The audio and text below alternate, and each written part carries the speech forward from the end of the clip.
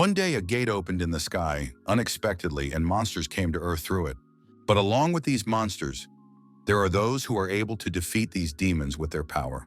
These creatures from another world who came to Earth and interfered in people's lives were called celestials. People immediately received a message. They were informed that the state was preparing for such situations from the very beginning. People were asked not to leave their homes under any circumstances, to lock their doors and not to go outside, because rescuers would soon appear. It was after that day that ordinary people began to develop incredible abilities, just like celestials. The human will to live was as strong as the endurance of monsters. People had enormous power in their hands to protect themselves from these demons, which meant that anyone in this world could take power into their own hands. The source of life and strength of the celestials was the divine foundation. The divine foundation is divided into three types. The first being possessed by those who can use the power of heaven and earth, the heavenly foundation. The second type is possessed by those who control the energy of wood, fire, earth, iron, and water. They form the entire surface world, the earthly basis. The third type is possessed by those who know how to control the human body with the help of the energy of the sun, moon, and yin-yang, the human basis. And finally, the foundation, which refers neither to heaven nor earth and does not even refer to the human foundation. Creatures from this space are too unpredictable, and there are many more problems with them.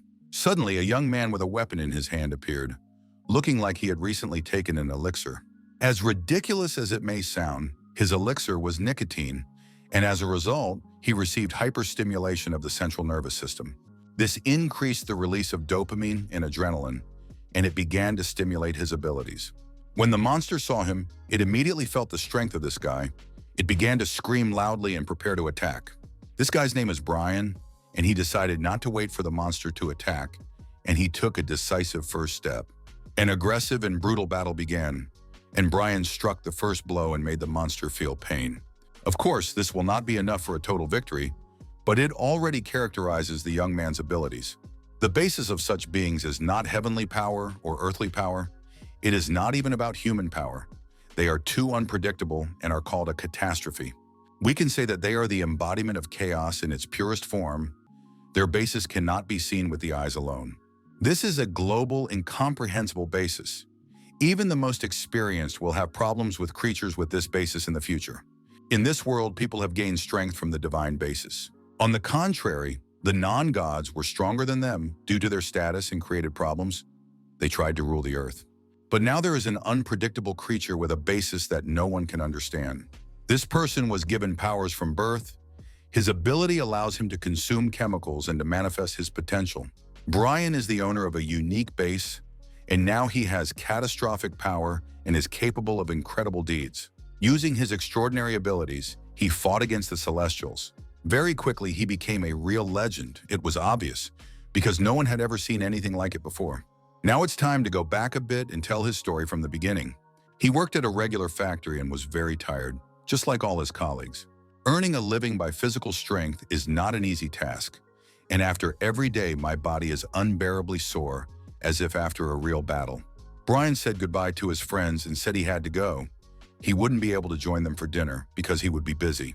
His friends could not understand what he was eating. Even after a full day's work, he was the only one who remained full of energy. Perhaps it's the vitamins that affect him. His partners often see him taking red ginseng before work. Now, 22 years old, Brian believes that vitamins are the best solution for situations where you lack strength and energy.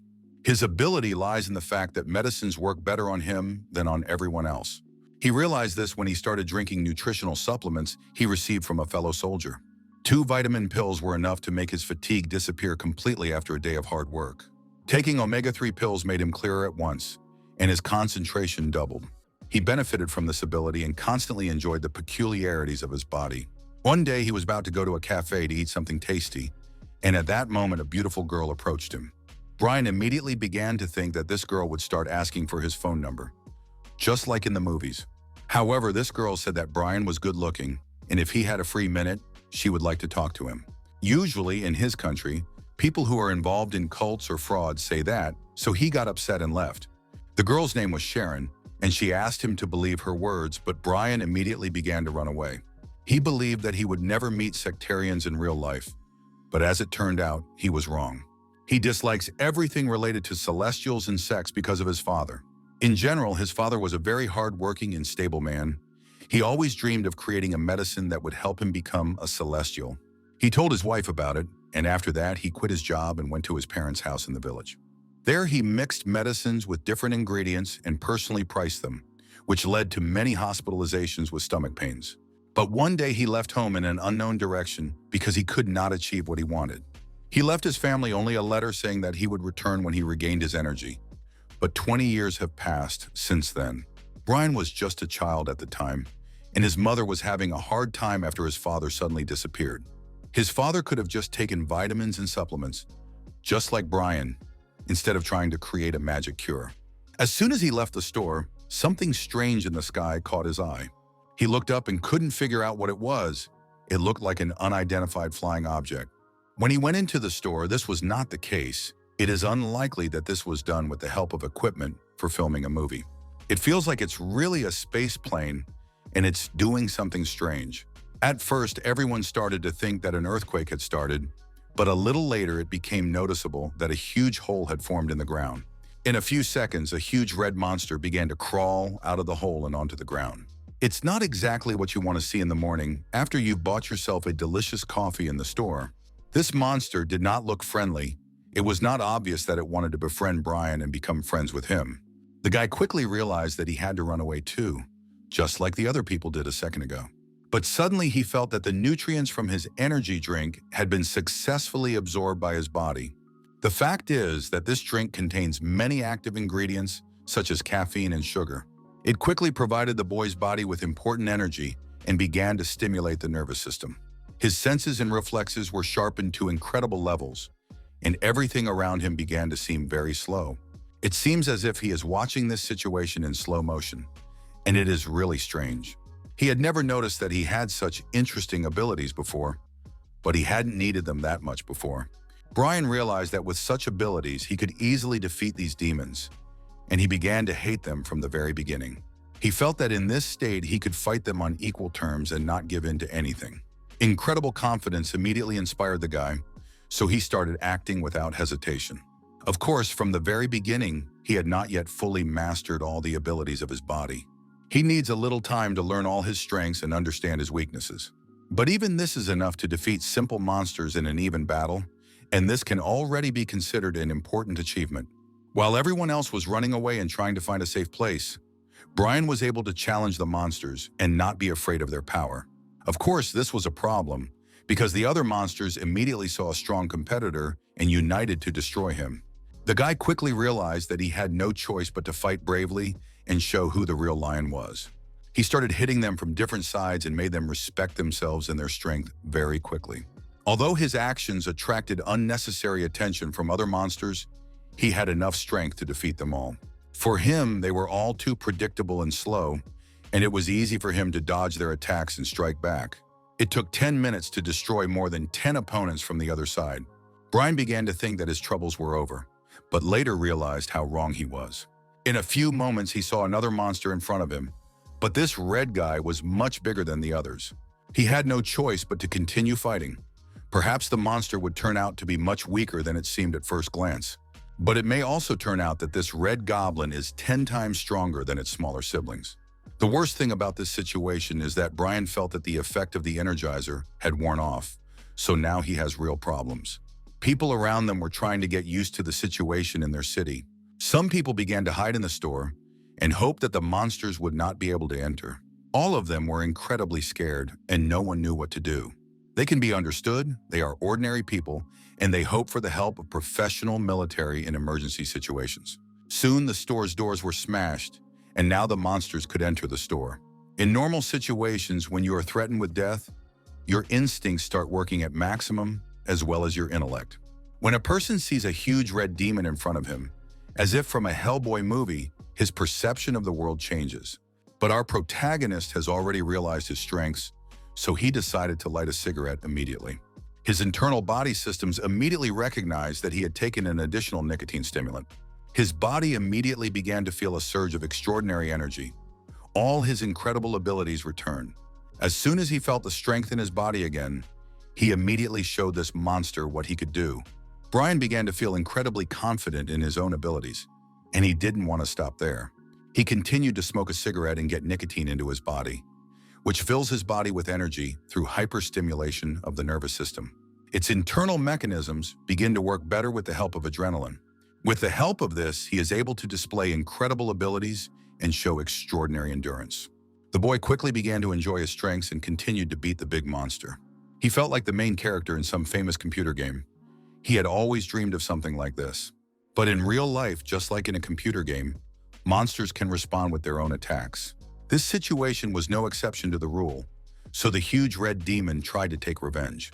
He started screaming loudly and struck a powerful blow with his right hand, which, strangely enough, was accurate. Finally, Brian realized that he had not become a god and could also feel pain. He realized that his opponent was also strong.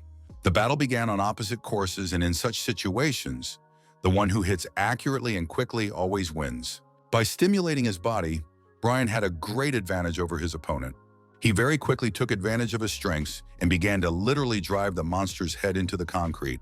It was incredibly brutal, but now the world has turned into a real jungle. Either you win or you are defeated. Through this situation, Brian realized that cigarettes can also help him in difficult situations. After that, he started thinking about his mother, and he hopes that nothing bad has happened to her during all this time.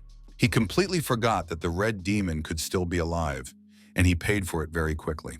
This monster managed to regain its strength, get up, and get ready for the second round. Now they have completely changed places, and Brian felt what it is like to have your head crushed like a watermelon. But nevertheless, there is still a big difference between them. Brian has extraordinary abilities, unlike the monster. This is not enough to stop the red demon's attacks and protect your life. They were much more powerful and helped him avoid big problems. The blow to the lungs was enough to make the monster lose consciousness for a while. This battle has taken too much of Brian's energy. He is so tired that he can't even move his fingers. Later, he opened his eyes and heard that people around him were trying to escape from the attacks of these monsters. Of course, not everyone is as lucky as he is. Only he has such extraordinary abilities. Other people are not so lucky. He looked at these monsters and couldn't understand where they came from in their world and why they attacked defenseless people. This made him very angry. He has always been uncomfortable with injustice. A little later, he saw one of the monsters attacking a defenseless and fat man who could not defend himself on his own. It seems as if this situation was the last straw, and Brian completely lost his mind because of anger. This fat man was already close to becoming a nutritious breakfast for the red monster. Suddenly, everyone around them began to look up and saw an angel descend from heaven. No one could understand what kind of creature it was. Only a little later, it became clear that it was a person. This man in a white coat pulled a card out of his pocket and threw it in the direction of the monsters. After that, an electric field was triggered, and it was noticeable how the red monsters suffered because of this attack. At that moment, the people were unharmed, and they quickly realized that this person had come to help them. At that moment, Brian was very close by and personally observed these strange events. He looked at this person and could not understand who he was and why he had come here. In any case, it looked incredible, as if it were some kind of superhero. A little while later, Brian realized that he was looking at a very beautiful girl with snow-white hair. She approached the boy and looked at him in surprise, as if she was trying to analyze him with her eyes. She saw that he was able to defeat a huge bunch of monsters without any training, and now she wants to understand who he is. A little later, she said that she wanted to see his abilities and potential, so he had to give her his hand. From the very beginning, Brian did not understand anything. He behaved like a mentally retarded boy. That is why this girl was forced to use her strength and use it to get Brian's hand. She looked closely at this group to understand what the basis was inside the guy. She quickly realized that it had no heavenly, earthly, or even human basis. With the help of her experience, she realized that he was facing a real catastrophic basis that was difficult to explain.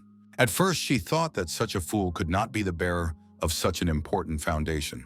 But if this really happened, she cannot let him live, because with such powers, he is capable of creating a catastrophe. She realized that she had to destroy this guy immediately, and it was at that moment that he started talking to her. He began to thank this girl for saving him and said that he did not even know how to thank her. This made her immediately stop and start doubting her future actions. She began to make strange movements with her hands and created some kind of incomprehensible blue core. She said she was very sorry that he was wasting his talent and pure energy. That's why she gave him the blue kernel, and at first he felt a bitter taste in his mouth, but then his body began to change. The girl explained that this core was created to seal the center of his energy. From the very beginning, it was used to seal up demons of incredible cruelty that could not be controlled. But now this core is the only way to save this young man's life. In the future, his uncontrollable abilities may destroy him and turn the world into chaos. His body may be very heavy now, but soon he will realize that it was for the best. She always asked him not to hate her for this act, and if he was lucky, they would meet again. Brian tried to stop her and ask her a few more questions, but she quickly disappeared from his sight. He still couldn't understand why she gave him this medicine, and what incomprehensible basis did she even discuss. Only a little later did he begin to realize that this might be due to his extraordinary abilities. If not for his new talents, he would have been lying on the ground with a broken skull long ago.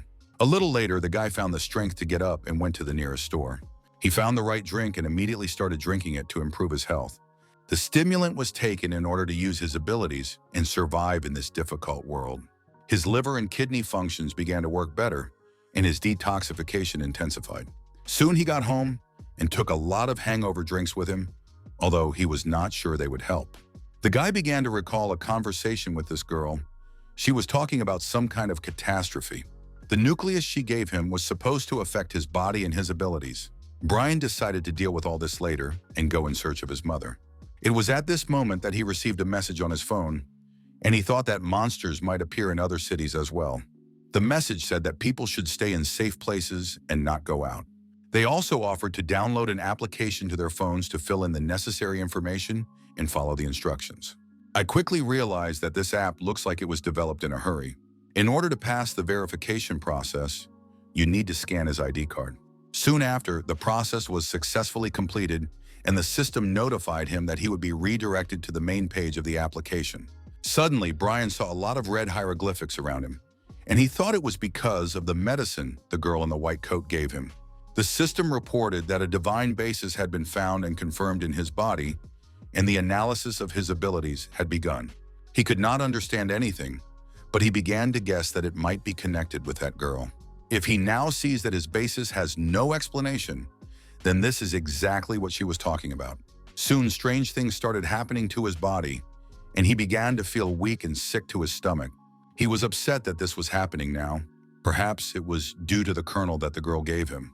He immediately took out the rest of the hangover ammunition and began to drink it greedily. Soon he felt a little better, so these drinks really work. The analysis of his body's abilities was still ongoing, and the system informed him that the type of his divine basis would soon become clear. Pravda began to get visibly excited. Even though he understands little about it, he feels that it is something important. The blue core, the color of this substance is blue. It symbolizes wood, and in rare cases it is based on water. All this is called the blue core of empty energy, and among the various types of ingredients that surround our world, it is considered one of the best. Finally, the guy's body felt the stimulant. The active substance at the moment is the blue nucleus of empty energy. The empty blue energy was part of the nucleus that the celestial being had given to Brian earlier. The hangover ammunition helped neutralize the poisonous ingredients of the core, and only empty blue energy remained in his body. After that, strange things began to happen to our protagonist's body, and he immediately realized that his body temperature had risen significantly. He realized that he needed to wait a bit for his body to adapt to these changes.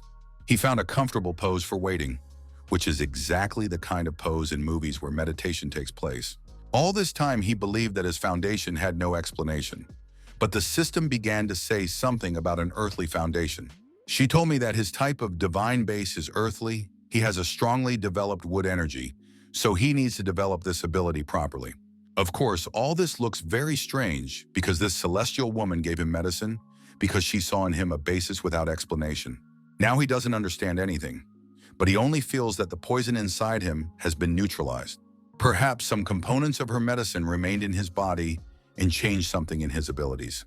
In any case, this is good, because if he really had a face without an explanation, he probably had to flee. Soon after, the president started appearing on breaking news, which was long overdue. He greeted all the members of the state and said that his future words were absolutely true. 10,000 years ago, the world was a much more impressive place than our world today. Creatures that we now call monsters walk the earth, while beings from other worlds change galaxies to come to our world. In those incredible times, people were brutally exploited and had no rights. It was very difficult for them. In the midst of all this chaos, some chosen ones received a divine foundation, an incredible power they did not even suspect. People's life expectancy has increased, and so has their endurance. Our world has become one where anyone could get this power, and later such people were called celestials.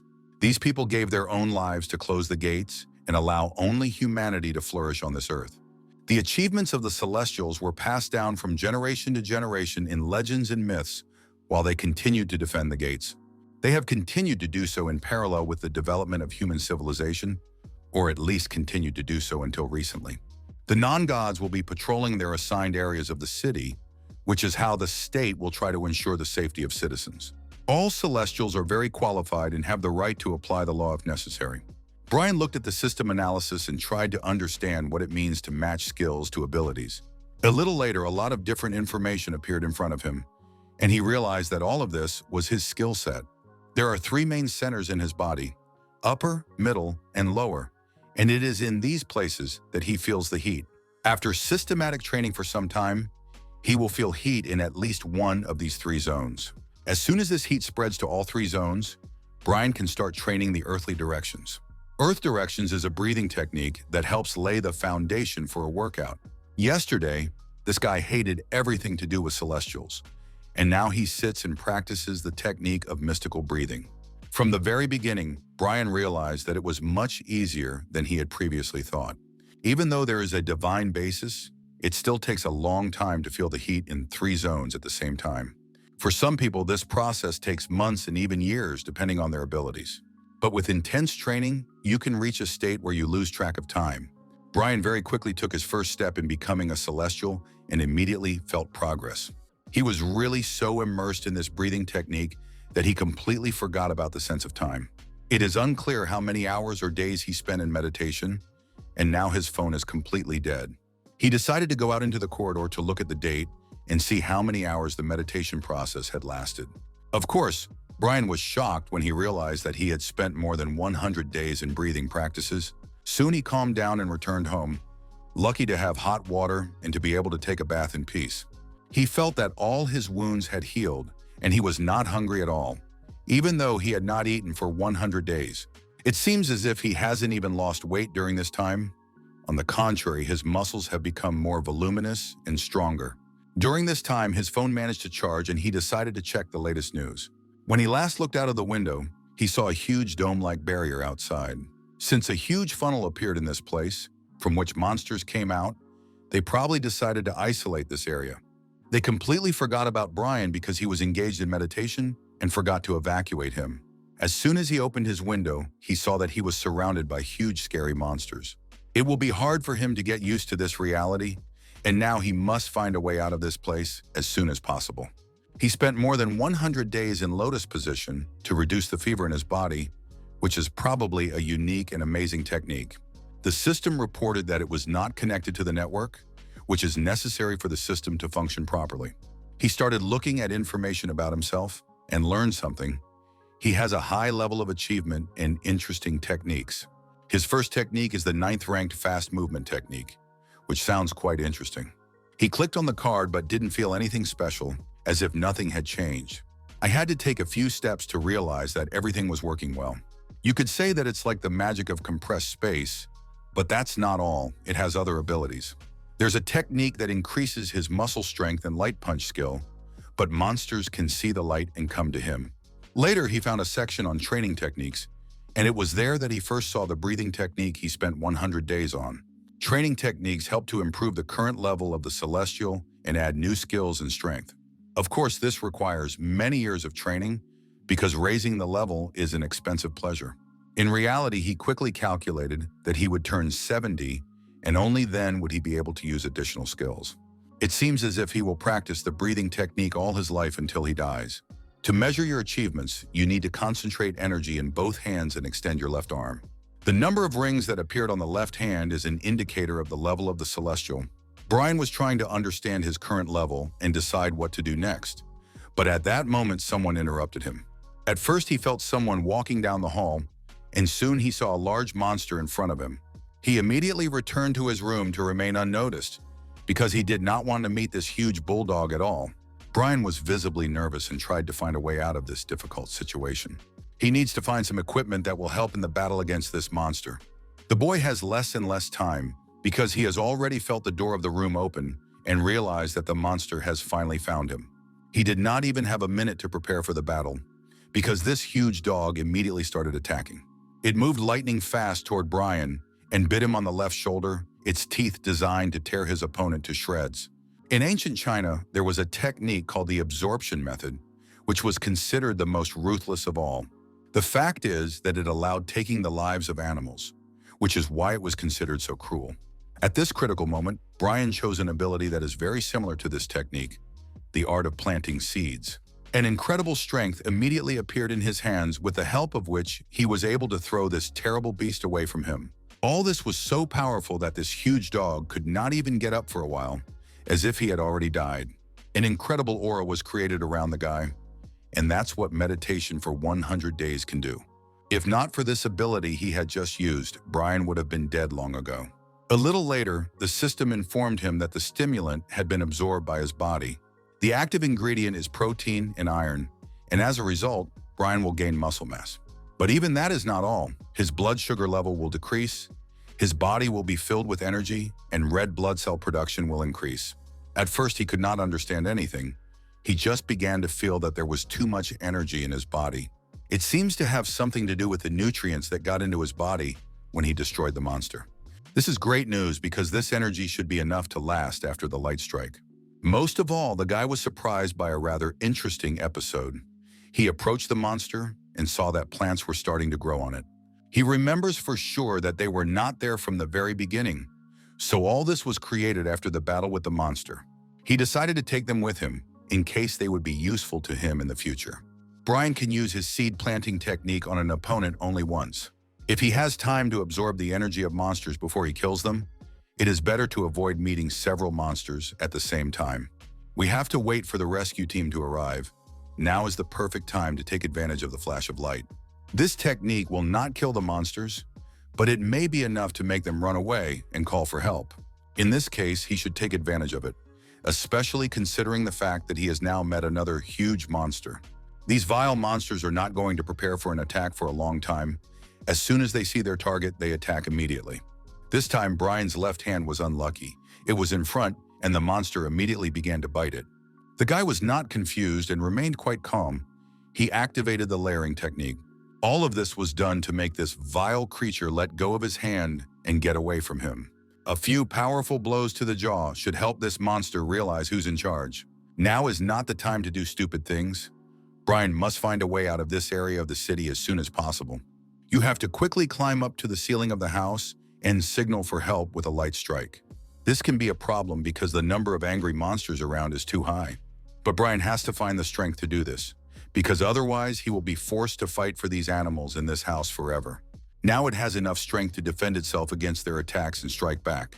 But there is a huge problem in the number of these monsters around. There are too many of them, and they are all ready to fight. A light strike will help you call for help, but on the other hand, it will attract additional attention from monsters. Once Brian reached his destination, he realized that all those monsters in the house were not very scary. A truly scary and eerie sight awaited him ahead, something truly frightening. Brian began to panic because he realized that there was nowhere to run, and more monsters were waiting for him behind. There is only one way out: to go forward and not pay attention to anything, to forget about fear and fight as if the future of humanity depended on it. The guy waited for the perfect moment to use the light strike technique. This blow was really impressive and made the monsters lose their ability to see for a while. This light could be seen even in other cities, so it should be enough to call for help.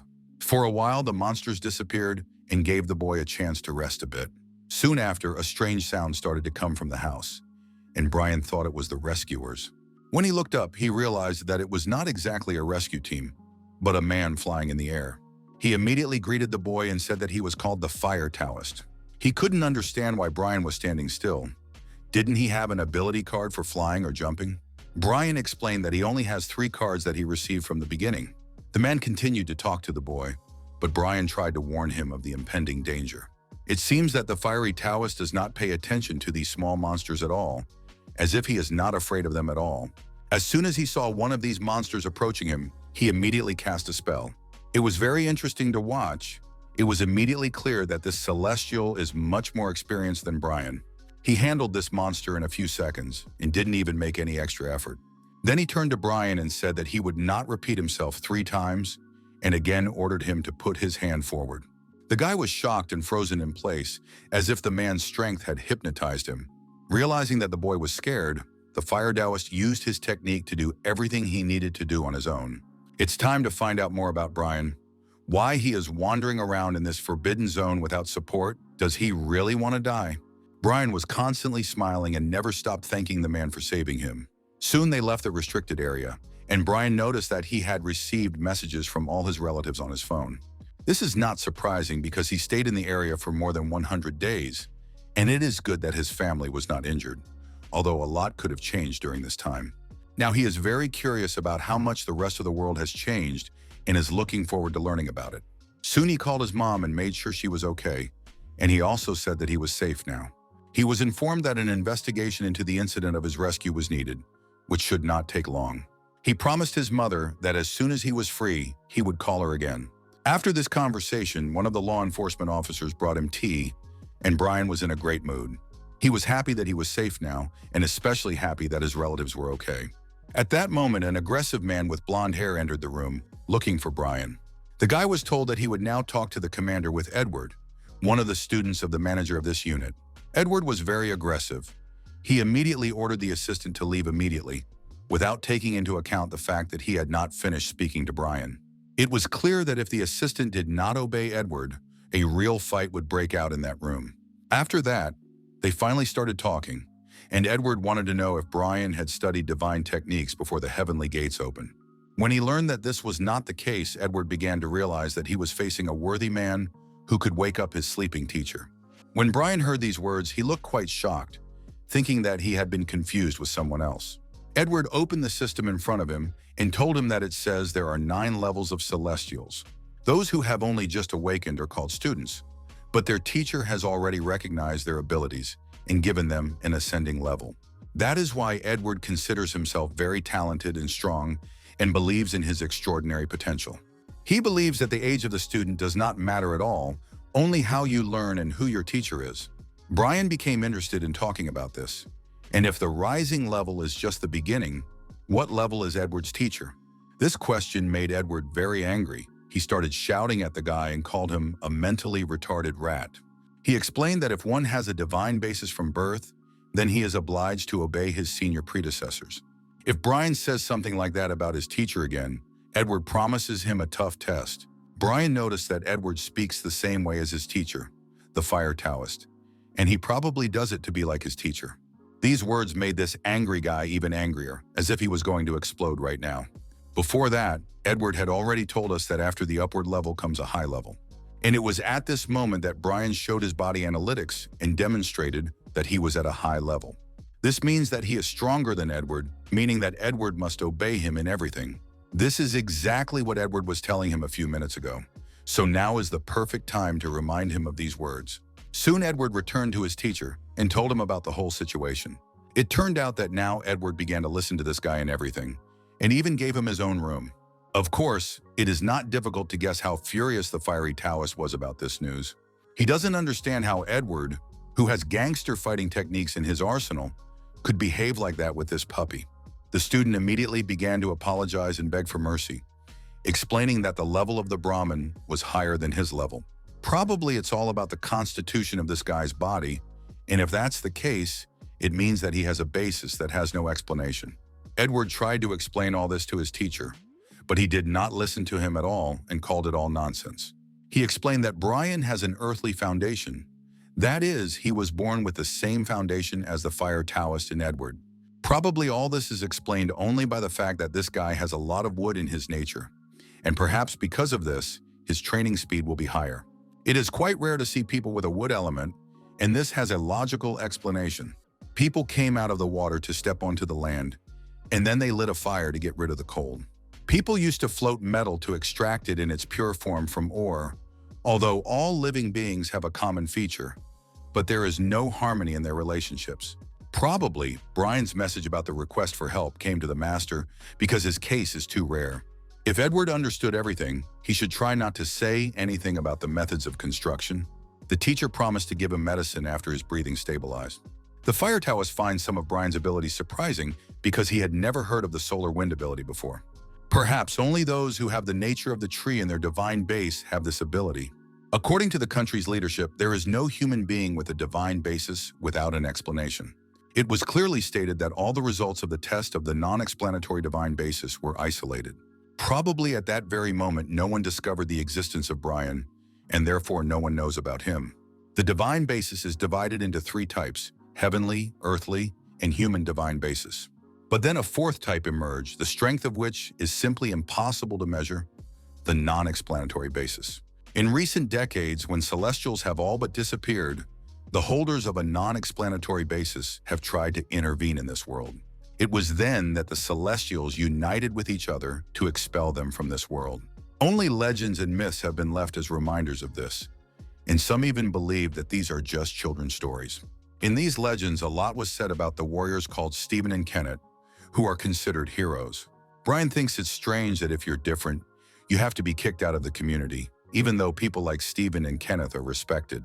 After drinking a cup of the delicious liquid, his body immediately took in the new stimulant, the active ingredients being catechin, theanine, and caffeine. It turned out that this cup contained brown, rice-based tea, which turned out to be very tasty and nutritious. Now, the guy believes that the system showed him his earthly divine basis because he took the empty blue substance. Before the effect of this substance ends and everyone else finds out about it, we need to find something with a similar effect, but it is very difficult to do. The state probably restricted such information for ordinary people. Brian began actively searching the internet for information about the drug and found an interesting article from an anonymous source. He told me about some interesting seeds he had learned about in his grandfather's book. These seeds contain three important sources of energy: nicotine, caffeine, and alcohol. Brian immediately recalled the past events and thought that it might be the same seed he had found on the body of the slain monster. He immediately took it out of his pocket and began to examine the seeds, which were probably more widespread than he had previously thought. And now he started looking for more information on the internet, because he had never seen exactly where these seeds grow. With the help of an article from an anonymous source, he learned a lot, and it said that his grandfather's book had more information about these seeds. The author is ready to talk about all this for free. He calls it the herb of purgatory. This plant can be called wild. It grows next to the Sanzu River, and if you eat it raw, you can get seriously ill. But the seed that has already grown is an elixir that gives dark energy and can help a lot. Having learned so much important information in a short period of time, he wondered if it was difficult to grow these seeds. He immediately remembered that the seeds he had started to germinate very quickly. He decided that he needed to start experimenting with the seeds that showed no signs of growth. To do this, he will try to act according to the solar wind breathing technique, which he has used before. Within seconds, he was surprised to see the real effect of this extraordinary technique. The seed he held in his hands began to germinate with incredible speed. At that moment, Edward burst into his room as if he wanted to talk about something important. A little while later, Edward realized that there was no one in the room, as if Brian had run away somewhere. He started looking for this guy everywhere, because he knew he couldn't have gotten far. He also began to suspect that Brian might have stolen something from him, and later he saw that one peach was missing from the refrigerator. It turned out that Brian was already a few hundred meters away from the apartment, on the street. He needed the seeds for an important cause, not just because he was very hungry. Now it's time to continue learning and make even more progress and finally find out the answers to some questions. With the help of his solar technology, the guy saw that a full-fledged tree quickly grew from a seed. 2 breathing times were enough for the seeds to grow so quickly, which is an incredible indicator. So, through breathing, you exchange energy with everything around you. The ability of the solar wind helps plants grow faster. And if you continue to grow medicinal herbs like this, everything will be fine. Brian will be able to continue to live without problems with his divine foundation, but first he has to eat it and see the effect. The stimulant was successfully taken into his body, the active ingredient being purgatory grass. The guy felt familiar sensations, just like the last time, and heat began to spread through his body. He hoped that the acquisition would continue in this way, but suddenly he felt that nothing was working. He decided to try again, but the result was the same. He couldn't understand why something was going wrong. He seems to feel some effect from this technique, but he feels it only in the area of his stomach. Surely an empty blue nucleus as a medicine is much better in quality, but how can he get it again? He didn't stop and kept trying again and again. Perseverance is one of this guy's strengths. Soon he finally felt the heat of his body begin to change, and the result was not long in coming. The guy began to mention information that was written on the internet, especially about dark energy. This plant has a dark nature, and the blue substance is the nature of wood. The solar wind breathing method has the method of absorbing the energy of wood. Perhaps he should learn this method of breathing to absorb the dark nature. But on the other hand, if it turns out that the energy is mixed, then his life may be in danger again. In any case, he is satisfied with the result. His efficiency is certainly decreasing, but his strength is increasing. In the end, he almost forgot to tear out the tree that had grown in this short time. Soon the weather changed very quickly, and he received an urgent alert on his phone. People are warned of a second-level natural disaster due to the death of the 65th son of the Western Sea, Poseidon. Everyone who lives near the Western Sea should evacuate immediately. But why did Brian find out about this only now? The danger of the second level is no joke, and if you don't find a safe place in time, you can forget about a quiet life. On the street, people immediately noticed huge worms, but this is hardly dangerous because these creatures live only where there is access to the ground.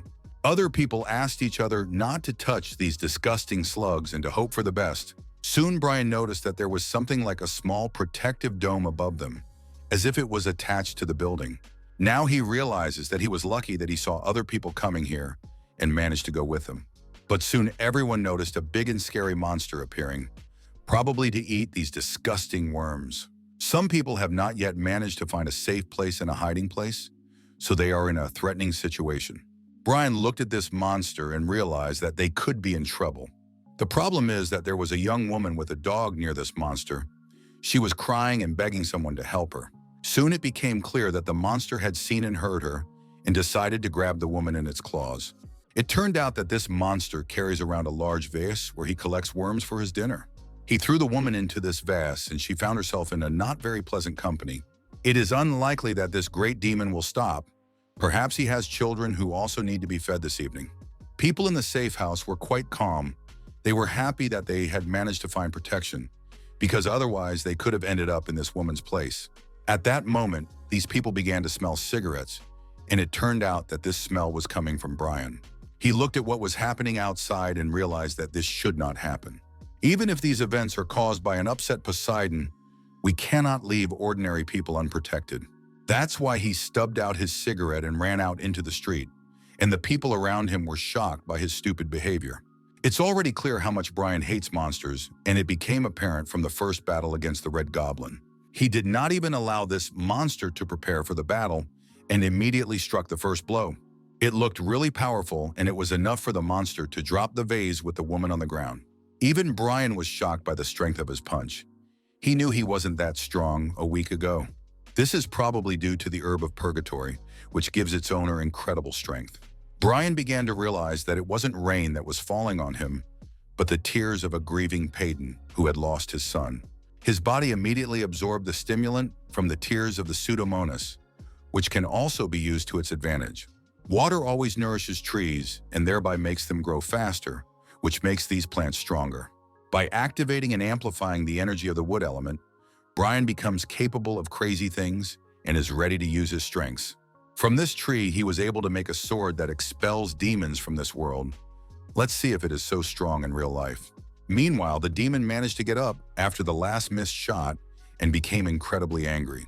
He prepared for a brutal revenge and promised to destroy this guy. Few people in this world can challenge this monster. Only a few have extraordinary abilities. Everyone else has to run and hide. Brian took this sword in his hands and prepared for a fierce battle. He is not going to retreat and is ready to fight to the very end.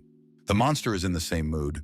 Both of them are incredibly motivated and ready to give their lives for the sake of victory. They both need to understand that in such battles, only one person remains. There is no room for error.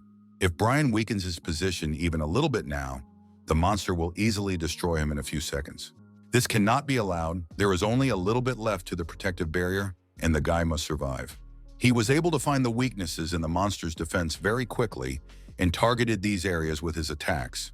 The first hit was enough to send the huge demon back to the ground. The most interesting thing is that even after an incredibly powerful attack, the weapon did not have a single scratch. It seems that this is the peculiarity of this sword. It is incredibly resistant to any attacks.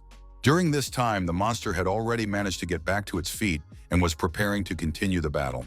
The boy noticed that the demon could not take his eyes off the sword blade, perhaps because peach trees can drive away ghosts. The woman who fell into the vase of worms a few minutes ago realized that now was the perfect moment to escape. But the monster very quickly saw that she was trying to escape and approached her closely. Brian realized that if he didn't intervene now, this woman would be nothing but bones, and that could not be allowed. It was because of her that he left the safe house, so we need to do everything to save her again. When you have such an extraordinary sword, you immediately gain a slight advantage over your opponent. One well-aimed punch was enough to make the monster let go of the girl, and he just had to catch her in his hands in time, like a real hero.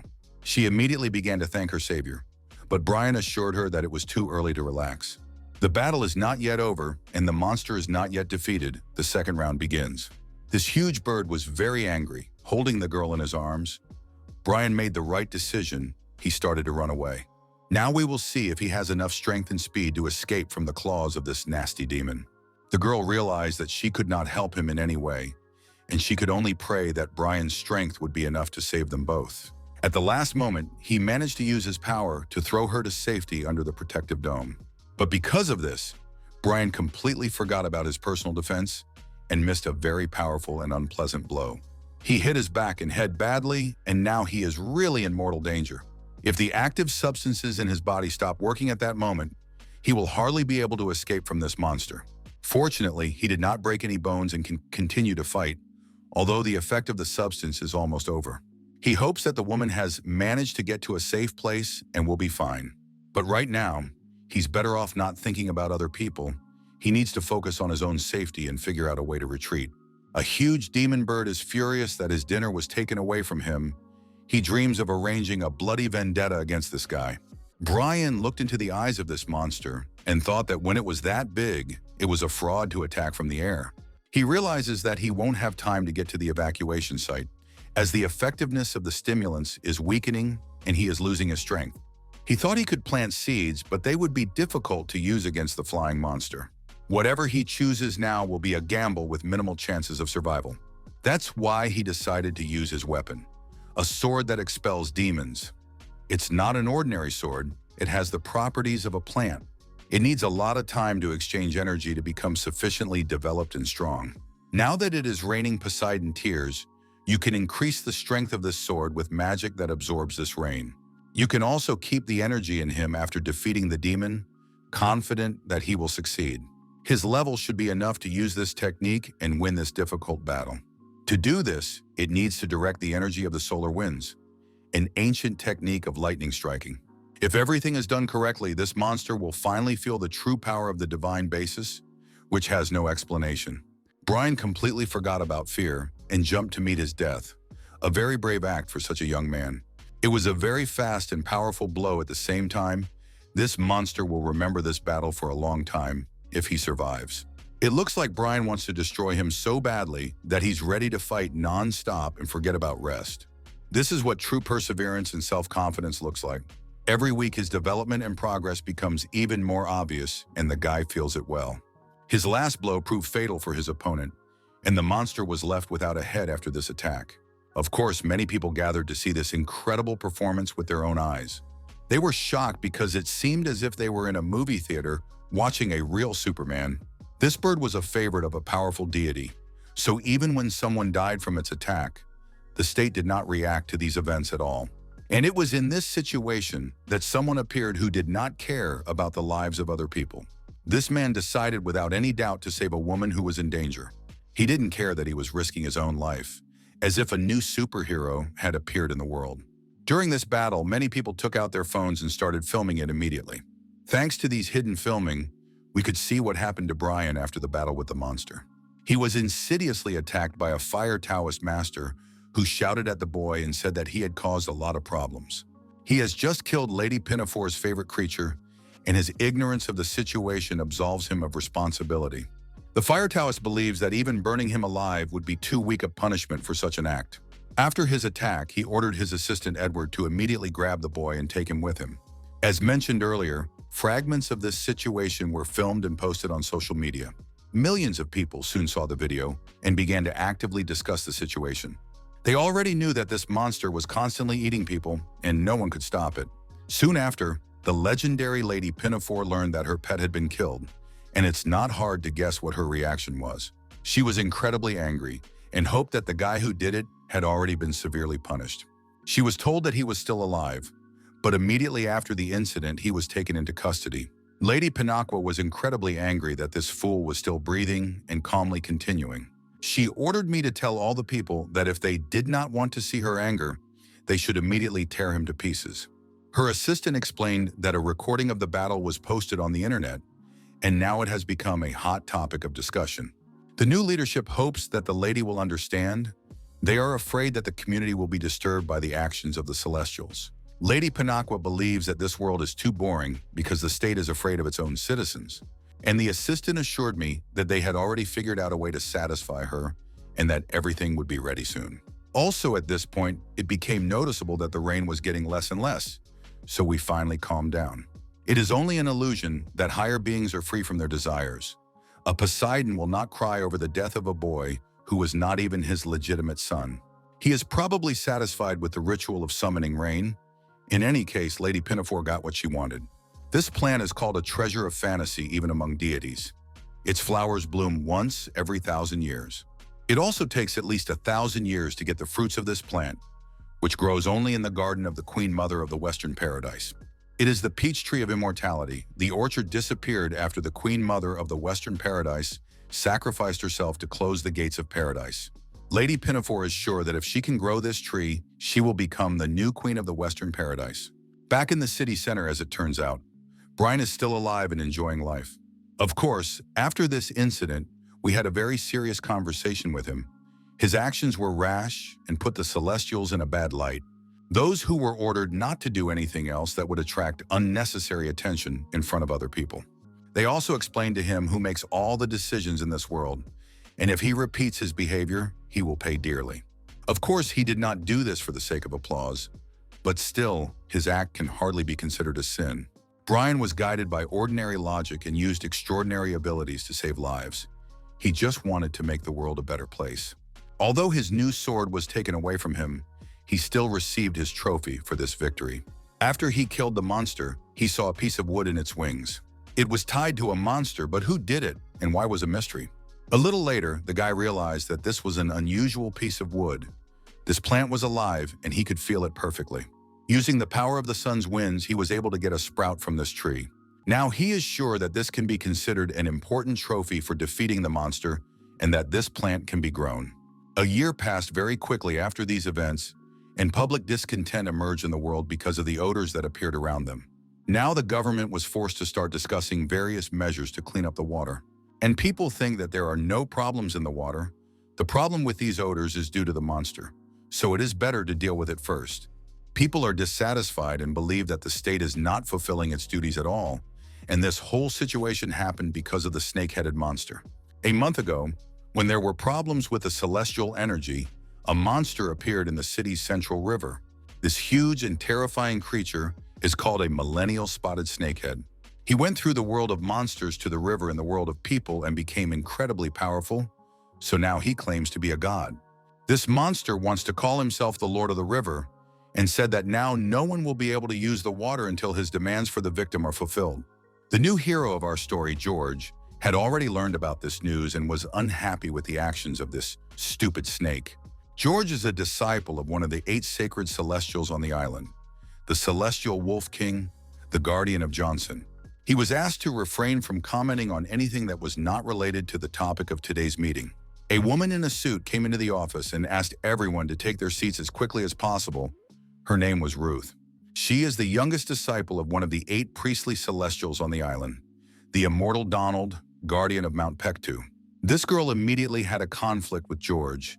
He believes that this is not a problem that they can discuss and solve on their own. Moreover, he looks into her eyes and realizes that it is wrong to solve this problem, and she understands this. From the very beginning, all this was based on the will of the elders, so we have to act as if everything is fine. Rude started yelling at him and said that this was not the behavior that the master was supposed to teach him. More than 10,000 people are already suffering from infectious diseases, including intestinal disorders. And that is why they must find an immediate solution to this problem, as her master ordered her to do. And she will not allow anyone, even a disciple of the Heavenly Wolf King, to insult her own master. But George doesn't understand how she is going to kill the Lord of the City River. Only yesterday, 4 mystical celestials who were near this river to destroy this monster failed. There is no one in this room as strong as those great celestials who tried to stop this monster yesterday. So it's surprising that this girl wants them all to unite and work together to stop this sea slug. The reason why the River Lord is difficult to defeat is that he uses earthly and water techniques at the same time. There are only a few people who could master the 2 techniques, just like the River Lord. Therefore, it can only be defeated by a celestial who has a sufficiently remote territory to drive the monster away with his power. Or it should be done by something that has a higher rank than land and water combined, such as a tree. George isn't going to stop anyone from doing their job, but he also doesn't want to get involved. He said that instead of doing these stupid things, he would rather go for an extra workout. After these words, all the other people followed him, and this large office became empty in a few minutes. If someone could destroy this snake, it would be the fastest solution to this problem. Ruth is ready to devote all her energy and strength to finding an opportunity to do so. The next day, she received something that looked like a wooden sword we had seen before. The girl knows that a year ago, a man killed a lady pinafore bird with this sword. The peachwood sword he used was confiscated and kept by the worshippers. It was a rare wooden instrument. It can be used even by those who have a low rank of celestial, and because it was in the form of a sword, many in heaven were very angry. But after the energy that filled the sword gradually disappeared, everyone calmed down.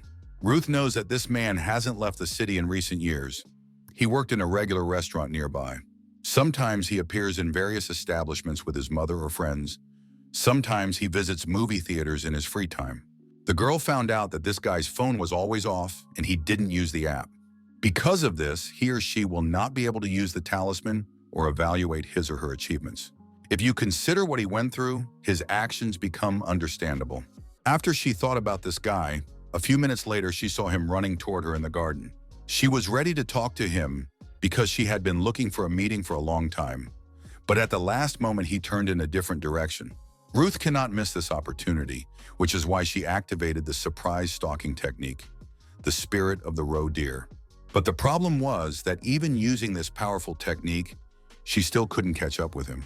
She runs at full speed and uses her talisman, but the distance between them does not decrease at all. She kept repeating that she couldn't let this opportunity go until she realized that she had completely lost it. It was at this point that he finally appeared and spoke to her. And it seems that Brian realizes that she is connected to the Celestials. He explained that he did not want to run away from her, but he was surprised that someone was interested in him. She was surprised to see that he was sweating, which means that he did not use a talisman and ran away from her only using ordinary physical strength. She immediately pulled out her phone and handed it to him, probably to get him to finally log in. He started to change the user in the system and said that after that, he hoped it would leave him alone. When she saw his profile, she was incredibly surprised because he has an earthly divine foundation and a high level of achievement. He has the solar wind technique as well as the light step ability and 2 ability cards. Later, the girl told him that she wanted to use his wooden element to kill the River Lord. He cannot believe that the Celestials really want some monsters to die. He used to think differently, especially after what happened when he destroyed the flying monster. Perhaps this is just his vision of the situation, but he perceives it as deliberate neglect. Ruth disagreed with his thoughts and said that there was a reason why their leaders were not taking any active steps. They want to see how the students will cope with this problem on their own and not wait for the help of the masters. It's strange to hear this, so thousands of people are suffering at the same time because the masters are waiting for their students to act. Brian said that he was ready to act only if all sanctions against him were lifted. He would receive compensation and take back his sword. The girl was shocked that he knew she had come here with a sword. Brian explained that with his breathing, he can interact with the trees around him, a function of the technique he is currently studying. Probably for this reason, he can run fast in the forest, as the earthly base of celestials is influenced by the environment that suits their element. Also, to start with, Brian wants to know if he can finally get rid of his curfew. The girl said that this problem has already been solved for this task, although it is still temporary. She explained that this is an important task that attracts the attention of others, and there is no one here who will shout because Brian will help. To begin with, the curfew was imposed by the bosses to punish Brian for killing the Lady Pinafore bird. Now this incident is practically forgotten, and the problem will be easily solved if Ruth does her best to persuade the man to finally destroy the snake. Soon she managed to persuade him, and together they went to the bank of the city river. They were not alone. Professionals who were unsure of the success of this plan came here with them. There was an incredibly stinky smell around. It was hard to be there.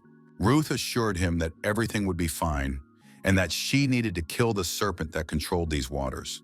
At the same time, she was looking at Brian and trying to figure out what he was going to do. This guy remained calm, showed no signs of nervousness, and kept looking at this river. He thought it was a very dirty business, but he knew what to do from the very beginning.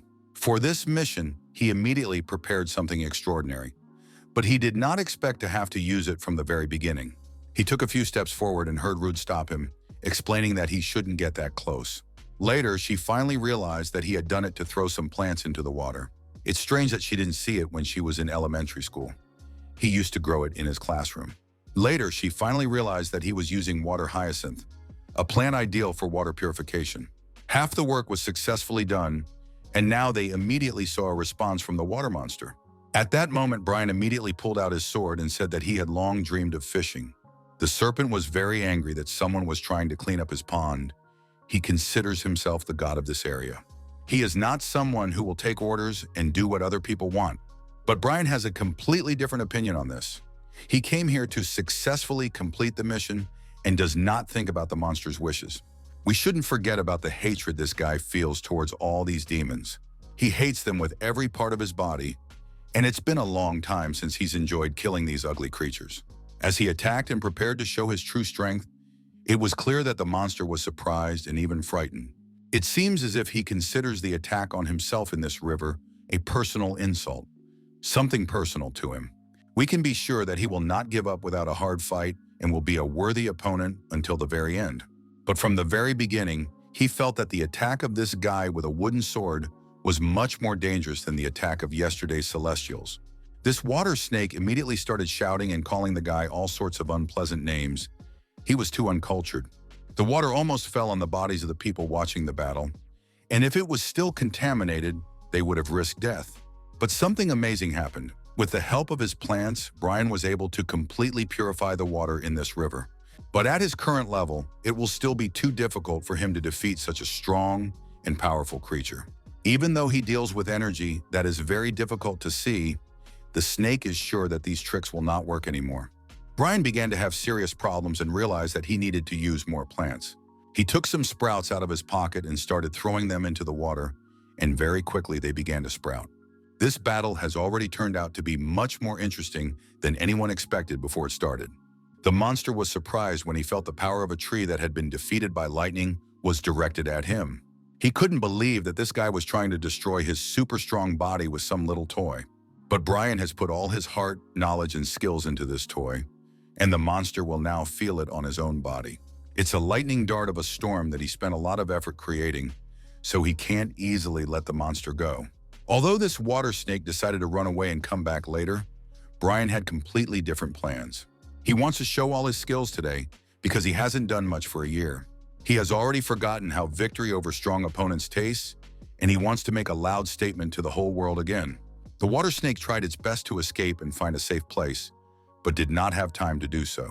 The people around him were shocked by the capabilities of this warrior. Even Ruth, who brought him here, did not expect such a performance. Very quickly, sunlight reigned over the river again, and the water became completely clear again. There was no longer an unpleasant smell, only the smell of fried fish, and one could smell who would have a delicious dinner tonight. Now it is possible to enjoy life here again after being poisoned. Brian defeated the River Lord and restored hope to the people. In conclusion, he still believes that he acted quite badly and attracted unnecessary attention. It seems to the boy that this time everything will not end well, because there are reasons why the Celestials have ignored the Lord of the River until now. This reason may be the trials and tribulations of growth, which is only possible for students of masters, not for ordinary people. Brian made a hole in the monster's body and waited for a long time for the right substance, and soon he finally found it. It is the inner core of creatures that live in water, a crystal of effort that appears in the hope of becoming a dragon. At that moment, he saw angry people shouting at him above his head. They immediately imprisoned him in some kind of heavenly chains and said they would not forgive him for such an act. One of the 8 sacred deities on the island, the celestial wolf king, spoke to him. He was unhappy with the guy's actions and said that he did not understand what he had just done. The heavenly wolf king is George's teacher, which is why Ruth immediately recalled the words of this unpleasant fellow. It's strange that they appeared at the moment when the River Lord was killed. Probably right now, they also wanted to attack him. Although it's strange, Ruth immediately came up and greeted the master. She couldn't understand how these elders had ended up here. The Wolf King immediately recognized that he was speaking to a disciple of the immortal Donald. He cannot believe that the student of such a brilliant master does not understand the seriousness of this situation. The guy she brought here has only been training for a year, and he doesn't even have a master. If she continues to do such things, it will bring shame on her master. At this point, strange things began to happen, because Brian listened to all these words and began to laugh out loud. It seems as if he has completely lost the feeling of fear, but the guy thinks he has nothing to fear. He has done nothing wrong. They doubt him only because he has an unclear basis. This is not the first time this has happened. This was already checked with the app, and of course Brian noticed that they appeared immediately after the snake died. It seems that this is exactly what they were planning, and he sees their true intentions very clearly. They must have been watching this snake quite closely for a long period of time, because they only appeared when he killed it. They thought that if they killed the fish, ordinary people would immediately show them mercy. And after he destroyed their plan to promote their student, they ran here as fast as they could. It all looks very funny, and Brian can't help but smile, even though the heavenly Wolf King is about to explode with anger. He believes that this guy is to blame for what is about to happen, although some of his assistants thought it was too much. Then something strange happened. After an extremely aggressive attack by the master, Brian was still alive. He smiled and said that he was expecting this stab in the stomach just like before, and drew his sword. The heavenly Wolf King was shocked by the behavior of this impudent boy who doesn't even have a master. Brian probably doesn't understand what it means to pick up his sword and point it at such a serious warrior. Now it's time for this impudent guy to say his last word before he dies. But Brian is still smiling. He said that he is not going to die today and will never be killed by the Wolf King. The master has never seen such impudence even from mentally retarded students, and now we are going to see an incredible show. The legendary warrior must demonstrate his abilities in front of everyone else to prove his authority. He started to attack the boy, but Brian remained calm and not nervous at all. He held his sword firmly in his hands and looked forward with full confidence in his own abilities. This attack by an experienced master was truly amazing. Brian had never encountered such strength and power before. A little later, everyone saw that by some miracle this guy had survived, protected by another master. It's time to meet the high-level spiritual celestial of the 3 heavenly kingdoms, the Master of Marks. He came and said that he had received a request from Lady Pinaqua, and that's why he came here now. He hopes that he is behaving correctly, despite the fact that he is preventing the wolf from demonstrating his strength. The Wolf King replied that the lady probably also wanted to take this guy for herself in order to tear him into a million pieces. Mark said that the Master Wolf King was even more stupid than he thought, but they should not fight each other so as not to spoil their reputation. After these words, Master Mark took Brian with him and disappeared in an unknown direction. The Wolf King was furious. He did not understand why this cunning and treacherous lady called the Elder Mark to help her to save a small slug. Meanwhile, Elder Mark found himself with the young talent in a large and spacious house. Brian has never seen such a large garden in a building before. It's very beautiful. It was as if Brian knew that the master would come and help him, which is why he behaved so relaxed. The master decided to give him some advice, because it was clear that Brian considered himself an exception to the rule. He explained that too arrogant behavior towards serious rivals often leads to a fall and defeat. After a short pause, Brian smiled and thanked the master for this advice. Exactly 1 year has passed since the day he cut off the head of the big bird. He still clearly remembers how shocked he was at that moment after what happened. No matter how good his intentions were, no one realized it. That's why he was well prepared from the moment rumors about the water snake first started to emerge. He was preparing for all this so that he would not have to go through all these difficult tests again. Now he has finally met Lady Pinaqua, and he is no longer going to act with a hot head. He is a self-confident guy and will not allow anyone to talk to him as if he were stupid or a child. Lady Pinaqua has a special garden, or rather a room in which divine medicinal herbs are carefully selected and grown. The history of this garden is most likely just a rumor, but Brian came up with a great plan to find the right evidence. This plan is very simple. It should attract the attention of the lady, the owner of this garden. One of the lady's assistants approached the boy and showed him the small seeds. Pinaqua greeted Brian and asked him if he knew what it was. The guy replied that these were seeds of the herb of purgatory, a rather rare plant that was found in mortals who bought it on the black market. Lady Pinafore began to inquire thoroughly about the seller of these seeds, which would seriously punish him in the future. She looked at Brian carefully, smiled, and asked him if he knew who the seller was. The guy immediately fell to his knees and began to apologize for his actions, saying that he had no choice and almost no money left. The lady smiled and asked him to raise his head. She believed that he had already paid enough for his sins. Despite the fact that she forgave him, he still has to be punished. The price for killing her monster was not small, but she is ready to be kind to him again if he agrees to work in her garden. The lady explained that she has a garden with trees and herbs, and she understands that Brian knows how to grow herbs from purgatory. He also has enough skills to clean the water polluted by a water snake with ordinary aquatic plants. The guy was pleased that the lady appreciated his skills so much. She even already knew about his solar wind technique. This technique helps the plant bloom in a few days, but with purgatory grass, it's much harder. He's already tried to work with this plant. In other words, Brian is saying that he lacks the skill to do this. She appreciated his self-confidence. It was hard to believe that this guy was ready to dictate his terms at the first meeting with her. The lady decided to send him back with a small amount of medicinal herbs and give him all the tools he needed. Now he will work with young people to achieve success faster, and he will also be subordinate to them, so they will give him their power for this. Brian smiled, bowed, and thanked the woman for her compassion and kindness. After he left, we had another interesting dialogue that is worthy of note. It's time to meet the wilted flower of the sura, a girl named Carol. She was asked about this young master Brian, and she said that she found him rather suspicious. He's too obedient. He doesn't want to see the garden in person because of the lady's orders. Carol had also heard all these stories about this guy killing the lady's favorite monster bird.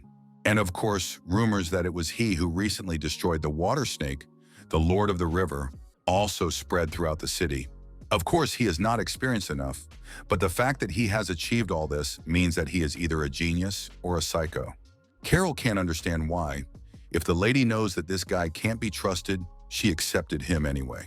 That's probably why Pinaqua asked Carol to keep a closer eye on this guy. She will allow him to manage only the 6th garden, even if he has bad intentions. He will not be able to steal anything. If it turns out to be too stupid, it can become an ideal fertilizer for plants. Carol and the Pinafore have agreed to work together because of a peach on the half island, but the lady is the kind of person Carol would never have liked in normal life. Carol hopes that this young and talented guy will prove to be much more useful than ordinary plant fertilizer. It turned out that Brian could feel the celestial Carol. He felt that her power was more than 300, and the power of Lady Pinaqua was more than 400. He has already managed to reach 10 solar wind stars in 1 year, so he can already feel other people's powers, although he is not sure about these 2 women. If you think of the Heavenly Wolf King, who is very similar to a psychopath, his strength is 600.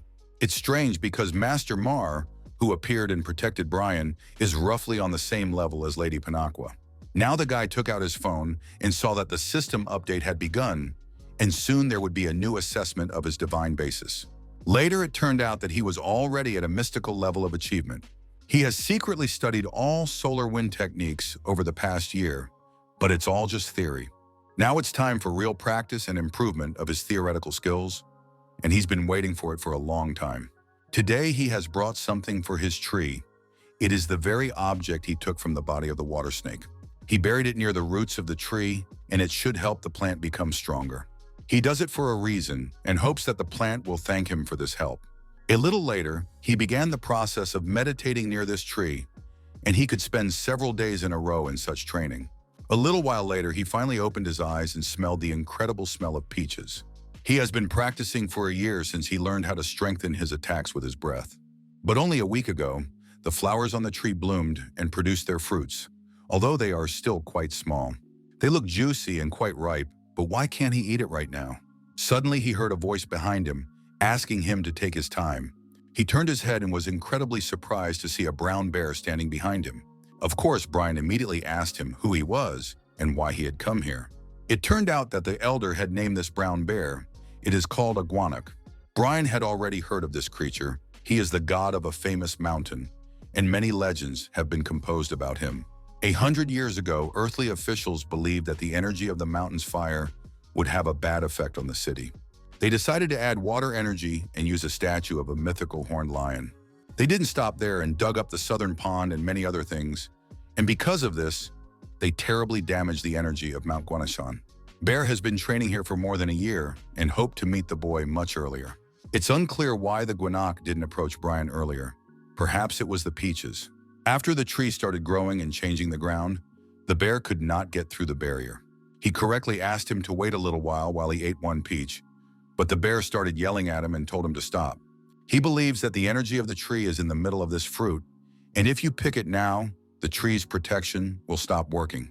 Poppies will have serious problems if people who like this tree take it away after the protection stops working. The brown bear speaks not only about itself. Sooner or later, people will start to learn about the existence of this tree. Right now, someone is waiting for Brian at the bottom of this hill, and it may not be a friend at all. He looked up and saw that there was too much dark energy around him. If they destroyed the barrier to this extent, they definitely don't want to catch the Bryans here. Maybe they came for the peaches of the holy tree. Even now, the bear feels that one of the famous Taoists is coming here with a fire technique. With this preparation, Brian could have awakened the true form of this tree. But the human body is unable to absorb the healing properties of the peaches of the holy tree. But the bear is a different creature, so the peach must be given to him. He is confident that after that, he will be able to regain his strength and protect Brian and the tree from the bad guys. The boy gently picked the peach, said he was sorry, and ate the fruit by himself, while the guanok almost died of anger. He doesn't understand who this guy is and why he is both so stupid and so strong. This is the same peach of the holy tree that made the Monkey King Dong a celestial being. Now I wonder what exactly will happen to the briar. The nutrients have already been absorbed. The active ingredient is the peach of the sacred peach tree. The bear was very interested in the effect. He was wondering if the boy felt any changes in his body. Brian said that he felt that this peach was very juicy and tasty. The brown bear did not even have the words to comment on this stupid answer. While the brown bear was incredibly angry, Brian felt a warmth start to spread through his body. No matter what technique he tries, the heat does not concentrate on one point, but continues to spread throughout his body, and he does not know what to do with it. By the way, the warmth he feels now is completely different from the last time. It is warmer and gentler. Technically, it takes 3,000 years for even the smallest peach to be born, so the effect of a peach that is only 1 year old will be too weak. Brian asked the brown bear for help, but he said he couldn't help because he was exhausted. Then Brian gave him something, and the brown bear looked at it more closely and realized that he was looking at the seeds of the grass of purgatory. He was shocked that this ordinary guy had such plants, especially since these seeds began to germinate. Gavanek hopes that he will be able to keep the seeds and that Brian will not take them away from him. The boy thought that this bear was too cute and took some more seeds out of his pocket to give it to him. He hadn't looked so happy since he was a child, and it was obvious that he was very pleased to receive this gift. Brian hopes that the bear will be able to replenish his strength with this divine seed. The bear started eating the plant and said that from now on he could sell mountains and caves. Brian froze in place for a few seconds as if he had heard me. All 3 seeds of the herb of purgatory will not be able to fully restore the bear's strength, but it does not matter now. Right now, they should be thinking about those bad guys who are hunting for the Bryans right now. With the help of his phone and the system, the guy hopes to check their current location. It has that feature. This is a map of the area, and they need to quickly figure out what to do with this guy who is approaching them. Brian is going to fight against him because otherwise they will take away his peach tree, but the bear thinks that the boy will lose this fight. At the moment, his training is not enough to stop a valuable enemy, but for some reason Brian is too calm. It turned out that our old friend, a student of the famous master, a young man named George, was approaching him. Soon he saw that Brian had personally decided to come out and meet him in this forest. Brian immediately felt the energy of this guy and realized that he was a disciple of the Heavenly Wolf King. It seems that his master ordered his pupil to personally bring the Brian to him. And for this purpose, he even gave his student an interesting artifact that could help in this battle. Brian hardly understands what this is. It's called the nine-tailed fox. The bear said that it was a very formidable weapon, because even a fox with 5 tails had been seen only once, 300 years ago. It's hard to believe that such a treasure was made from a 9-tailed fox. It's really very rare. Since this artifact is very valuable and the tail is still intact, the energy of the celestial ghost must be enormous. It seems that despite the fact that his master is the Heavenly Wolf King, he is going to make an explosion with this artifact. The problem is that this explosion will take place in a city with a huge population, and other people may be injured. But George is calm. He says that it doesn't matter what skill he uses, and it doesn't matter how loudly Brian shouts. Because of this protective barrier, people in the whole city will not see or hear what is happening here, because it is the flag of the Northern Dark Squad. Gwanak was shocked when they said that the energy was quite unusual, and it turned out that they were referring to a treasure that has the powers of the 4 heavenly beasts. George couldn't understand what kind of creature was sitting in the tree, and why was it always talking. Brian replied that he did not know this bear, and that it was the first time he had ever seen it. Probably a rabbit fluff. For a long time now, he has been explaining various interesting facts sitting on the top branch of this tree. We can say that this bear works for Wikipedia and is constantly explaining important nuances. George was furious. Lately, he had been annoyed with Ruth, and now this stupid guy with his bear showed up. He is unhappy that they all interfere in his affairs and believes that the water snake was his personal prey. So now, instead of the life of the water snake, which has already been killed, George is going to kill Brian. It was immediately noticeable that George's strength had increased by about 100 in a few seconds, which is 5 times his normal strength. It can be compared to an artifact in a game that you have to donate for. When Ruth came to Brian in the past, he distributed all his energy over the mountain and lowered his skills.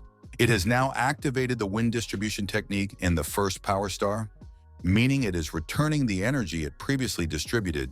We are going to see a battle between 2 very talented young masters. George is more experienced, but it seems that Brian has more talent. Brian has already participated in tough challenges, but now his opponent is too aggressive against him. We can also say that it is a battle of different techniques, and it is always very interesting to watch. Brian has his own artifact, he holds his favorite wooden sword, and we shouldn't forget that he recently ate a sacred peach. All this gives him confidence in his own abilities, especially after a year of constant training. The brown bear was shocked to see the skills of this guy. It seems that Brian has fully entered into symbiosis with nature. Previously, Gwanak thought it was impossible to do this, but now he realized how wrong he was. Now George looked quite uncertain and was visibly trembling due to fear of death. From the very beginning, he said that everything that would happen here would remain within this barrier. So if he decides to point his sword at someone else, the latter must always be ready to counterattack. Of course, George doesn't respect Brian. He considers him a loser who hasn't even found an experienced master for himself. He was about to activate his artifact and show Brian all his power, but he felt incredible pain, as if he had been struck by lightning. In a few seconds, he lost consciousness and fell to the ground. Brian did not understand anything. A little later, he and the bear came closer to him, and it looks like George is in a very bad situation now. When he aggressively used his weapon and hoped for its great power, his soul was completely absorbed, so he had no strength left. This is a very frightening part in the history of sacred artifacts that were made by demons, although it is unlikely that he will die. If the right person took the artifact in their hands, this mountain would start flying, because every sacred artifact is a treasure that can lift a mountain or dig a river. Before, Brian did not even realize that sacred artifacts have such great power. As soon as he took the weapon in his hands, he saw a flash of fire in front of him, something he had seen before. It's not hard to guess that it's time to meet the fiery Taoist again.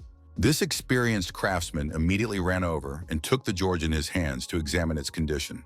He cannot believe that the disciple of the Heavenly Wolf King has become so stupid in his personal kingdom.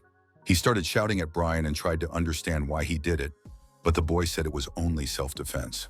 Now the fiery Taoist is sure that this foolish boy will not be able to escape the true wrath of the Wolf King. He believes that he personally should have burned the body of this fool a year ago. He does not understand why the Heavenly Wolf King should suffer such a disaster as Brian. That is why the fiery Taoist now wants to burn all his airways and personally lead him to the Heavenly Wolf King. So we have one more battle ahead of us. Brian has met too many interesting characters today. Now it will be much harder for him because he is no longer fighting an apprentice, but an experienced master. His fiery and hellish attacks are a real danger to any living creature on this planet. Of course, Brian has learned a lot over the past year, and he is holding his sword and trying his best to defend himself from the fire attacks. But even with his weapon and the peach he ate, he is still too weak for now. Perhaps the artifact he was able to take from George can help him in this unequal battle. There is too much difference in experience and strength between these two warriors, and it is very difficult to stop the fire attacks. The bear was still in the tree and asked the boy to try using the nine-tailed fox artifact. The fire Taoist immediately heard these words and attacked the brown bear with fire. But Gwanak managed to say that Brian should put all his energy into it and use the artifact, no matter what elements he uses. Naturally, the boy began to worry that this artifact could consume his soul, just as it had done to George. But until he personally tries to do it, he will never know the answer to this question. So the decision was made very quickly, and this artifact immediately showed its full power. The fire Taoist was shocked that this brat dared to use an ancient artifact against him. But no matter how angry the experienced master was, he immediately felt the infernal power of the fox's attack. This attack shocked not only the master, but also the guy who used the artifact. It was really impressive. This attack can only be compared to a Godzilla attack. After that, there was fire everywhere, as if there had been a big explosion and no one was left alive. Brian decided to go look for a Gwanak, and it was at that moment that he felt his enemy begin to sneakily attack him from behind. It was really very painful. Brian had never felt such pain in his life. He immediately looked to the ground and saw that blood was dripping from his chest, and that was the real trouble. It seems as if the fire Taoist managed to inflict a very serious injury on the guy with his last strength. The master said that it was not enough that Brian had turned the disciple of the Heavenly Wolf King into a vegetable. He didn't stop there and decided to use an ancient artifact against an experienced master. The fire Taoist was going to punish the boy very severely for his behavior, and this was the last straw of his restraint. He started attacking Brian with all available methods, as if the guy was going to turn into a steak. It's not clear how he's still alive. No living creature in the galaxy can withstand such attacks.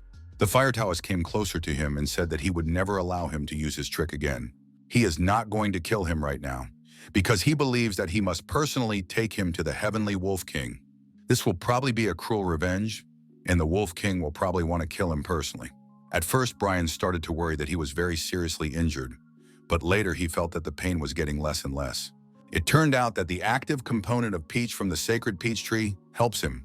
A long time ago, the Monkey King would have wanted to get rid of possible damage, and so he got his own skin. He was invulnerable to a huge number of sacred artifacts and survived 49 days on the way of the 8. Despite the pressure created by the Buddha's 5 fingers, the skin saved him for 500 years. Dong always wanted a body that would make him invulnerable to death, so he got the immortality cages. Even the most brutal techniques invented by the messengers of death could not kill him, so in the future, even the king of the Underworld stopped trying. It was then that Brian finally got what he wanted, and the active components of the peach began to work in his body. The body has apparatuses that are responsible for various metabolic actions, including the neutralization of poison. The guy's new liver filled his body with warm water from head to toe. Even an experienced master felt the energy coming from the boy. He did not understand how he could have the energy of water. Only now did the fire Taoist finally realize that this guy had a really incomprehensible divine basis. Brian does not understand how exactly all this happened, but in any case, he feels great. He has no more pain. Now he has prepared his artifact for the second round of a difficult confrontation. Now he has the powers of divine water, and water will always be stronger than any fire. The fire Taoist no longer feels as confident in his own abilities as he used to. Now he is starting to really panic and realizes that he is in a fragile position. Of course, he doesn't understand how this is possible, but it doesn't matter now. After a while, Brian lost consciousness, and the brown bear tried to wake him up. A little while later, he finally woke up and immediately tried to remember what had happened. Gwanak doesn't understand what Brian did to make the whole place end up in the water. He had never seen anyone so skillful at manipulating ancient artifacts and inner powers before. The bear tried to hear something from the boy, but it seemed as if Brian was shocked by his actions. He made a real mess and couldn't even explain how he did it. The guy immediately found the body of the master and tried to find the flag responsible for removing the barrier. He put his hands in his pockets and found something very interesting, which immediately caught the boy's attention. The brown bear quickly explained that it was called a bag of treasures. In simpler terms, it is a magic pouch designed to preserve small and large artifacts. Prime thought that George should also have such a bag with him, but the bear replied that now was not the time to be silly. He is sure that now the assistants of the experienced firemaster are rushing here, so they may get into more trouble. Without hesitation, Brian picked up the fire Taoist and carried him in an unknown direction. Gwanak continued to panic. He realized that if Brian didn't run away, the bad guys would come here and find the peach tree. But this young, talented guy remained calm and smiled constantly. He asked the bear to wait a little bit. After that, he activated the solar wind execution technique with a second song art star. The process of compiling the falling leaves was immediately started. Nothing was clear, but very interesting. Even the Gwanak had never seen such beauty with his own eyes, and he watched with his mouth open. It seems as if Brian is forcing the tree to absorb the body of a two-thermal Taoist for the sake of ripening a new fruit. It turned out that they started doing this in time because within a few seconds the Taoist assistants came here. The peach tree began to bloom and opened the barrier again, so they could not see the bear and Brian. However, it turned out that everything was not so perfect. If the experienced craftsman did not have the element of fire, Brian would have been able to grow a new fruit. Speaking of fruit, you need to learn about its potential medicinal properties. Given that this is a very precious and hidden treasure, only a couple of people in the world know about it. If nothing changed for Brian, then the fruit was not fully ripe, so it did not have enough effect. So the effect of the fruit varies depending on the size and the amount of time it took to ripen. Even now, by passing water through the liver, the strength begins to grow. I wonder what will happen if you eat a ripe fruit. After that, the brown bear started to feel a little shy because he decided to ask the boy to show him the environment behind this barrier. It turns out that the mountain deity can walk the streets of the city. All it takes is the release of his alter ego. But he needs extra strength for this, which is terrible, because even if people come here, no one brings anything interesting with them. Now that their paths have crossed, the bear will be able to see the world and various interesting things thanks to Brian. The guy agrees to these conditions, but in return, he also wants to get something from the deity. The bear quickly agreed to these terms and gave him a donation.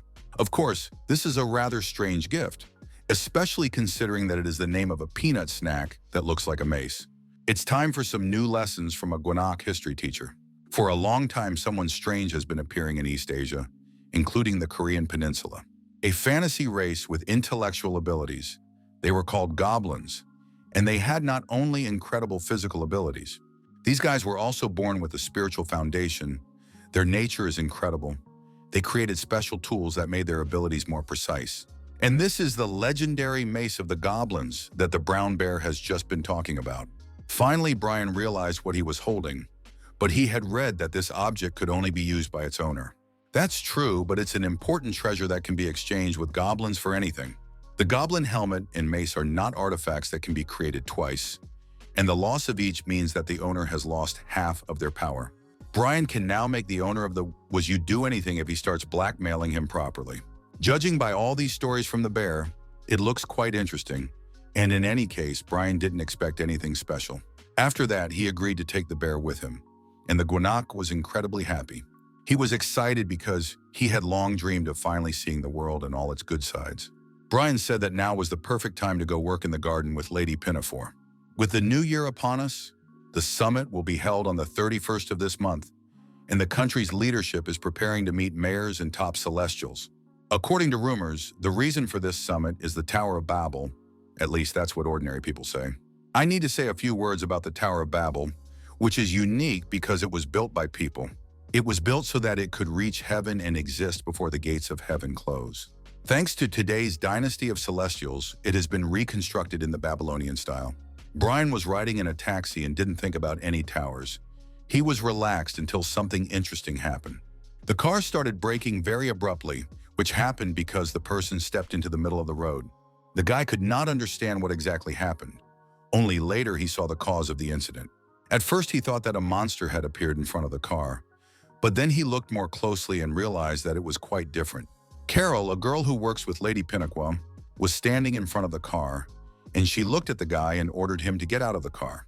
Once he did what she wanted, she explained that she had been asked to become his partner for a while. She also said that it was the lady's order, and she cared little whether Brian would listen to it. But she immediately warned me that if her name was involved in any problems because of him, he would pay dearly for it. Brian immediately started smiling and assured me that everything would be fine. All this time, a bear disguised as a popsicle was with him. He recognized this girl and realized that Brian would have a hard time with her. He said he knew some information about her and also knew her weaknesses. And of course, he had already learned that this girl likes model-looking guys. For many years, a very handsome man, known for his elegance, lived on the island. According to rumors, he was very handsome and was also the son of a deity. He was called Moon. One day, an ordinary girl named Carol accidentally saw him swimming.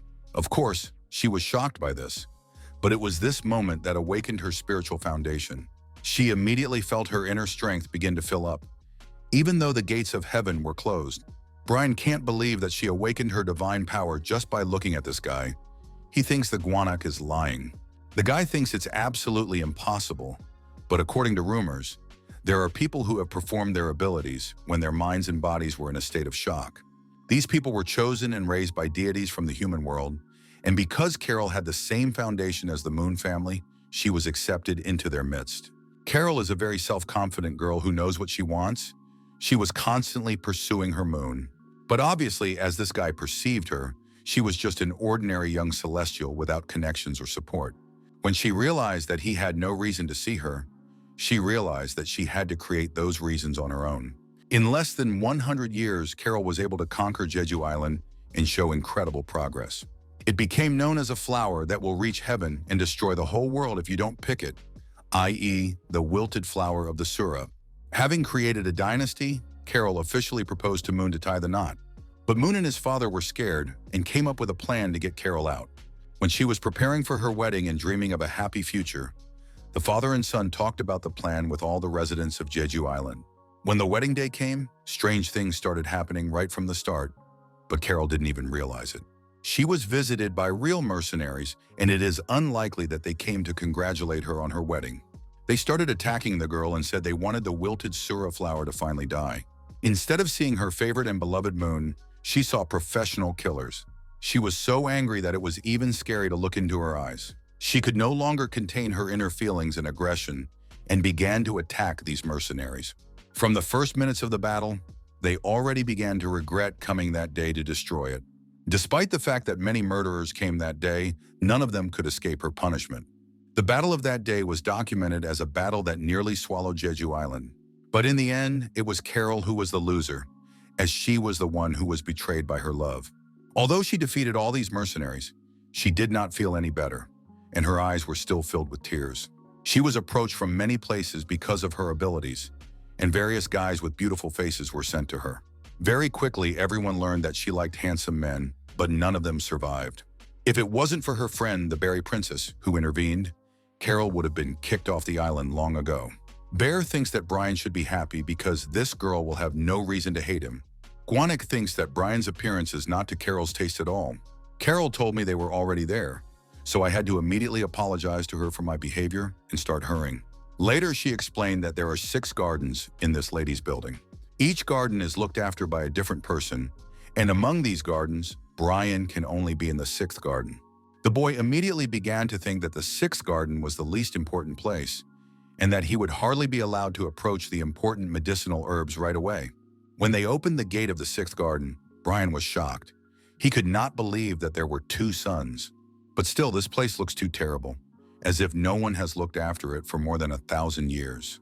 Each garden gate is in a different time frame and exists in different parts of the world. Brian now has to take care of the 6th garden personally. This place has been closed since the death of the last ruler hundreds of years ago. As the world changes and the number of celestials increases, the importance of common herbs is rapidly increasing, so the 6th garden is finally open. But that doesn't mean he has to work here without pay. When the plants grow, Brian will earn a lot and won't have to share with anyone. Suddenly, Carol's phone started ringing and fell out of her pocket, and Brian couldn't help but notice. He saw that she was playing a tune on her phone, and it looked like she was getting a call from a nice guy. He immediately recalled flashbacks of recent stories about this girl and felt sick. Brian has to be very careful, because if he says something bad now, he will get into trouble. A little later, he said he respected her, and then lost consciousness for a while. When he opened his eyes, he saw a brown bear in front of him, and he waited for a long time for Brian to wake up. The bear said that he had been waiting for this for more than 2 hours, and during this time he had become hungry. He told the guy that it was a very good shot. It was the first time he had ever seen anything like it. He must be referring to the Carol kick, which was the first time he had ever seen someone perform this kick without adding any technique. So only now Brian realized that he had been beaten by a girl, but it was normal. He told us that even though this garden was the worst of all, only the best plants had already managed to grow, so their quality and taste were incredible. In any case, Carol said that they will keep an eye on how well Brian is doing, and this will continue until the next season. If he can demonstrate a few of his important abilities, he will be entrusted with growing more important plants, such as the sacred peach tree. Or perhaps he will be even luckier and be entrusted with even more precious plants. He must use this opportunity to become even stronger than he is right now, so that he no longer falls prey to the games of more powerful people. Brian decided that he would not allow anyone else to touch him or his family in the world of uncontrollable celestials. In order to realize all his intentions, he needs to do something with this field, which has not been touched for many years. Everything is a mess, as if there was a huge fire. He took out the weapon of the legendary Taoist fire master and thought that he was too cruel last time. This master has saved his life several times in the past, and he is very grateful for it. The bear watched the boy's prayers and could not believe that he was doing it sincerely. It's just a plant. He couldn't have taken it to heaven without doubt and compassion. But the guanic knows this guy too little and underestimates his potential. It turned out that Brian is capable of much more than others expect from him. The bear could not believe that this was possible, but if you look at the boy, he was not surprised at all by his own actions. A peach tree that was burned and needed a month of rest now takes only 4 seconds to grow back to its original size. It really looks incredible. After this guy should be called the King of Plants. He does this through the solar wind execution technique, the 9th star of the art of song. The trees seem to have risen from the dead, and he said he would allow them to be in charge of the duties of experienced farmers. They listened to their master and immediately started working on this garden. The brown bear is not able to hide his surprise at all, which is understandable because he has never seen anything like this before. The ability to bring trees to life is a skill that requires a lot of effort, even for high-level celestials. But Brian did it like a true master. After that, the guy said he was tired and it was time to rest. He had spent too much energy on this case.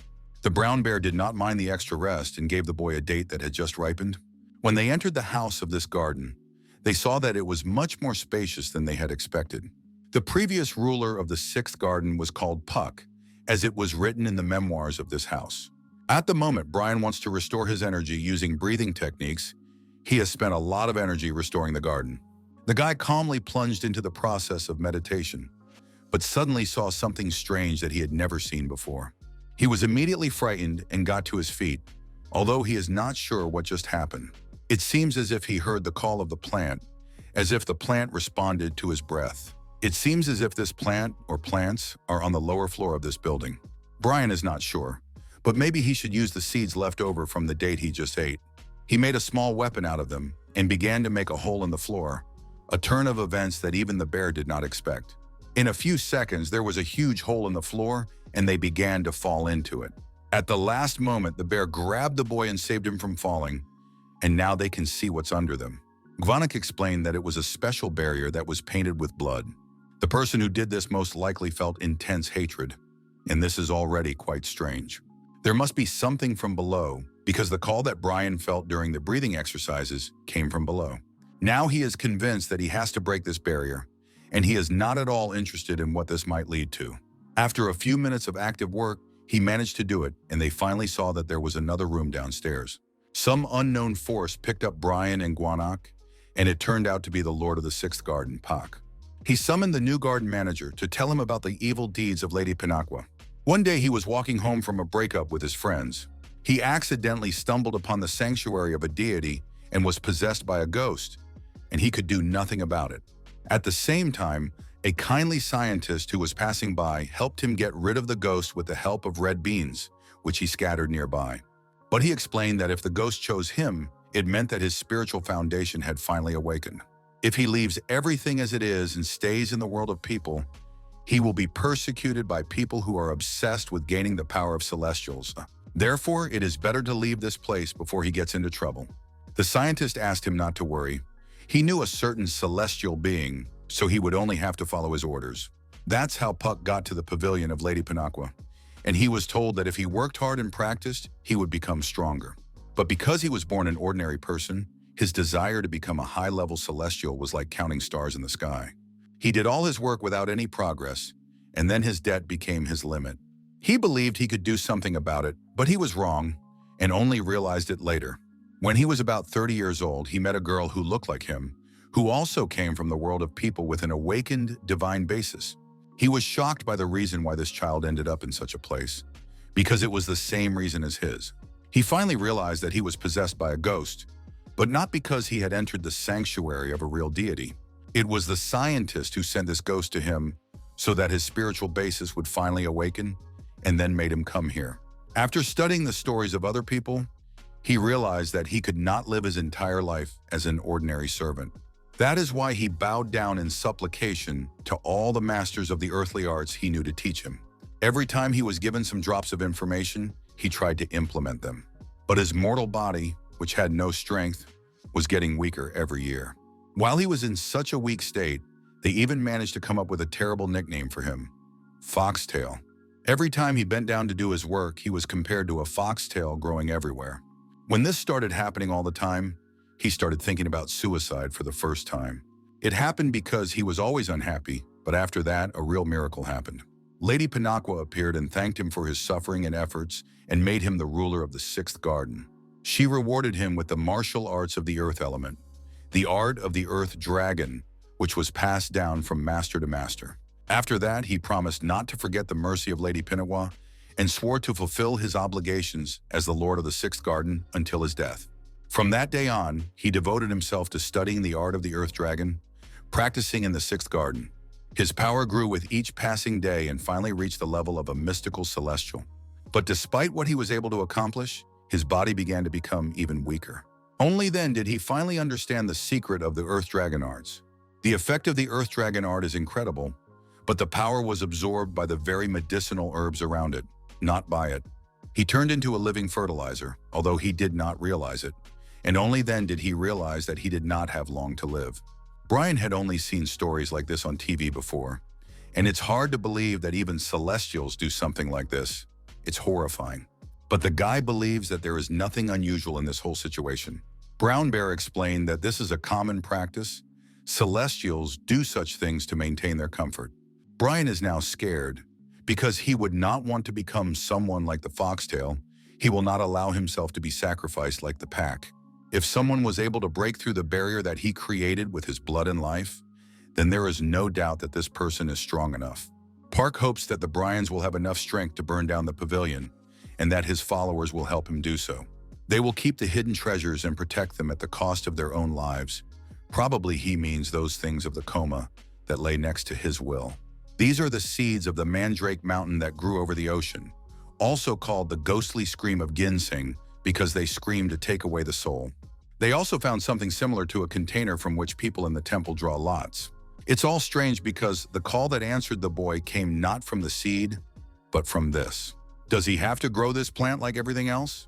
At that moment, there was a big explosion, and they were all thrown back several meters. So this thing doesn't want to sprout at all. It looks like it will have to be in this form. It's not clear what kind of object it is. If you look at it carefully, it looks like a sword handle. But where is the blade? Meanwhile, Lady Pinafore was visited by new guests, and all her assistants gathered to welcome them. The lady was very pleased that her guest had taken the time to come to this modest place. It turned out that the master of the sanctuary, Mrs. Sandra, came to see her personally. She realizes that this will sound rather rude, but she wants to get down to the important business at hand. She had already heard that inside this palace there is a treasure that is important to her. That is why she came here to get the property that was lost during the scandalous events 100 years ago. This treasure is called the hilt of the seven-pointed sword. And that is why the master of the sanctuary came here. She wants to return what belongs to her. If we talk about the seven-pointed sword, I must say that it was a rather strange artifact. The same can be said about the place where it was created, because it was a state that could not be founded. All this is because of the three states. Only this state did not have the strength to support itself. It is called a Pashin. The power was founded by a strong ruler who had an unclear basis. One of the states was founded by the son of a Pinakwa lady. But this was possible with the blessing of the spirits and ancestors of the Korean peninsula. But the king founded the Pekchi with the help of human forces without support. He awakened his earthly foundation and received the element of gold late. He was a rare genius, and thanks to him, the Peshe was in its prime. But over time, his successors were weaker, and so the state began to decline. The traces of the strong king soon disappeared. There was only one person who resembled him, because this man was a genius like the king. He was called a prince, and this sword was a rare artifact that he made. The sword was kept on a remote archipelago. Lady Pinakwa believes that this handle was supposed to be passed along with the blade, and this information is known to everyone. But it turned out that in the past, the ambassador who was supposed to bring this sword with him had been in a disaster and died. The ship he was on was quickly found, but there was only a blade and no handle. In other words, the master of the sanctuary claims that the sword must have a hilt. Lady Pinakwa finds this rather strange, as if they realized the possibility of the handle's existence only recently.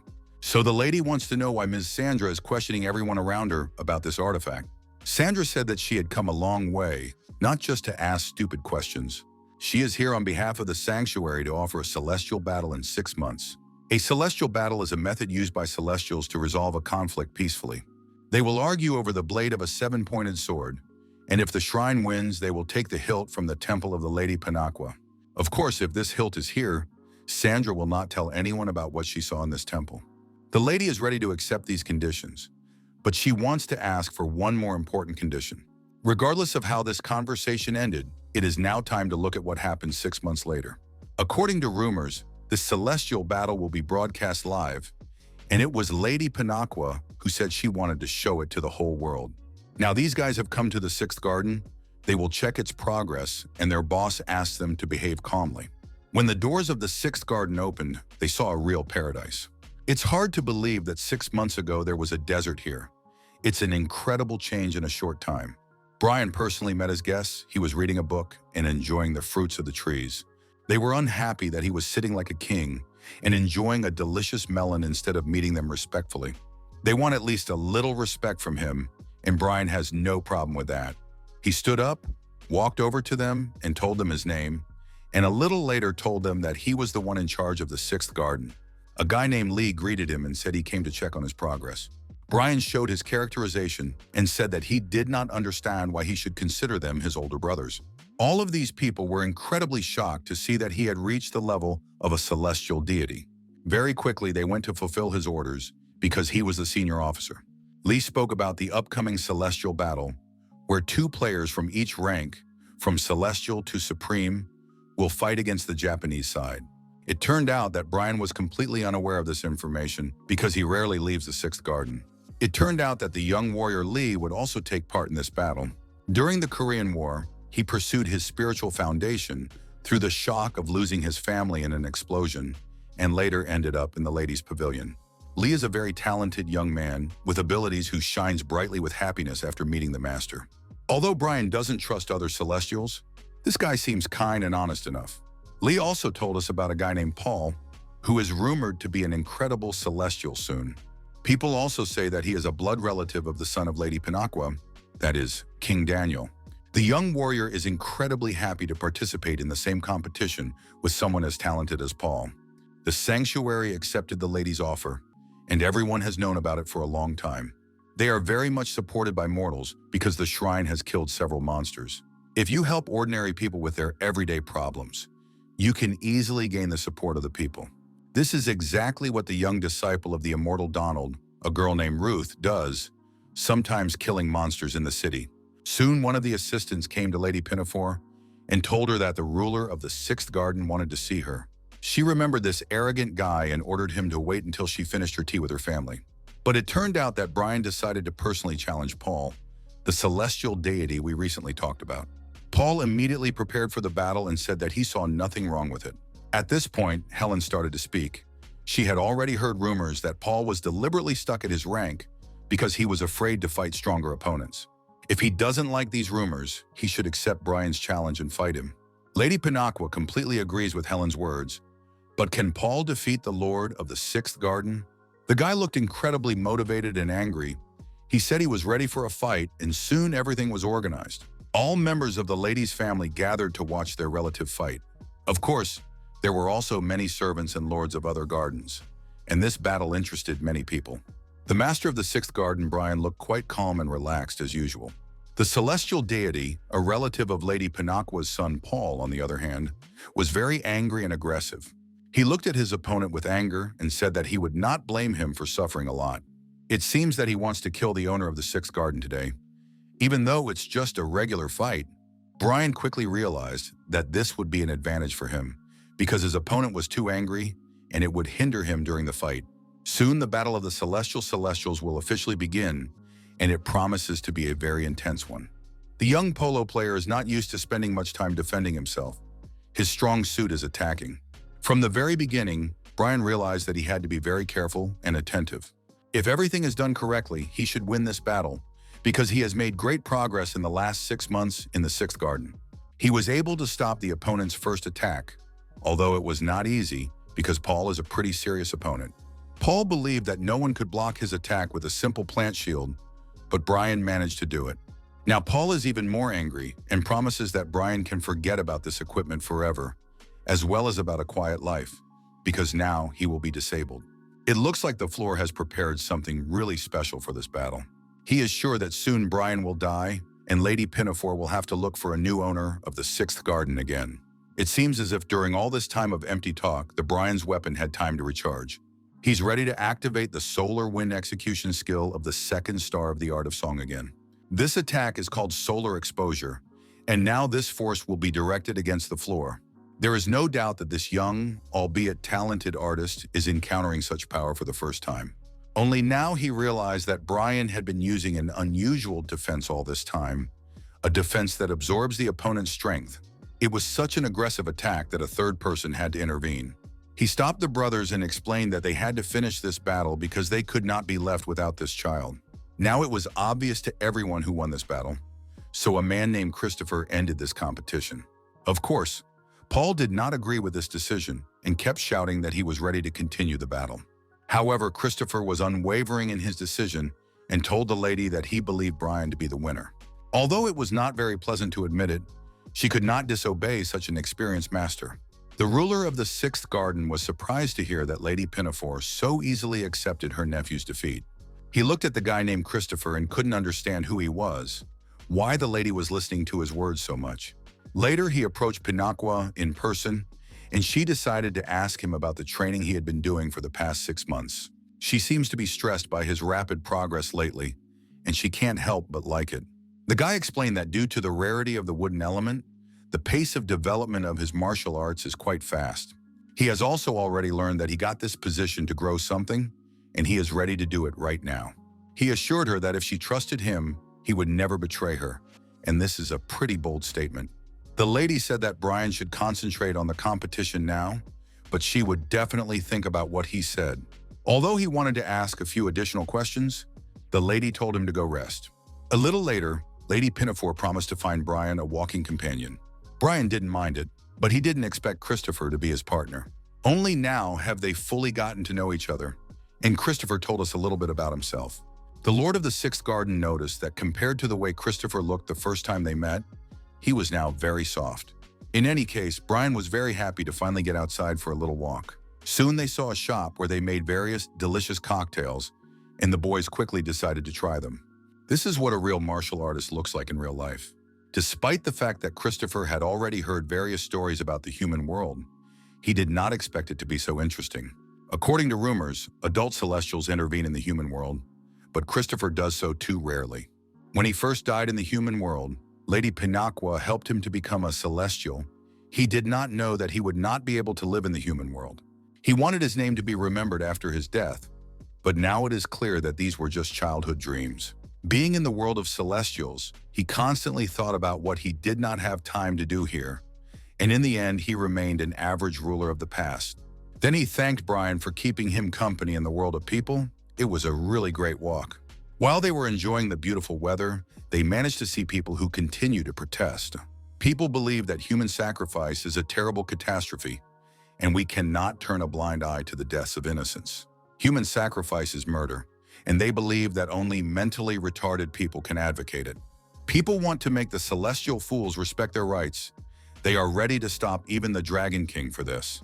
Hearing this, Christopher could not believe that the head of this country was killing his own people, and how could such people still exist? He believes that this is all some kind of mistake and suggested that Brian immediately resolve and sort out the situation. This conversation ended immediately because an unexpected solar eclipse caught their attention. It is not clear what exactly is happening now, but it seems as if the people protesting need to be protected immediately. We had to act incredibly quickly because in a few seconds people were under attack. It is not yet clear who exactly is attacking the protesters. Perhaps it is the head of state's men. They might have been unhappy with all these protests, and that's why they decided to personally intervene in this situation. Brian acted very quickly and activated his ancient artifact to protect the population. He immediately began to attack the enemies, but even his speed was not enough. This incident made him realize that his rivals could be much stronger and more powerful than he was. They act in a very coordinated manner, as if they were members of one team. This made our protagonist even more angry, and he felt the same hatred for them that he feels for monsters. As soon as he was preparing for another attack, he felt something approaching him from above. Only at the last moment did he manage to dodge a huge stone falling on his head. He was approached by the boss of these bandits, a woman named Betty, and she did not expect to meet Brian in such a place. She believes that Brian is a traveler from a completely different world, and now she wants to take his life. He immediately felt her strong, dark energy and guessed that she was one of the patronesses of the Heavenly Wolf King. It was easy to do because he had already felt this yin energy before and felt it when the statue exploded. It seems as if she doesn't hide her desire to kill Brian at all. She must have been a close friend of George's. So all this can be called a vendetta. She is ready to make Brian pay for all his evil deeds, no matter what. When he heard about the evil deeds, he started to smile, as if she didn't know. But he tries to do only good deeds. Brian acts as he always does. He doesn't care who is standing in front of him. If he feels that he is fighting for the truth, he will stand to the last. One can envy his self-confidence. He has not recognized any authority for a very long time. Of course, Betty came well prepared and also confident in her success.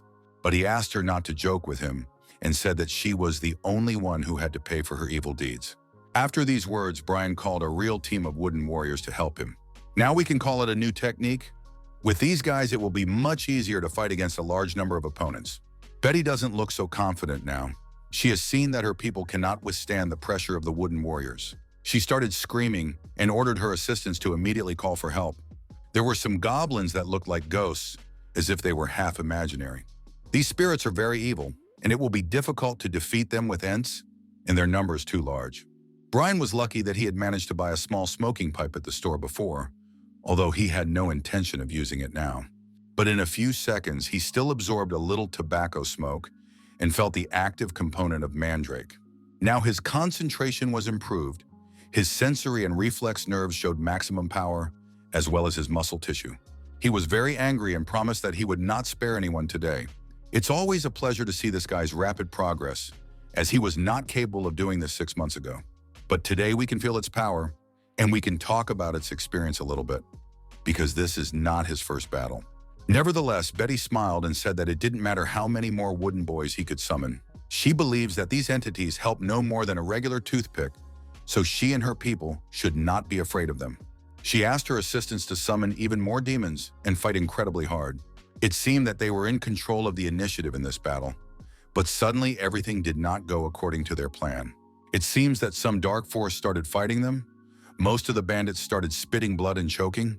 Some could not move at all, and some began to hear strange words and voices in their heads. Even Betty did not understand what was happening, although she had recently enjoyed the initiative in this battle. Brian immediately ran over to her to check on her, even though they were enemies. This smoke is not at all dangerous for him, because it causes a detoxification process with the help of the liver and extracts all the useful components from it. This is all due to the mandrake component in his body, but for his enemies it is a real poison. Secondhand smoke turned out to be too harmful, and now Betty will remember it for the rest of her life. Although if you look at it more closely, it is difficult to understand whether it will survive until tomorrow morning. As it turned out, this girl always has an ace up her sleeve and is ready to use this advantage at a critical moment. When Betty felt she was on the verge of death, she immediately called her father for help. But very quickly it turned out that no one today could defeat a warrior named Christopher. Brian could not believe that Christopher was stronger than the Wolf King of Heaven. It's also strange that Betty turned out to be his daughter, as it was believed that she was only his student. Christopher said that he didn't care who the Wolf King was, only that he sinned too much before people. The heavenly Wolf King laughed at these words and said that he was not as easy to defeat as everyone else thought. He asked us to listen carefully to his words before he killed all these puppies and sent them to hell. Because of Christopher's actions, he will now not spare anyone and will wage a real war here. I realized that this experienced master had begun the process of absorbing not only dead bodies, but also the power of the living people around him. Brian can't understand what is wrong with this warrior, why he is constantly doing bad things and hurting innocent people. It's immediately apparent that he's very strong, and he uses terrible songwriting. Even Brian is now starting to panic because he doesn't understand how to stop this tyrant. Brian began to think about using the nine-tailed fox artifact. He is not sure that this will work, but he sees no other way out of this situation. At that moment, Christopher approached him and asked to borrow his sword for a while. Realizing that this guy was really dangerous and a great warrior, Brian decided to trust him in this situation. Now we will finally see what this guy can do in real battles. Before that, it was usually just talk. His very first attack has already made others respect his martial art. Even Brian did not expect his new comrade to be such a skilled and fierce warrior. Christopher has no right to execute someone who is a celestial, even despite his sins against innocent people. But if we are talking about what the Skywolf did to his subjects, this is a completely different matter. Christopher, as one of the Celestials, is ready to take responsibility and carry out the necessary punishment. It seems that he does not care about the consequences and is willing to take risks. It is hard to believe that Christopher was able to defeat the heavenly Wolf King so quickly. Of course, it looked very cruel, but sometimes good must be cruel to evil. If you are too soft all the time, you can lose an important battle. Thanks to the quick reaction of the general community of Celestials, all the terrorists were arrested. Now we are identifying the people who died and were injured in this battle. Of course, people are now even more dissatisfied with the government's actions, and the news spread very quickly throughout the island. There is also dissatisfaction with the actions of the Celestial community because their response was too slow. Footage from the scene of this event was posted on the internet, and everyone can now understand who the real heroes are by watching this video. If you pay close attention, one of these people in the video might look very familiar. People recognize the guy who, a year and a half ago, flew a huge bird in the city center and saved a woman. The news made Lady Pinaqua angry, and she ordered her assistant to turn off the TV because she couldn't watch it anymore. Christopher realizes that he has caused her a lot of trouble and is upset about it. He doesn't even have the qualifications to prove that he is a celestial being. He made a mistake by coming down to the world of people and doing this. He's ready to take any punishment from the lady, but right now she's focused on Brian. The woman doesn't understand how, after all they've done, he can look her straight in the eye. The guy immediately lowered his head and apologized for his behavior. The lady does not want to say that Christopher's actions were wrong, although she advises him to be more careful in the future. Then she looked at Brian and told him that he should prepare for a disciplinary punishment. The conversation with the Pinaqua lady was over, and the boys were free to go wherever they wanted. Brian immediately returned to his sixth garden, as if he hadn't been in this place for 1,000 years. Finally, he can test what he found during the battle with Betty and her bandits. He did not expect that someone would hide these books in a large statue. Perhaps there is some power in this. It looks like it's about the Sage of the Great One. He was called that after his death, the small guy from the family. This was done because he began to suppress the energy of the mountain when he founded a state near it. The one who wrote these words is undoubtedly the king of Sage Great. Brian was able to guess it without the help of the bear. It said that Sage knows that he has only a short time to live, but he is still not afraid of anything. He is only worried because of the thought that his own son will be the first to die, and he will have to see it with his own eyes. It is hard for him to see his son getting weaker and losing weight every day. A long time ago, there was a huge number of people who gave their own lives for the sake of the gods. Before the era of the rule of celestials over humans comes again, people who have not yet awakened their divine basis need to gain strength. They will also need the courage to fight celestials. On a distant island, there are letters called runes, and if you use them correctly, they can show their power and strength. It looks like poetry with enormous power within the words. It seems the king wanted to create power from a language system similar to the tongue of an oracle. This guy's mind was popular even among celestials, and if he had lived 100 years longer, he might have done it. If someone can read and write, they can learn how to activate their power and use the power of runes. The king's last wish was to keep these 28 symbols alive, and he hopes that his work will continue to live on. It seems as if the future that the great king dreamed of so much has finally arrived. These mysterious but very interesting books have fallen into the hands of a young and talented boy, and now it's time to see how he uses them. He quickly began practicing and trying to master this ancient technique. He was shocked to see his true attack technique, as well as its incredible potential and power. It's all about the power that is imprisoned in these words and sounds. The main thing is to pronounce it as in the instructions for people. It says that if you can visualize the words in your head, you can use their power if you say them out loud. As soon as Brian said the word fire in the correct language, he immediately saw a fire in front of him. We need to capture this moment, because now Brian is reaching a completely different level of skill. If he mastered all these techniques correctly, he would become incredibly powerful and strong. All this time, the brown bear Gwanak had been sleeping peacefully, but now he was woken up by a noise in the street. He can't understand why Brian is trying to burn everything he has at hand. It seems as if the guy doesn't know how to make a proper campfire without the support of a bear, so he decided to have some fun. Brian said that sometimes he wants to go overboard, but he still has to be careful not to burn anything else. The boy also noticed that the louder he spoke, the bigger the fire became. This means that he needs to speak this word as if it were a god louder if he wants to squeeze out its full potential. Or perhaps the louder the word, the more power it absorbs, and the more people say it, the greater the effect. Of course, all this is just a theory in Brian's head, and he will have to find answers to all his questions in the future. Perhaps it's completely different if he uses a long sentence instead of a single word, then the effect will be much greater. He raised his hands up and asked the sky to help him find answers to all these questions. But of course, there were no answers. Because of all his stupid behavior, he didn't notice when a guest suddenly came to visit him. He hasn't seen Carol, also called the wilted flower of the sura, in person for a long time. The guy immediately started sweating because he realized that she could have been standing there for a long time watching him act like a fool.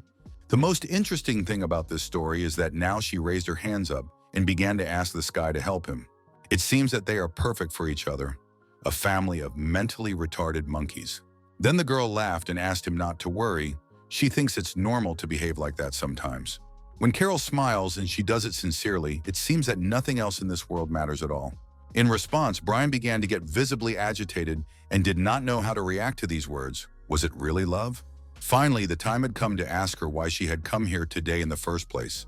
The girl replied that she had heard that Brian was participating in the heavenly battle, and she also learned about his rapid progress in victory over the floor. Carol also said that she will also participate in the heavenly battle. She went outside to better prepare for this event and better understand all the nuances, but she found something for him. She was supposed to always keep an eye on him, although she didn't do it at all, and it was probably no longer necessary. After these words, she gave him something that looked like a book, and he was allowed to read it because he was participating in the heavenly battle. At first, Brian could not understand anything. He wondered who exactly gave him this gift. The answer was incredibly unexpected, because Carol said that his father had given him this gift. Brian immediately began to tremble with anger, looked at the girl carefully and asked her what kind of man dared to call himself his father. In ancient times, a divine regent descended from heaven to Mount Pektu and gave wormwood root and garlic to a bear and a tiger who wanted to become human. The tiger immediately began to run away after that, but the bear withstood being fed garlic and root in the cave. After that, he turned into a woman named Karen, after which the divine regent and Karen created a new history. This is the most interesting and popular myth among people, and the myth is that Karen was not the legal wife of the regent. Now, it turned out that Brian has a father, he is married to the younger princess of the divine regent, and lives in the neighboring city of Shenfu. She had finished all her business in this city and was about to return when his father approached her. He said that it would soon be restless and wrote some important things in this writing. That's all he passed on. Brian was pleasantly surprised because he had always believed that his father had forgotten about the family union and had run away. He spent his fortune for his own pleasure, and all his debts were transferred to his mother and grandmother. Despite this, his father did not take the blame, and after that, his grandmother died very quickly. Now, it has become clear that this man has probably found a new family. It is not known how he was accepted there, but now he is part of the family of an influential person, so his past family means nothing to him. It turned out that he passed on not only the scriptures, but also a very important object. I opened the box and saw a closed mystical bamboo fan. The scripture in the form of a fan was created to catch demonic animals and evil spirits with its help. A 24-plate fan is considered to be of very high quality, and the more plates, the better the fan is considered to be. This fan has 72 plates. It is not known why the father gave his son something so incredible. This fan was of sufficient quality to absorb a large number of evil spirits. Of course, Brian said he would use it, because otherwise he would be the last fool not to accept such a treasure. He began to assure Carol so strongly that he would use this gift that it began to look quite strange. He also received instructions on how to use the fan, because otherwise it would be difficult for a beginner to master this technique. In the following weeks, Brian continued to train hard and improve all his skills. One fine day, he saw a visitor in his garden, and of course he recognized Christopher at once. Christopher thinks it's incredibly beautiful here, and thanks to Brian, this place will never look like a desert again. Now it's time to talk business. Christopher has come here to ask for something. He wants to make a flute with Brian.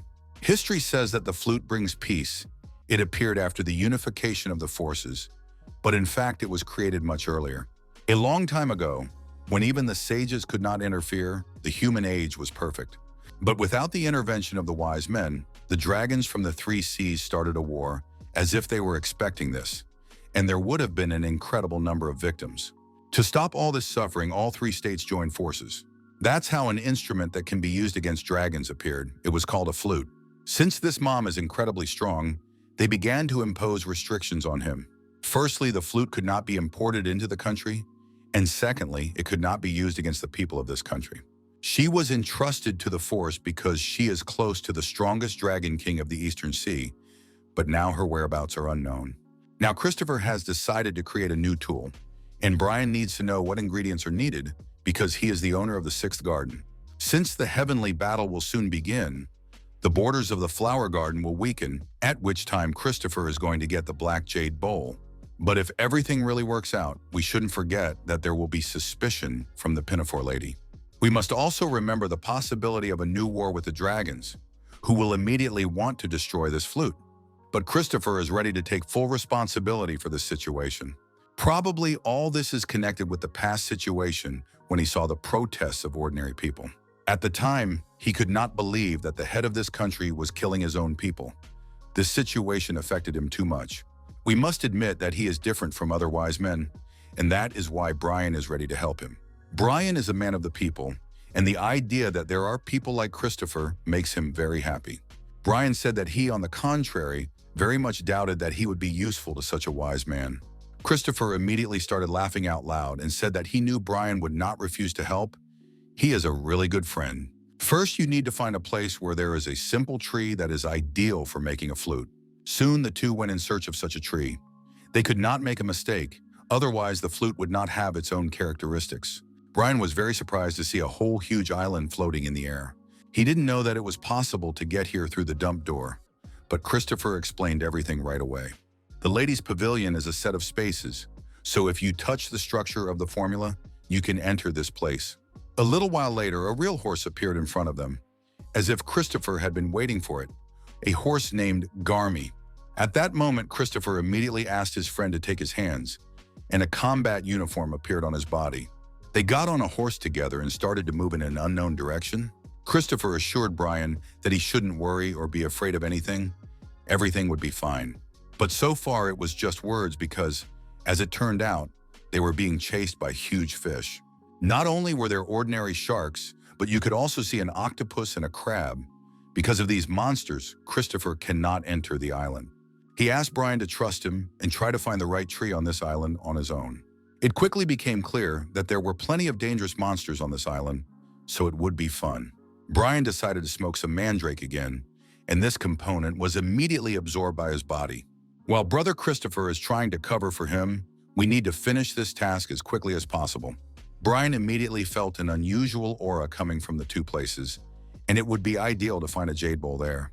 But in order to find the right items, you have to stay focused, because there are too many scary animals around. These are not ordinary wolves and foxes as in a classic forest, but some mutated animals of large size. He immediately felt that some of the monsters were on a celestial level, or even higher, so he was at a great disadvantage. It was getting darker by the minute, and the monsters around us were getting bigger and bigger. The guy realized that using mandrake again would not help, so he had to invent something new. Monsters will not wait for him to choose the right tactics. They will attack right now. But Brian is sure that his father's gift will come in handy in this critical situation. His attack was really incredibly impressive, fast and powerful. This was enough to defeat a large number of reptilian monsters. But then it got even more interesting. As it turned out, Brian decided to call for help from something else very interesting. He was always carrying a guanac with him, so now he can take advantage of its strengths in this difficult moment. He asked the brown bear to turn into a larger monster and help destroy these reptiles. Brian enjoyed watching the guanacos kill all those little rats. Now it is clear that he is not called the mountain fire deity for nothing, but this is not his true image either. Now it's time to talk a little bit about Mount Guanac. It has a mountain peak shape that looks like fire, and that makes it a volcano. The ancestors believed that fires would be easy to ignite in the capital, overlooking this mountain. To extinguish the fire, a pond was dug and a bronze statue was installed on the top of the mountain. And for hundreds of years, it stopped the energy of Mount Guanac. Suddenly, the big reptiles started running away, and it's not surprising that they run away where they feel strong energy. Besides, this black jade bowl probably eats more than half of the island's nutrients. The bear and Brian followed the direction of the reptiles and saw where the ugly guys were running away. Soon, Brian finally saw what he had been searching for, a black jade bowl. Meanwhile, the bear asked to be brought down to the ground, saying that he wanted to fry these nasty rats. It's always a pleasure to watch animals and humans work together as a team, and this symbiosis looks killer. At such moments, you realize that Guanac is indeed a very powerful deity, although when he is in a different form, he looks like an ordinary fluffy toy. He came closer to the jade bowl and realized that his fire was about to have serious problems. The bear began to panic and immediately called for Brian to come and save him. Of course, the ruler of the sixth garden, Lady Pinafore, does not abandon his friends in difficult situations. He quickly used his strengths and managed to save the brown bear. They came closer and saw that there was a het puppy in this place, a blue dog with an interesting ornament on its face. Brian started to ask how many dogs like this there might be around, and the bear replied that they were very vile creatures. It is not uncommon to meet those who have the appearance of a divine beast, and as a mediator, tame such dogs. The reason why the brown bear could only watch and see his energy being sealed was because of one nasty guy. The bear looked at the He-Tu and said that this child was about 200 years old. It was strange that he was still called a child. He needs to grow up and learn about the world at this age, and seeing that he cannot resist technology can lead to the conclusion that he has not learned the basics. Brian smiled broadly and assured the brown bear that everything would be fine. The bear immediately began to panic because he realized what the boy was going to do, but it was too late. With his new fan, he began to use a strange technique. In a few seconds, the het dog and the brown bear were trapped in this fan like ordinary spirits. They met inside and finally got to know each other. The encounter did not go well because despite the difference in size, the Hiti decided to attack the brown bear. Brian was very happy and told the two animals that they were perfect for each other. After that, he prepared to pick up all the necessary items and move on. Soon everything was successfully done, and he and Christopher returned to the pavilion. Everything seemed to end well, but soon Brian saw that his new friend was seriously injured. Christopher immediately assured the guy that if he rested enough time, his wound would heal quickly. He asked me not to pay much attention to it and said that he had a special gift for the brothers.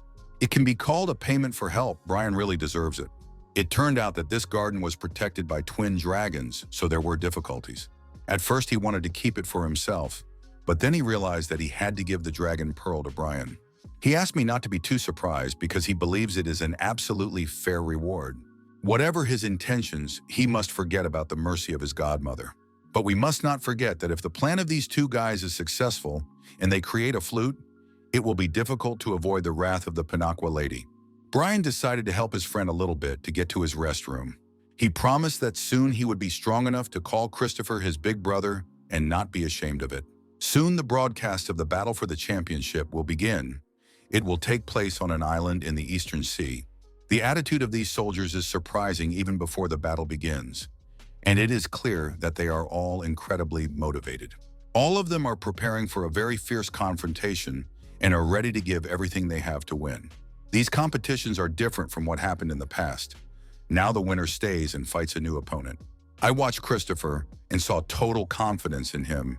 He did not show that he was seriously wounded at all. Before the start of the competition, representatives of the sages from each country send greetings to the Dragon King of the Eastern Sea. Through these references, they hope that the Dragon King will understand what it means to hold a competition at sea in the domain of the Dragon King. It is said that this means making a sacrifice, but in any case, preparations for the battle go on without pause. After that, work begins on temporarily filling the sea for the battle, and the two islands immediately become much hotter in a few seconds. You can't see this in real life. It can be called the power of the ancestors. Also, foreign observers of descendants will appear on one part of the island. They are here for a fair trial. They say that along with the inspection, each representative invited a high-ranking official to fulfill their conditions. All of them will be watching for justice and will do their job very carefully. Until a winner is determined, they vow to protect Lady Pinaqua's wealth at the cost of their own lives. There is also a person who speaks for the one. He will judge fairly with all his honesty. Also, until it is decided who won, they swore to protect the seven swords at the cost of their own lives. At this point, Brian started having problems. He felt a serious resonance. He took with him an object that he found in the house of the ruler of the sixth garden, and this object reacts to the seven-headed sword. This handle is connected to the sword, which is why it reacts to this strong energy. Brian immediately grabbed the object and tried to calm him down and not show him what was in his pocket. The entire process has already been launched, and the competition will begin soon. The broken sword apologized for the behavior of his sword. Sometimes when they meet their opponents, he reacts very actively. Although, of course, he noticed that this was a very strange behavior, even for this sword, because despite the fact that it had no owner, it showed such a reaction. If it is really a sword that can match the divine power of a fencer, his level of spirit must be very high. Brian could not take his eyes off this sword. He felt some kind of connection with this weapon. The broken sword can be called a weapon destroyer, a name given to it because its grip is so strong that there is no sword that can withstand it. Even among the ancestors of the Valhalla, he is the owner of a human skeleton with incredible fighting power. There are too few like him. He is also called a biowolf. If it were not for the wishes of the biowolf, the hilt of their swords would probably have jumped out of the treasure chest due to the resonance with the blade. Probably the whole reason is hidden in the fact that Brian was the one who had the hilt of the seven swords. Our old friend, a warrior named Lee, will fight first. He will have to fight against an opponent called Ahmad, who is at a fairly high level of training. Of course, he has already become a friend to the Lay, so today he will be rooting for him. It turned out that Helen was sitting next to Brian, and she said that it was all a big pity. Brian knows that this girl was a member of the family he saw when he was accepted into his current class. She said that he should watch the fight and understand everything for himself. She hates explaining obvious things. It is unclear why she talks about pity, but soon Brian will be able to personally understand the reasons for her words. Ahmed has already started using his fighting techniques. He looks really powerful and aggressive. Lee must demonstrate his full potential and incredible talent to stop this attack. Of course, he also has enough tools to fight strong opponents on equal terms and not give in to them. Since childhood, this guy has loved constant training, so his progress has reached great levels at a young age. Thanks to his perfect defense, he was able to dodge the attacks of the Ahmad and quickly approached his opponent. It was noticeable that Ahmad was getting nervous.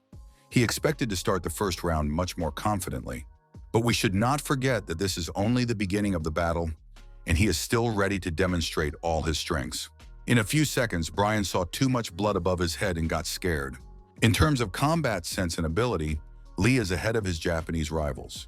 But that Japanese representative's power increased too quickly, probably because of additional tools. From the very beginning, the teacher was a traveler who was always leaving but always returning. Helen doesn't understand why a student was taken if the teacher doesn't have any Dharma tools to pass on. This battle is also a place to test the skills of Korean and Japanese ancestors, a battle watched by people around the world. Lady Pinakwa, in order to restore her family's power, wanted to show the image of a clan that would defeat its Japanese rivals. From the very beginning, Lee was only an assistant, but it turned out that he had no chance in this battle. However, at the moment when it seemed that everything was over, it turned out that this persistent guy was not going to accept his defeat. He almost lost consciousness after his opponent's attack, but he managed to withstand the blow. Of course, his condition now seems very serious. Perhaps the problem was a serious injury he received from the Ahmad. But does this really mean that the Korean Celestial lost the first battle? It is noticeable that he does not have as strong an attacking technique as his opponent. Nevertheless, he realizes that he cannot lose so easily. He has character and will fight to the last drop of blood. In response, the Ahmad just smiles, thinking that his opponent is wasting his time. There have always been levels in this game, and if your opponent is on a different level, it will be difficult for you to stop him. Young Master Lee has always had incredible potential and character, but now he is still not ready to fight the real masters. Although at the beginning of the fight it seemed that his defense was at a high level, but then he started having problems with endurance. He has a big heart and tried to continue the fight to the last, but his body refused to obey him. Thus, the Japanese delegation won the first battle, and Lee would have to be carried off the battlefield with the help of doctors. Helen thinks that Brian, on the contrary, should be happy about this situation because it will make him stand out even more. She looked at him and told him that he should try to hold out longer than Lee during the battle. If it plays beautifully and quickly, it will be much better, in which case it will also stand out. After a short pause, Brian replied that he would fight to the best of his ability and assured her that she would not be able to stand out against him. He is confident that he knows he will win this battle and he will be the best warrior. At first, Helen wanted to laugh at these words, but then she changed her mind. This guy is too confident. Maybe he is really strong. Brian will be the next to fight. He is already known to many people for killing Lady Pinakwa's favorite animal. Everyone was interested in watching this guy's actions and wanted to see what he was capable of. According to the rules, he has to fight against the previous winner. That is, against the Ahmad. This guy from Japan is smiling because he is sure that he will fight him again as a too-weak opponent. He was surprised to see that Brian was not ready to defend himself because he had come here to attack. The Ahmad had never felt such a lightning-fast approach to him in his life, and he missed a very powerful punch to the jaw. It's always a pleasure to watch Brian's inner circle when he breaks stereotypes. Everyone always believes that a beginner without a master will not be able to fight on equal terms against a serious opponent, but today is a completely different story. No one understood what had just happened. Everyone was shocked and couldn't even string two words together. In any case, the judge officially announced that Mr. Brian won with an incredible handicap. People even began to worry about the Ahmad because he could faint due to blood loss, just like the Li. Oddly enough, Carol was unhappy with his actions because he completely forgot about defense and acted too aggressively. She also couldn't understand how Brian had learned about the fast movement technique. Christopher looked at his friend and explained to the girl that in his training, Master Brian looks like a bottomless bowl. At this point, Brian took another stimulant, purple acid, calcium, and vitamin D. It helped increase cell strength and blood production, which should help in the future. His performance must continue, but he must not forget about defense, because without defense, a warrior will sooner or later lose. Now he will have to fight against a new opponent, and it will not be an easy ride. This woman from Japan summoned huge iron warriors to her aid. It is done to avoid close combat with the Brian, so it respects his martial arts technique. It is noticeable that his first performance frightened future rivals, but they will not be afraid all the time. She had already seen him fight against the Ahmad, so she was able to analyze his fighting technique and prepare for it. This girl was sure that she had the advantage now and that it would all be over very quickly. That's why she was so surprised when Brian started attacking again. It looks like she's not the only one who can summon big monsters to help her. Her opponent mastered this technique a long time ago. We have already seen these huge wooden warriors fighting, and his puppets always come to the rescue in a difficult moment. He said that he wanted to finish this fight beautifully and activated the song technique. He wants his assistants to sing a battle song, which is a rather strange request. What happened next is hard to take seriously, because few people have ever seen a warrior singing songs during a battle. Even the Ents were shocked by their master's behavior, They did not know how to react. It turned out that they were not very good singers, so the wooden warriors decided to fight to the sound of the song. Their opponent did not know how to react to this. Her magic did not help stop their attacks at all. Although she summoned additional puppets, they were powerless against the tree's attacks. Brian was very pleased with the course of events. It was clear that he was in full control of this battle. All the spectators around were shocked, and you can understand them because Brian got his second victory in a row, and he did it instantly. He is not an experienced master and has been practicing martial arts for less than 2 years, so his result's incredible. He used only one technique in the entire battle, so his next opponent is unable to fully appreciate his strength and potential. These competitions are just a show to raise the authority of Lady Pinocchio. She probably hopes that he will become the same victim as Lee. But Brian is not going to play according to her script. He wants to become the main character in this play. Since the two Celestials from the Japanese side have lost, the next one to fight will be an incredible Celestial. When people saw Brian's next opponent, some were not just surprised but began to tremble with fear. It turns out that the shinobi is also involved in the affairs of purgatory, and today he is ready for a fierce battle. The difference in levels between a Celestial and an incredible Celestial is too great. Brian realized that this time he would have to fight an even stronger opponent, and it was noticeable that he was tense. He prepared to attack with the help of his Ents, but they didn't have time to do anything because they were attacked faster. It was such an instantaneous attack that the Ents had no chance to survive and stay alive. Now Brian will personally experience the difference between a Celestial and an incredible Celestial. Shinobi is a true professional in the world of professional killers, and to joke with him is to insult Satan. All you need to do is lose concentration for a few moments, and its sharp knives will slit your throat. The fight started almost a minute ago, and Brian still can't get his act together. He realizes that he must act very quickly and aggressively, but his opponent is too strong. Nevertheless, the Lord of the Sixth Garden must find the strength to adapt to the strengths and weaknesses of the opponent. He activated the technique of songs and turned to the heavenly forces for help. At the beginning of the battle, he almost lost his arm, which was enough to realize the power of the shinobi. Brian will have to come up with a strategy to win, and he can start by asking for help from the guanacos. This big brown bear was very unhappy to be left alone with a blue dog. That's why he looks too aggressive now and is ready to show his shinobi strength and beat the crap out of him. The bear is absolutely sure that the unknown incredible celestial being will not be able to do anything to him. In addition, his opponent's armor is made of gold, so he is too afraid of the power of fire. The brown bear tried to scare his opponent, but the shinobi doesn't know what fear is. Guanak started celebrating his victory too soon. He said he was going to make the final blow and put an end to it. At the last moment, Brian tried to stop him, but the bear would not listen to him because he wanted to take all the glory for himself. We can call this a good example of underestimating an opponent and what such a mistake leads to. Shinobi used the technique of manipulating the shape of the metal and took advantage of the bear's overconfidence. Because of his confidence in his abilities, the Guanak completely forgot about caution, and now it's time to pay for it. His gold began to melt from the fire and bind the bear even more, and now he needs cold energy to cool the metal. After hearing about cold energy, Brian quickly realized what he needed to do. A few seconds later, he released another spirit from his fan, a water blue head-eye dog. Finally, old friends met again, and now they can spend some time in the real world. The audience and reporters were pleased with the performance they were watching. In any case, the television figures will be incredible, because this battle will go down in history. The strength of this dog was enough to stop the attack on the brown bear. Of course, it is not difficult to guess that the shinobi was very angry because he was prevented from destroying the enemy. It is easy to see in his eyes that he is not going to give up because he considers defeat too humiliating. Although he looks quite tired, he might still have a few tricks left in him.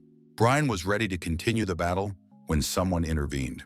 Now he is facing a very important person, the master of the sanctuary, Sandra. She said that they should end there because the main goal of this battle is a peaceful way to resolve the conflict. She believes it would be wrong to risk the lives of soldiers and watch someone die. Of course, Brian was surprised. He was preparing for the hardest battle of his life, and at the most interesting moment, they are trying to stop it. Not only was he shocked, but his friends also did not understand what was happening. This means that he should not die because the shinobi is not part of the temple. Most likely, they concluded an agreement under which the Saikashu transferred the sanctuary. The Saikashu is a group of mercenaries that was founded during the era of war between the provinces. Their emblem is a raven with 3 legs. At this point, the Pinafore lady had to intervene, and she was also put in an unpleasant position. Realizing that Ms. Sandra has decided that the student's life is more important than winning, they will do the same and admit defeat. Brian was shocked. He was a few strokes away from the coveted victory, and now they say he has to admit defeat. A lady came up to him and thanked him for his great performance. She thought it was amazing that he managed to make it to the 3rd battle. She admits that she had no idea he had such incredible skills and talents. But Brian understands that although she pretends to praise him, she is actually trying to insult him, and she does it loudly for everyone to hear. Brian said that if he had been warned, he would have made the show much more interesting, and the ladies didn't like those words. He realizes that she is very unhappy that he attracts too much attention from ordinary people. But he is also an ordinary man who became a celestial, so he understands perfectly well what ordinary people are thinking. After these words, the guy turned around and walked away. He said everything he wanted to say. The shinobi was watching his actions all this time. This guy was looking at Brian with hatred, but why? As Brian approached his seat, he saw Carol, and she told him that he was doing well and moved over so that he could sit down. The girl was as unhappy with what happened as he was, and both of them can be understood. At first, he thought she was not happy because of his personal actions, but she said he fought like a real warrior.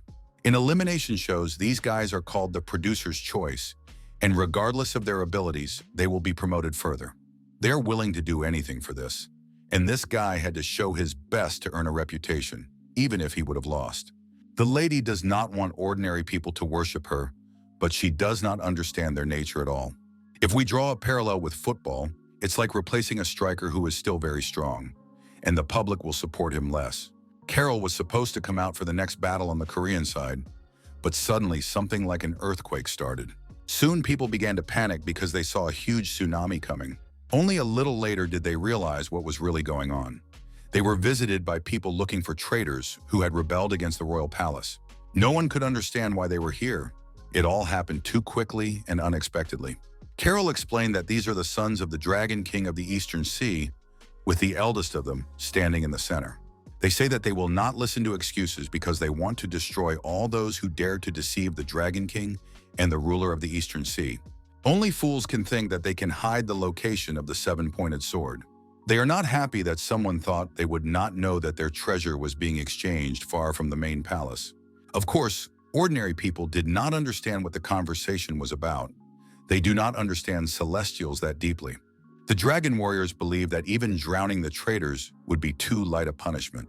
But if these traitors handed him a sword blade and began to apologize for what they had done, his father might forgive them. Beowulf and his assistants immediately prepared for a fierce battle. These guys are not used to apologizing. The dragon warriors are waiting for them to answer and make a manly decision, and meanwhile they take out their weapons. Realizing that they would not be able to reach an agreement peacefully, the dragon's warriors prepared to send them all to the seabed. We must admit that these warriors really look very scary, especially given the support of their dragons. An incredibly fierce and large-scale battle between 2 different worlds began. Ordinary people who came to watch the competition were unlucky because they found themselves in the middle of a real war. These people did not understand what was happening and tried to find salvation, but it was difficult to do. Brian quickly realized that he could use this opportunity to steal the blade. He saw the Beowulf fighting against the dragon warriors, and he always had a blade by his side. Brian was preparing for a quick mission, and it was at that moment that he realized the tsunami was unavoidable. In a few seconds, he, like many other ordinary people and soldiers, found themselves deep underwater. You have to remember that when you are deep underwater, you are in the world of dragons. Although the guy still hasn't found the blade, the resonance process has begun and the handle feels the blade at a distance. After a few minutes of active searching, he finally managed to seize the opportunity and find the sword. Brian was very happy. Now the main thing is to leave quickly and make sure no one sees it. Very quickly, he found the strength to get out of the water. It would have been dangerous to stay there any longer. But he was unable to grab onto the rock, so he soon found himself back underwater. If one of the parties to the conflict sees that he has a blade, he will be torn apart like a piece of steak. The sword immediately began to pull the guy to the seabed, which means he is in serious trouble if he does not have a life jacket. He needs to get out of the water very quickly, and perhaps the power of the sword can help with this issue. Only now he realizes that this is the purest and strongest energy he has ever felt. Does it really belong to the seven-pointed sword? Probably because this artifact was divided a long time ago, it began to emit so much energy. The most interesting thing is that this energy is beginning to be embodied in Brian, and he feels it perfectly. But there are also problems. This energy is too much for his body to handle. That is why he must release a large amount of this energy, and do it right now. Brian was surprised because when he swung his seven-pointed sword, a crack appeared in space. Now he started to get sucked in, as if he had created a black hole. Soon he found himself in some unknown space, not in another galaxy. Now the guy is trying to figure out where he is and what to do next. He has never seen anything like this in his life. It is beyond his understanding. He guessed that this imaginary space was formed by a seven-pointed sword. It was as if he had entered another dimension, just like when he passed through the gates of the White Bird Pavilion. He wondered if he started swinging his sword again, would he be able to get back to where he came from? But first he wanted to explore the place, and very quickly realized that he had problems with that. Some unknown force began to attack him. He did not expect this attack, and therefore suffered serious injuries. It turned out that someone was waiting for him here, and this enemy was approaching him to deliver another insidious blow. When he got closer to him, Brian realized that he was about to fight the shinobi again. It seems that after his defeat, he was stalking Brian all this time and following him. The shinobi began to speak to him in Japanese, but the Lord of the Sixth Garden does not know this language. Brian chose the perfect moment to use the plant, but the shinobi noticed it in time and blocked his actions. He believes that Brian was just lucky in their personal battle, and now it is clear that he is just a beginner. Brian has a strange base, an attribute of wood rarely found in the world of celestials. The shinobi plucked the plant to eat it, thinking it would give him extra strength, but it turned out to be quite the opposite. It looks like it was just a treacherous trap from Brian. He deliberately slipped poison to his enemy. The Japanese mercenary immediately began to feel incredible pain throughout his body and started screaming. If no one intervenes, there will be 2 corpses in this imaginary space. Brian smiled and said, "You have to be much more careful with plants you've never seen before." This is good advice, but now he has to think about his own health because blood is coming out of his mouth. He tried to get up and return to the real world, but he had too little strength left. He defeated his enemy, but now he cannot stand on his own. He had to call for help, and it's probably not hard to guess who he turned to. Yes, the Guanak came to save him again. This big brown bear turned into a man. Guanak said that if Brian takes his medication and starts practicing breathing exercises, he should be fine. But it was clear from the face of this kind bear that he was lying, which is why Brian asked him to tell the truth. It turned out that Dantian had been badly damaged. The situation was really critical, and we needed immediate help. Now it was clear why Brian felt his energy gradually leaving him. The shinobi had deliberately attacked his Dantan. If we do not interfere with this process, its energy will completely disappear, not only its strength, but also its life. This means that there is no other choice. We have to use a secret weapon, but the gorilla thinks it is too dangerous. He told his friend that this was not something he could easily and safely handle alone. The pearl he had received earlier contained the energy of the divine, or even the supreme level. In addition, it holds the incredible power of an immigrant who has not yet had time to become a full-fledged dragon. This object is imbued with the perseverance and determination of an emoji, and is ready to do anything to evolve into an adult dragon. But will Brian, who hasn't even lived 100 years, be able to cope with such a volume of strong energy? Guanak warned his friend that being swallowed up by this force could mean something much worse than death. He is sure that even Christopher would not have let Brian use this power. Brian knew it was too dangerous, but he had no choice, so he decided to take the risk and apologize to his friend. It turned out that he had called his friend because he was trying to use the pearl by controlling a closed mystical bamboo fan. Meanwhile, there was a lot of tension in the pavilion of Lady Pinafore. She ordered all her assistants to leave her alone immediately. This woman is in a bad mood today. She was so angry that she was trembling, and she kept saying that she wanted to tear him to pieces. She is angry about the attack of the dragon team because she believes they had no right to attack them just because they are on their territory. All this happened only because of the rumors about the flute, and these thoughts do not give the Pinakwa lady peace of mind. She doesn't understand why she helped them if she was stabbed in the back anyway. In any case, The lady is sure that the only one who will suffer losses after this situation will be the dragon's butler, and she will do everything to ensure that. But she also recalled that the dragon team had talked about other treasures besides the seven-pointed sword. Of course, the king of the dragons of the Eastern Sea would not give up his own life for a lie, so they must know something. Now we need to understand where these small blue lizards heard about something like this. She used to think that she could trust the House of Dragons, but now the situation is changing very quickly, and she needs to be constantly ready for it. Her plan was simple. She wanted to make Helen a new hero, but nothing came of it. However, it's not time to be discouraged yet, because thanks to Christopher, all is not lost, and we should look forward to new opportunities.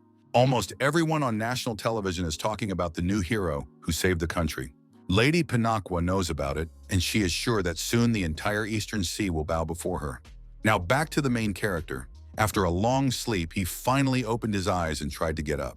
Brian felt his head hurt and tried to understand what had happened and how long he had been unconscious. Apparently, his Dantian recovered very quickly, but it doesn't matter now because he has grown horns. He did not expect such a plot twist at all.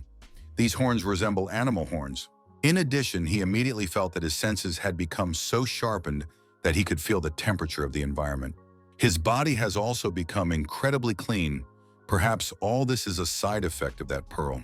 Judging by this house, his clothes, and the state of his body, someone has been taking care of him all this time. Brian immediately began to think that it was the Guanac who had been doing it all along, because he was the only one who was there at the last moment. He doesn't know what this place is. The last thing he remembers is using a mystical bamboo fan, absorbing the pearl and creating a barrier. Of course, for this he had to call his friend for help, and he probably stayed with him and took care of him all this time. A little while later, Brian found the strength to stand up and started calling out to the Guanac very loudly. He took a few steps and went outside, and when he saw the forest, he was shocked because he did not understand how it was possible. It seems as if he really created a barrier of plants around it. But how much time has passed that they have grown so much? When he looked at the other side of the territory, he saw that there were not plants everywhere. These look like some recent footprints. Maybe the Guanac was fighting with someone while he was resting. But wherever this funny bear is now, the smell of fire can still be felt around. Brian felt that someone was near him and trying to get away from him, and a game of hide and seek immediately began. The guy realized that it could be important, so he tried to show his maximum speed. But when he ran even closer, he was surprised to realize that he was in a sanctuary. It seems that a brown bear used to live here, although he never seemed to talk about it. Soon the celestial being saw a huge head in front of him. Recently, this dog has grown to a huge size, but for some reason he treats Brian too aggressively. Perhaps all this happened because he grew horns, and now he is part of nature. In any case, the blue heady is ready to attack and cut off his head, so you have to act quickly. At the last moment before the dog attacked, Brian activated something similar to a plant defense, a technique he had used before. The blue dog's attack was incredibly powerful, but even this was not enough to break through the defense. A little while later, Brian finally realized his new skills and decided to show them to the Hedda. He turned into a huge green dragon and told the dog that it was not nice to attack his master. The dog immediately began to tremble because he realized that he was just a small rat against the dragon. He fell on his back and began to pray to the dog god in the hope of staying alive. After that, Brian turned back into a human because his dog was too small, and he had to show strength to make it obey him. Now they are finally friends and have nothing to fear. Even though Brian swallowed the pearl, his abilities have not changed much. Perhaps this happened because a lot of his energy was spent on restoring his inner strength. A little later, the boy saw things that belonged to him. Probably the brown bear had saved them for him.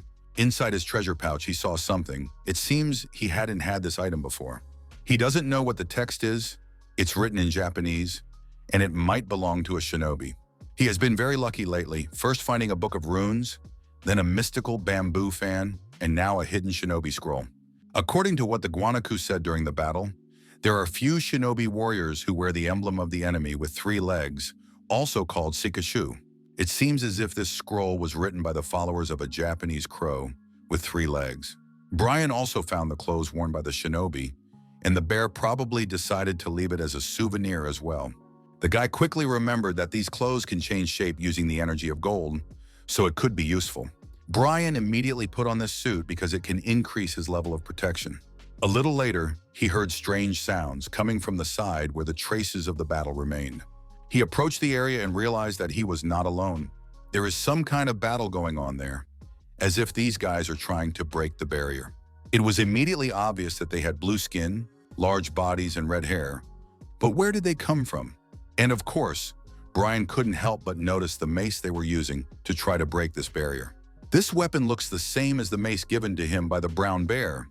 These guys are also wearing strange helmets. Only now, Brian was able to realize that he was facing a real goblin, and they might meet for the first time.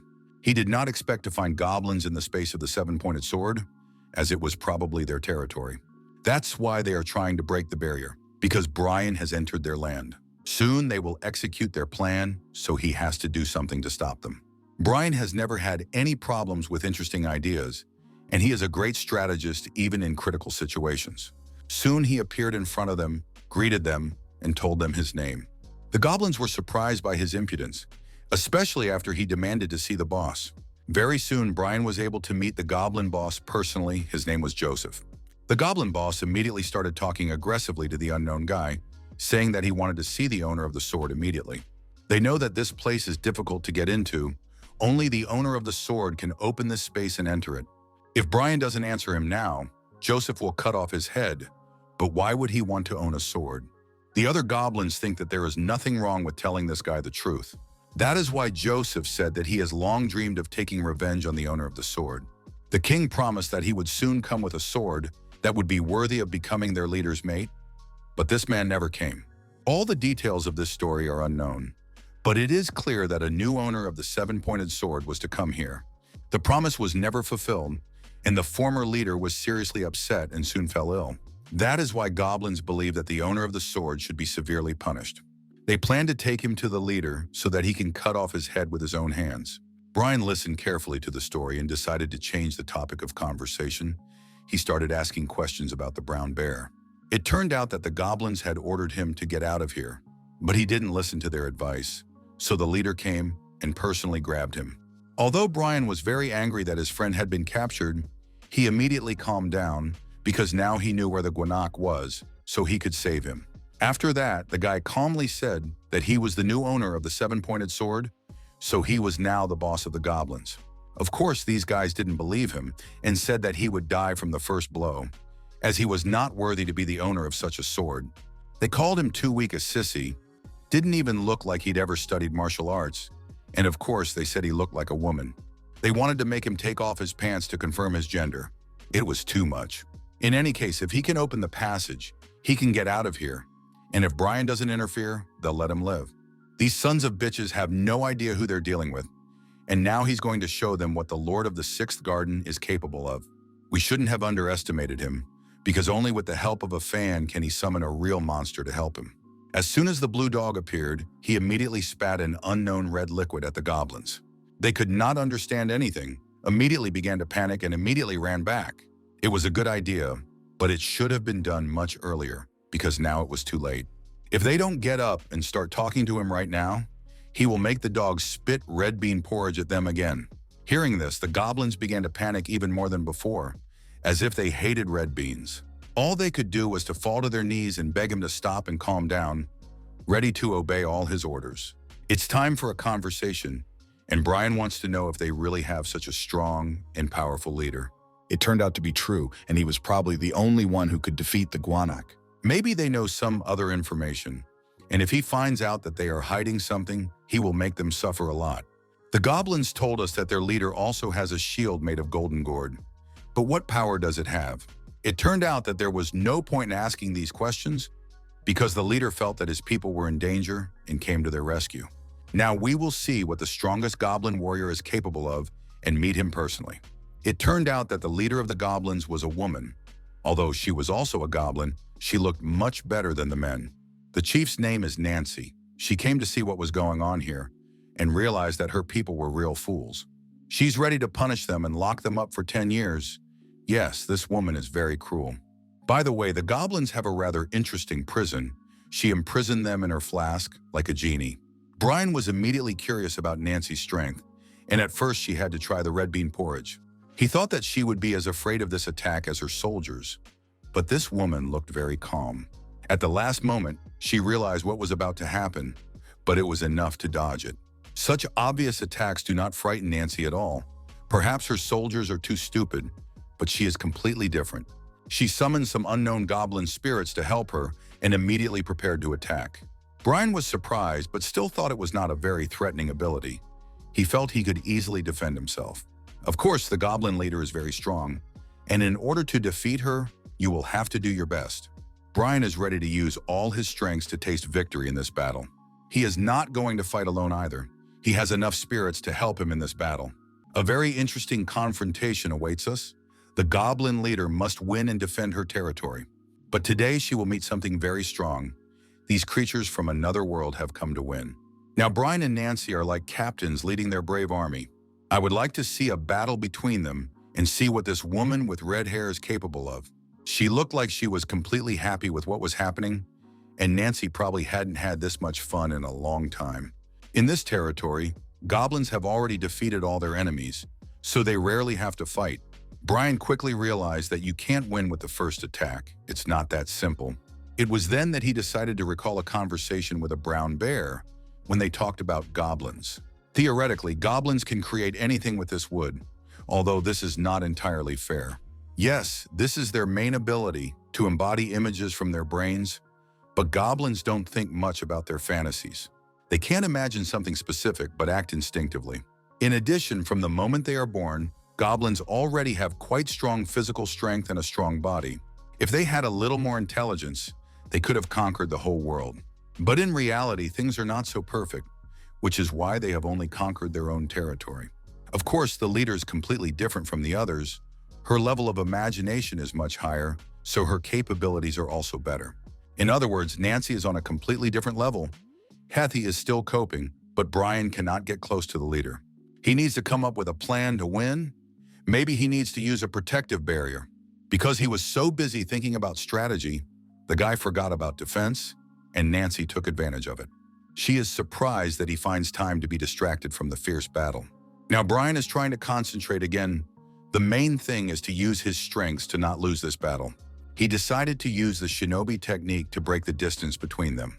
It was a perfect decision made in a critical situation. It seems that Nancy is enjoying herself during the battle. She probably hasn't experienced such feelings for a long time. The leader ordered her goblins to attack without stopping. With their pressure and physical properties, they must pinch the enemy. Brian immediately felt their physical attributes, and every minute of this confrontation was becoming more difficult for him. If he does not immediately come up with a plan to win, he will be forced to accept his defeat. Nancy laughs right in his face. When they started fighting, she expected much more from him. During this time, she had already gotten hungry, so she apologized to the guy and said it was time to end it. Of course, if he kneels down and begs for rescue, she might consider letting him live. As soon as he starts screaming, she can lock him in her vest, just like that bear. She hopes that now he will finally start screaming, because this woman probably doesn't know who Brian is very well. He does not understand what is so funny about this story, because the real fun will come later. It turned out that his favorite Ents were behind him. These wooden guys hadn't helped their master for a long time.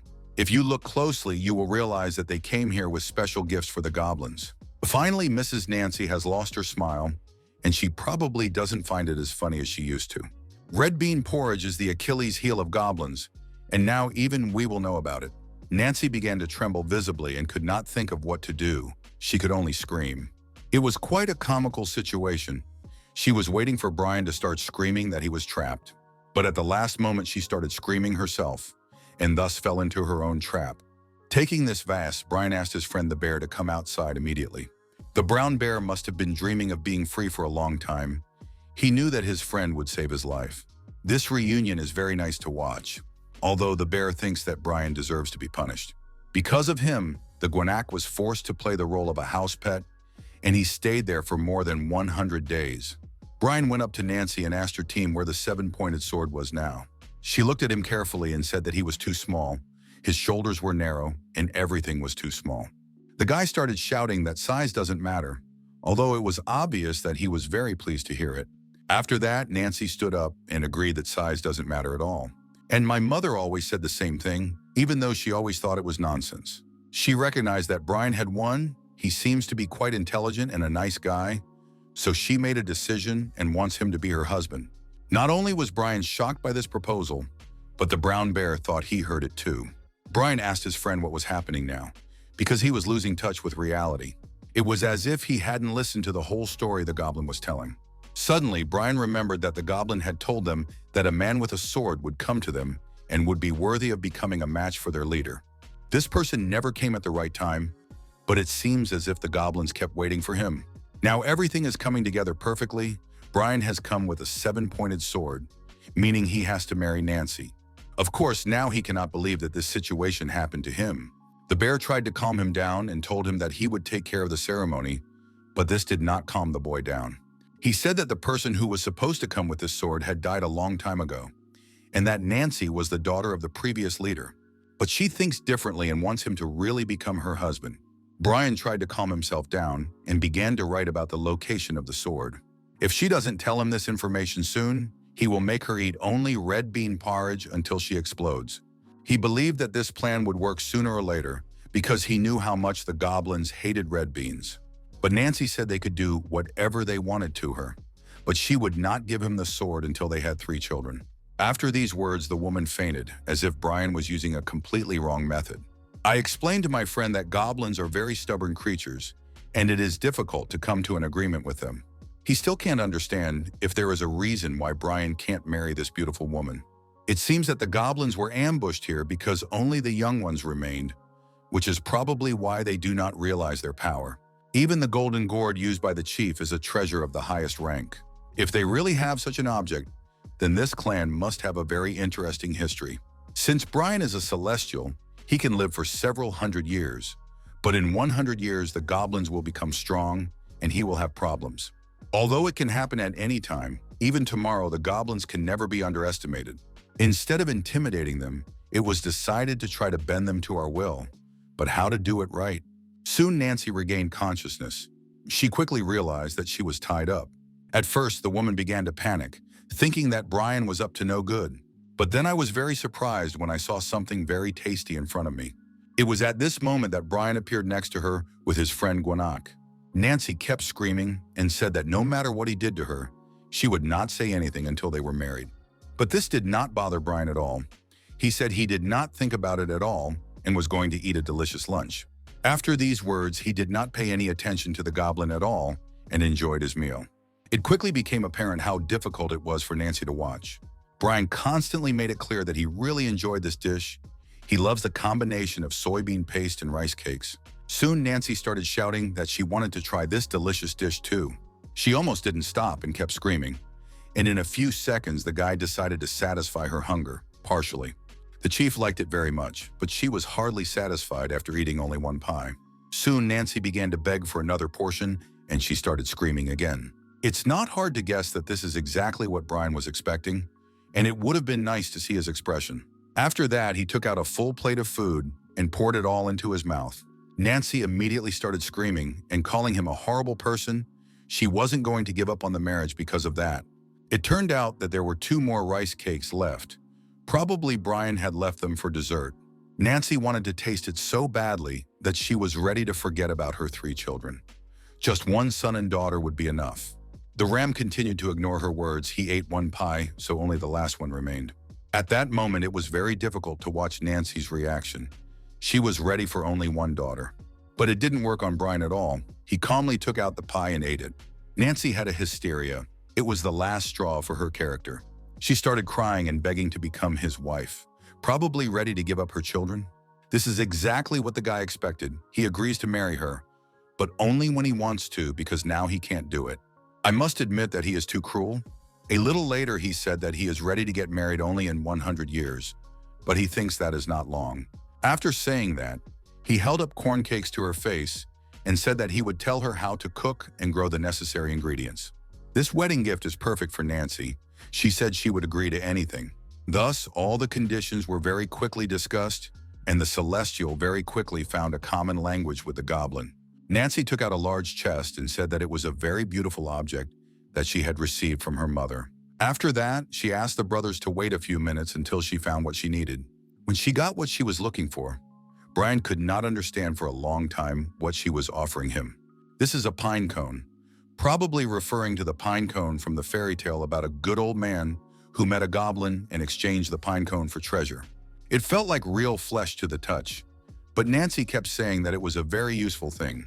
According to rumors, the main character of this fairy tale was a famous singer of the time. Usually goblins always give people what they want so badly, but in return, they take away their greatest talent. In this regard, goblins are very honest in their desires. They have invented a method that allows them to give and take even non-material things like talent. People wouldn't give something like this away so easily. And of course, no one wants to give away their talent. These cones are proof that a person who has faced difficult situations has decided to exchange their talent for help. The bear assured him that it was a very important thing and ordered him to stick it to himself. Her grandmother told Nancy that she had received these items long before she came to this continent. It was time to study history because the bear also began to talk about these ancient times. He also told us that the owner of these cones was a doctor who was the subject of many legends. He was known for his skills in making medicines and his knowledge of acupuncture.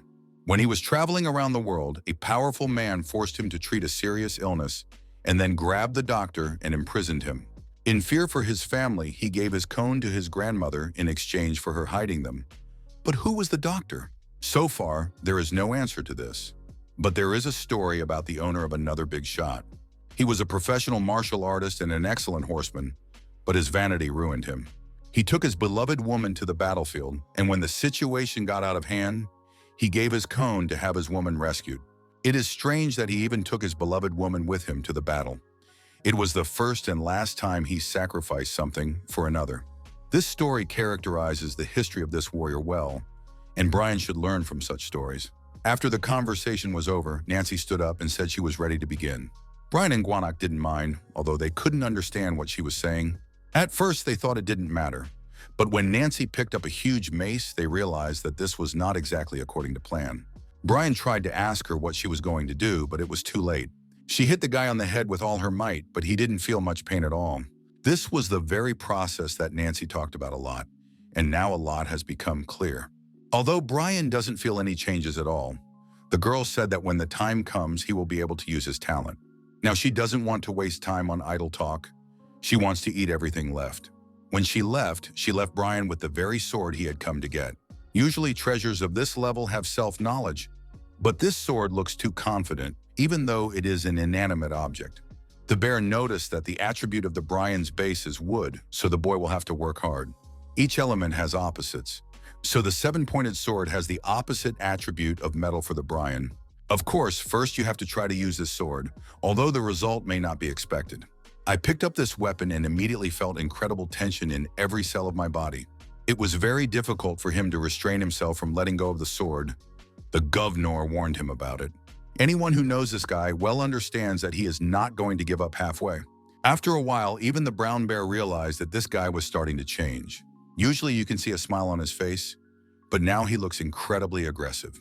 Finally, the sword calmed down and accepted its new owner, as Brian had to prove his strength.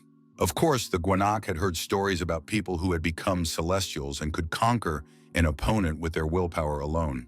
But he did not expect that Brian would be able to conquer the ultimate sword, which already characterizes him as a very talented warrior. Brian also did not expect that he would have the desire and confidence to conquer the sword. Is it really a talent of a martial artist? The guy smiled and said that now it was time for them to go back, because they had already spent too much time here. After spending a long time in the imaginary space of the sword, the heroes were happy to return to ordinary civilization. Now they can enjoy what they were so used to before. Brian and Gwanak decided to stop at an internet cafe to have some fun and relax. From the beginning, they planned to go straight to Guanakshan, but the driver said they had too much energy, so he would have to drop them off halfway. After the first use of the sword, Brian was full of energy, but then he felt that he had almost no energy left. In the battle with this girl, he spent a lot of energy, so I had to stop in a town not far from this mountain. Nancy wanted to go with him because she has a great sense of responsibility, but Brian refused to help and promised to return. More than 7 months have passed since the battle in the Eastern Sea, but people do not stop talking about it. This is probably due to the unexpected invasion of the sons of the Dragon King of the Eastern Sea, which is rare to see. Many people began to accuse the dragon's butler of interfering in their own affairs, but the dragons did not agree. A month later, the Dragon King began to justify the actions of his sons, and then he apologized and said he was wrong. Of course, both sides of the conflict knew that these were just empty words. Also, no one could understand why the dragons of the other seas did not comment on the situation or show their position. Surely they are not on the side of the Eastern Sea at all. It seems as if they are ignoring these dragons. Although the three Dragon Kings do not communicate well with each other, they still always unite when they encounter humans or celestials. It is illogical that they are leaving this situation without their attention this time, as if they are to blame for it. According to rumors, the Beowulf informed the Masters that he would stay on the Korean peninsula and would certainly take part in the war in the East Sea. This probably has something to do with the oath he took many years ago. This warrior is strong enough to drown out the resonance of a seven-pointed sword with one blow. Brian must be very careful because this master will be looking for this sword. Now the Eastern Sea is completely cornered. People talk about them too badly. After the time for internet games was over, Brian said they should go to Mount Guanachan. He is now considered either to have been with him or to have died. So if he returns unharmed, it will raise suspicions. That's why he wants to calmly observe the situation from the outside, and he has a peach tree to take care of. The bear also wants to get to this mountain to check the condition of its main body. He has been worried for a long time that he has stopped feeling the energy of his body since they entered the place where the goblins live. He hoped that the connection with the body would be restored when they returned, but something must have happened to this body. So it turns out that more than 7 months have passed since the connection with his body was broken, which is very important. But he only said this now. Brian immediately grabbed his friend and told him that they had to go to Mount Guanachan immediately. The decision was made in a second, and soon they were both on their way. When they got closer to the peach tree, they saw that huge bees now lived there. It is still difficult to understand how these insects were able to penetrate the peach tree barrier. It doesn't look like the barrier has become weaker. Perhaps it wasn't the bees that broke through the barrier, but the tree that called the bees. Gwanak saw a pile of leaves in front of a tree, which usually never happens here. He began to rummage through the letter and saw something shocking, i.e., his own body. Then even stranger things began to happen, because at that moment the bees became 100 times bigger than I usually am. It is unclear what caused these insects to mutate, but we need to act very quickly and aggressively. In order to protect his own life, Brian used the shinobi technique, a skill he had already mastered quite well. This should be enough to stop these huge mutants. The shinobi technique attacked the bees very quickly and forced them to retreat. On the one hand, this technique really helped a lot, but the problem is that there are too many bees. While some insects retreated, others continued to attack. Even iron cannons cannot cope with so many opponents, so we need to come up with something urgently. In critical moments, the Gwanak always feels confident, which is probably why he is a legendary deity. Its fire was enough to roast these huge bees, and they are easy to kill with fire. He probably didn't think at all that he could hit a peach tree and a bee nest with his fire. If this really happens, it will lead to huge problems, and it will turn out that he has only made things worse with his help. We need to find a safe way to stop the dangerous bees very quickly and not hurt the tree.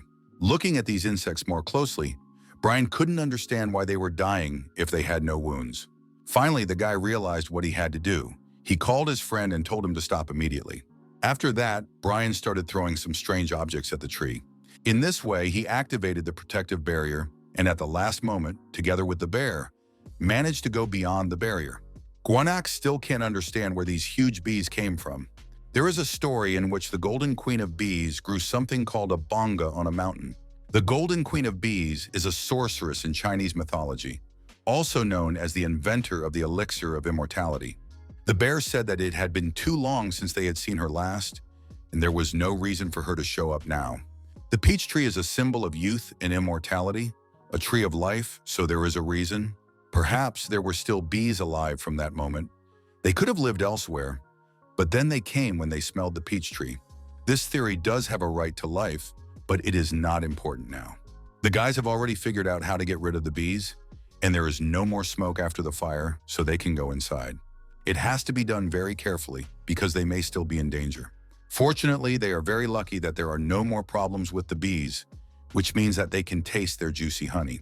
Gwanak immediately explained to his friend that this was not classic honey, it was full of yang energy. If you eat this delicious delicacy, your whole body will be filled with strength. Even though this honey was made on a peach tree, it has the smell of ordinary honey. Brian was very attentive and found the honeycomb with larvae. If they are still alive, they need to be moved to another place. There are a lot of useful substances here that can help in future progress, and I'm very curious what effect this honey will have. Having tasted this delicacy, the boy's body immediately absorbed royal jelly. His head began to clear, and his body was filled with strength. Now his ability to progress has increased, but it turned out that the honey was not sweet at all. The brown bear was very attentive and noticed that his friend's head started to glow, so all that was left was to add a halo. His horns were also in place, and it was hard to get used to this new attribute. The Gwanak had never seen these horns before, so when he saw them for the first time, he almost died of fear. Brian explained that this happened after he swallowed a pearl, but the bear said that this one could not be related. A person will not turn into a bear if he eats beef soup for 3 days, so there must be another reason. Brian also said that something else strange appeared on his body. He noticed it when he was changing clothes. The guy thinks it could have happened because of the dragon pearl, but it's not that simple. Dragons are creatures born from water, but after years of training they are reborn. The natural strength of a person is completely different, and people use other methods to become stronger. Brian became a dragon, even though he was a human before, and it's quite difficult to comment on that. Gwanak looked at his friend and said that he had become a real monster, although it was not obvious at first glance. Now it will be very difficult for him to live like an ordinary person. If he could turn back the clock, he would not touch this pearl. Nevertheless, the dragon's horns and scales have their advantages, and it is immediately noticeable that as soon as the boy ate the honey, the parts of the dragon in his body grew. If he were an ordinary person, he would not get any special advantages, and maybe one day he will even become a real dragon. Brian looked at the honey again and thought that he needed to eat more of it to get the effect. If you leave the larvae alone, they will eventually grow up on their own, and when this happens, you can collect more royal jelly. While these larvae are growing, Brian can spend his time learning new techniques. He was very lucky because the first elixir he ingested was a gongxing extract, meaning it had the energy of nature inside it. At the beginning, Brian had an unclear foundation, but after learning the techniques, it changed. Because of this, he had to absorb elixirs that have the attributes of a tree, and this was not very effective. So, if he starts learning techniques with other attributes, he may be able to absorb other elixirs. It's a pretty interesting idea, but first we need to find other techniques, which shouldn't be a problem. During this time, Brian has already found a lot of valuable information that he now has time to study. If they will have to hide for some time anyway, it is better to use these opportunities to train. Brian decided that the shinobi technique would be the perfect place to start, and it would be easier to get started. He already has 3 items that have the attribute of metal, including a 7-pointed sword. Everything seemed to be going well, but it turned out that Brian was upset about the jade bowl because he couldn't get it. These thoughts have not left his mind for a long time, so he thinks about a potential way to contact Christopher. The brown bear doesn't understand why the boy is worried about this and why he failed to get the jade bowl. He asked his friend to learn to look at the world from a broader perspective so as not to worry about small problems. He knows what a flute is, and he realizes that even if he gets this item, all the items will not be solved in a few seconds. That is why he explains to Brian that there is no need to risk his own life for the sake of other lesser-known people. He does not consider Christopher to be a stranger to him. They have already gone through some difficulties together and become close friends. Gwanak believes that Brian is still too young and should act carefully.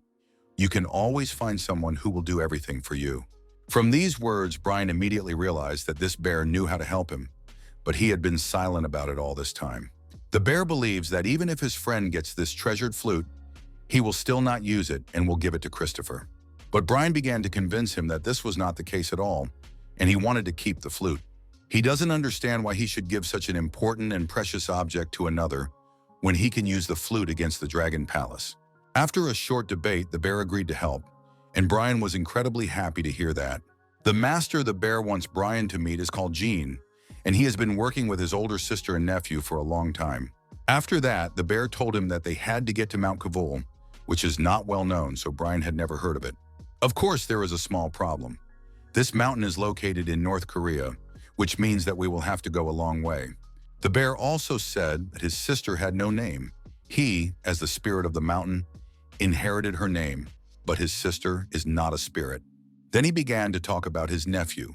His name is Wang, and he is a very respectable person. Together with Lady Pinakwa, he was one of the 3 leaders who ruled the entire Korean peninsula. Soon after, the friends traveled to North Korea. Brian never thought he would end up here. But when he saw this mountain with his own eyes, he realized that it really deserved to be called the sacred mountain of his people. At this point, the Gwanak took on the form of a human again, accompanying his friend and making sure he didn't get into trouble. Soon they finally reached the place they had been looking for so long, and it was really beautiful. The huge stone statues began to talk and said they were not ready to let uninvited guests in. At that moment, the Gwanak began to speak. He said to tell the water to pass on to his sister that a brown bear had come from Mount Gwanaksan. The statue asked to wait for a while, but the bear ordered it to move faster and take off its disguise. All this time, Brian thought his friend was just an ordinary bear, but now this guy looks incredibly noble. A little later, he started thinking about disguises, but only now he became interested in his friend's words. Strangely enough, despite the heavy rain, there were still many people outside in this village. It seems as if they enjoy the rain, as they realize that it is just a part of nature. It was especially nice to watch the children playing and trying to catch up with each other. This village is hidden behind a barrier, which is why Brian began to think that all the people here are celestials.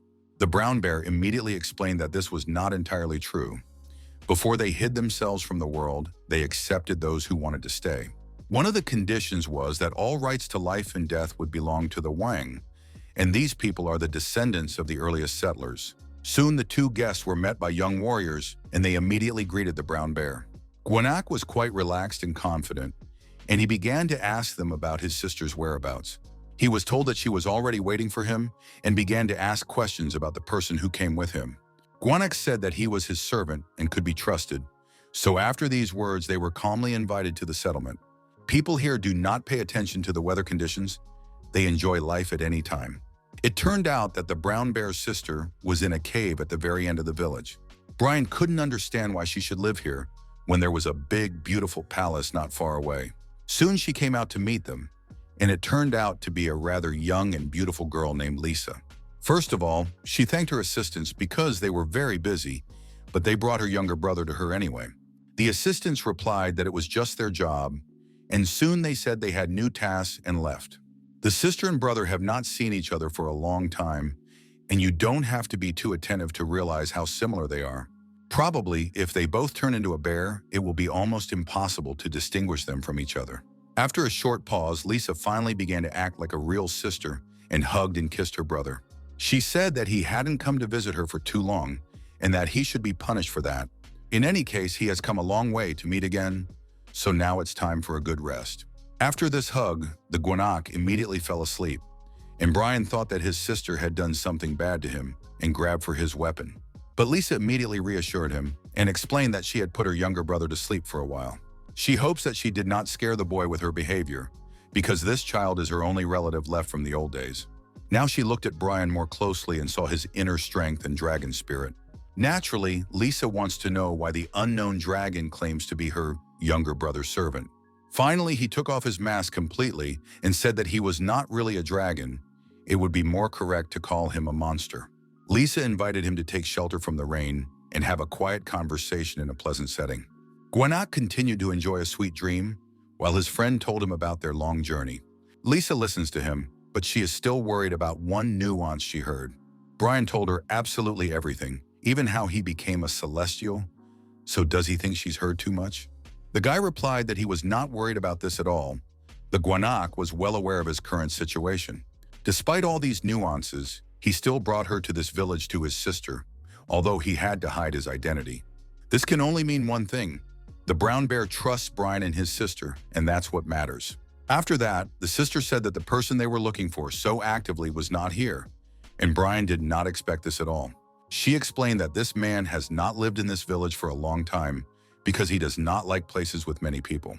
Since Brian was taking care of her younger brother, the genie will make a flute for him if a small gift is prepared for him. Brian wasn't too worried about anyone. He felt that everything was going much better than he expected. But if the genie hasn't lived in this village for a long time, then the Gwanak must have known about it. But why did they come here? Lisa decided to explain this nuance, saying that she knew her younger brother, so he probably wanted to ask Brian to stay here. The boy could not believe that the brown bear had really brought him here to ask him to become part of this village. To be more precise, the Guanak must take the throne that will soon become vacant because he is a full-fledged member of the clan. Brian immediately remembered the bear's words about the Eastern Sea being ignored. Was this a conversation about the throne of the Eastern Sea Dragon King? Lisa did not respond to these words, but it was clear that this was what she had been hinting at all along. In parallel with these events, other important characters continued to live their lives. Lady Pinocchio decided to meet with Christopher and talk to him personally. She looked at him and realized that something was bothering him. Did he not like the gathering of leaders? The lady always thought that this guy would want to become a captain during the offensive on the Eastern Sea. When the sons of the East Sea Dragon King disrupted the battle, they caused serious damage to the pavilion of Lady Pinafore. Because of their actions, a huge number of innocent people died, and Christopher cannot forgive them for this. He is very angry and is sure that the dragons must be punished incredibly cruelly, even if it costs him dearly. The lady reminded them that they had always been their enemies, and they must immediately destroy all dragons without exception. He was worried about the children, but she told him that if he started talking about it again, she would never appoint him as a commander again. The reason why talk of a new Dragon King has started is quite interesting. If a seat becomes available and is taken by a puppet of one of the factions, the consequences could be catastrophic. Luckily, dragons are rare, so he won't have an easy time finding the right candidate. Lady Pinafore cannot let someone else take advantage of her, so she must quickly find a new dragon to control. Now it becomes clearer why everyone is talking so much about the East Sea and the new Dragon King. Brian asked Lisa to help him leave the village without being noticed, so that no one would know he was a dragon. She could not understand the reasons for his behavior. If he became the new Dragon King, it would be easier for him to achieve his goal. But even if he becomes king as a member of this village, he will only be a mere puppet in the hands of others.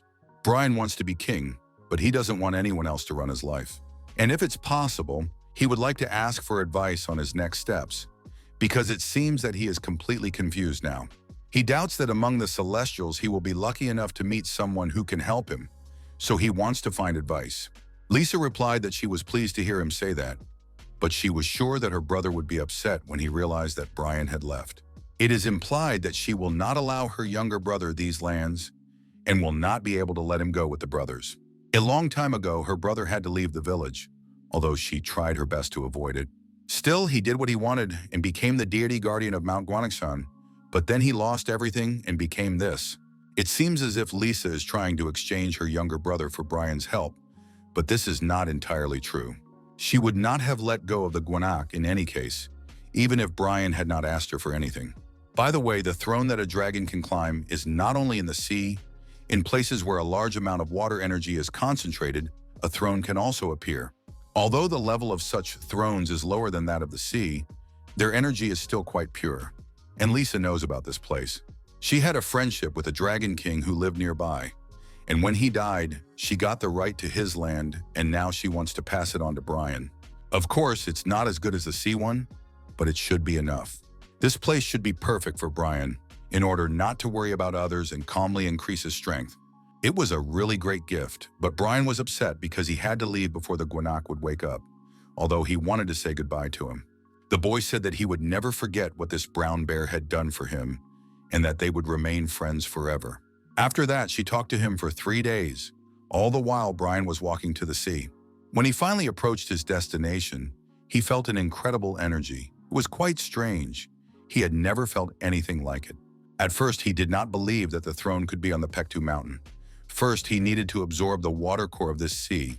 To do this, you need to jump into the water, and fortunately, Brian is a great swimmer, so it shouldn't be a problem. Recently, he has even learned to breathe underwater, as if he has become a fish, perhaps because he is now a dragon.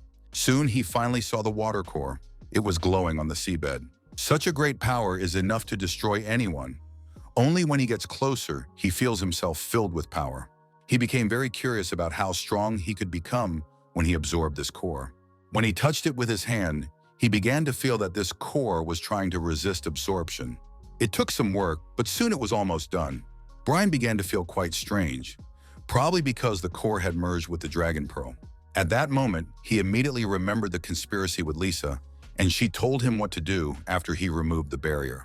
The girl said that immigrants would appear because they would immediately feel this energy. The Imugi have trained hard to become dragons, so they will be very difficult opponents. These guys came much earlier than Brian expected, but he was ready to meet them anyway. He has only heard stories about these dragons before, but he is not interested in their power because he is not going to give up without a fight. Brian has prepared for a very serious challenge. He is confident that his strength will be enough to win, but it will be difficult. The first attack of this dragon showed that the guy should not overestimate his strength. Lisa warned that the dragons had been training for a long time to improve their skills, and she was right. The dragons immediately felt a similar energy in this boy, but they also realized that he did not know how to control his own power. They believe that Brian is a miserable creature who cannot withstand any of their blows. Now they are on the way to complete transformation into dragons, and if you eat the boy now, you can speed up this process. But when they looked at him more closely, they saw the leaves of a peach tree around him, at which point they should have realized that the guy was dangerous. They were still absolutely sure of their victory and told him there was no point in resisting. After that, one of the dragons asked Brian to enjoy the leaves of the peach tree before he died. They did not pay attention to the fact that the guy did not panic at all and did not show signs of fear, as if he had a plan. The peach tree has a very important role to play today, and that's exactly what Brian is looking forward to. Using his powers, he began to attack the dragons and seize the initiative of the fight. Then he remembered his additional capabilities and artifacts and was happy to use them. The dragons didn't understand how this impudent boy had repelled all their attacks in 1 second. He must not be as weak as they thought. One of the dragons even said that they should immediately retreat back. Otherwise, they would become victims themselves. Just like that, in just a few minutes of the fight, Brian was able to defend himself from the attack of 2 strong enemies. When it tried to absorb the core, it used too much force, so now it is very difficult for it. He can't stop halfway through his journey because he traded this opportunity for his friend. The dragons tried to escape, but Brian caught up with them to finish the fight. Although he has a small amount of strength left, his determination and perseverance are still at an all-time high. The monsters started attacking because they didn't understand how he got there so quickly, but now they have to think about something else. If they want to live, they must immediately find a way to defend themselves. Otherwise, it will turn them into land. One of the monsters was sure that they had an opportunity to attack because their opponent could not use the power of thunder at the moment. This probably only happens when you underestimate your enemy and then see how powerful he is. Brian demonstrated incredible speed and aggression. It was impossible to keep up with his actions. He felt that the dragons were about to meet a brutal end and that the last step was to be taken. At such moments, this guy, like a real predator, begins to smell blood and increases the pressure on the opponent. If 10 minutes ago these dragons called him a miserable snot, now they are ready to beg for his salvation. One of them even started to run away and left his brother to fend for himself, all in order to survive. This dragon hoped to become the future king of dragons, but now he realizes how far he is from this dream. He forgot about his brother and tried to run away. But when Brian is motivated, it's impossible to run away from him. The plant Brian used to defeat the 2 immigrants is called Chinese black bamboo. Even in ancient times, it was believed that it could be used to fight dragons. And if you pierced their body, the dragon would soon lose its vitality. A little while later, Brian saw that he was standing above a rather beautiful house that caught his eye. It wasn't long before he finally realized that he was looking at the dragon's court, even though he hadn't seen it before. Probably this house manifests itself only when the owner of the watercore approaches it. The monsters were still hoping to be saved. They said I would do whatever he wanted if he let them go. It was difficult for them to endure this pain. Brian understood this and decided to take advantage of this opportunity. He wants to make sure that no one else is here, but it turns out that the guards of the dragon's palace are here. There must be 5 of them. They are probably hiding now before they attack. The Amugas appeared immediately after the barrier was removed because they are associated with this place. They used to be the servants of the owner of the city. But he died 600 years ago, so they trained for a long time to take his place. If they were really a servant, they should know the place, so they can be useful in the future, as they know where valuable things are.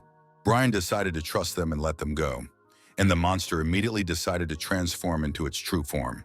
To begin with, he let only one of them go, and it turned out to be a girl named Dorothy. He told her to follow him and show him the place, as well as tell him about all the nuances. Finally, she looked at her brother and said in a quiet voice that they were very lucky to be alive.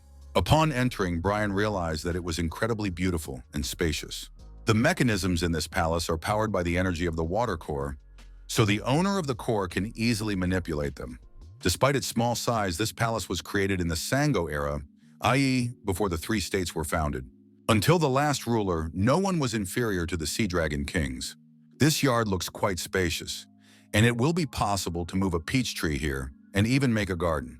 A little later, Dorothy showed us the place where the treasures of the Pektu Palace are kept, and only the owner of the core can open this door. That is why the treasures have remained in place for many years, but times have changed. Since Brian became the owner of the water core, he was able to open this door with ease. He went inside and saw something very large, and at first he did not understand what it was. He thought they were ordinary books, but Dorothy explained that it was a martial art. This is the hidden technique of the White Sword King. Creatures like him must actively train to become dragons. Most of them are just observing or looking for an experienced mentor to guide them. Dorothy and her brother were mentored by the previous Dragon King, but then he died, so they never got to become dragons. If everything she says is true, then they will be able to become dragons by mastering this technique. In this case, Brian can use them and manipulate them as he wants. He said that he was ready to let Dorota learn this martial art, but in return she had to become his servant. She agreed and was immediately tasked by her new boss to get ready to welcome the guests. Looking at this girl, he realized that she looked very familiar.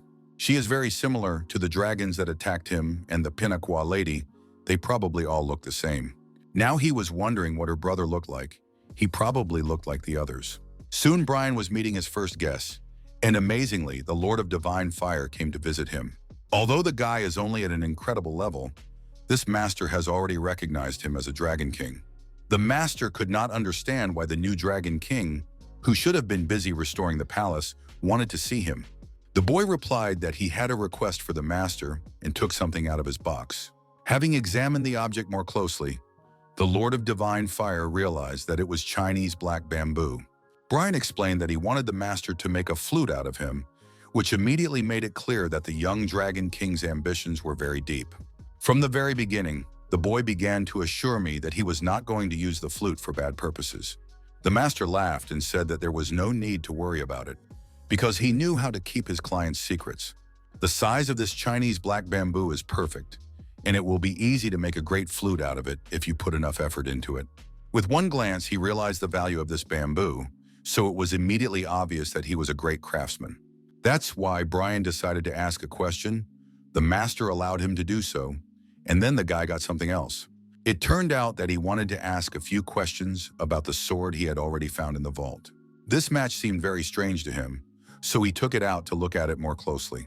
As soon as he picked up this sword, he immediately felt an incredible aura emanating from it. Brian had no anger or resentment, but as soon as he took the sword in his hands, he had a desire to cut someone to see them bleed and die. This is called pure intent to kill, and that is why this weapon was so interesting to the young Dragon King. He could use this weapon, but he feels that he will not be able to master this sword 100%. The master took him by the hand and told him that this sword belonged to a completely different land. As soon as the master grabbed the sword, Brian immediately began to worry that the situation would not get out of hand. Brian could not control this weapon even with all his efforts, but for the master it was not a problem. This is what a true Lord of Divine Fire means, and now it is clear why legends are made about him. This sword is a terrible weapon that was made by the dwarves of the Northwest. It can endow its wielder with enormous power, but if you are not careful, the sword will only bring death to its wielder. If a boy is worried about the power of this sword, he can be subdued by making a special place to store this weapon. As long as the sword is there, there should be no problems. But if you take it out, you can feel all the lives that this sword has taken. We must also remember that no matter how hard Brian tries to subdue it, this sword will only calm down when it smells blood. When everything is ready, the master will return to the Bryans, but for now he has to take care of business. After saying goodbye to the Master of Divine Fire, Brian continued to study the chronicles from the vault. He was sad that there were no Guanakas here, and his help would have been needed now, because this is an ideal place to study something. He believed that while he was preparing the flute, no one would interfere with him, but it turned out quite differently. The new Dragon King was approached by his maid and told that a guest had come to their palace. Brian went out into the yard and met Charles, the sage from the Mountain of Tobacco from Ballandur. Balandur is called the site of 8 sacred halls. During the Goryeo dynasty, a monk founded 8 sacred temples. In each of them lived a deity to whom people brought gifts and prayed for the country's prosperity. But in reality, everything was somewhat different. The 8 mountains were inhabited by celestials who had incredible power, so these mountains were called sacred. People began to bring various gifts there, and these people were called sages of the 8 sacred mountains. But many years later, this was canceled.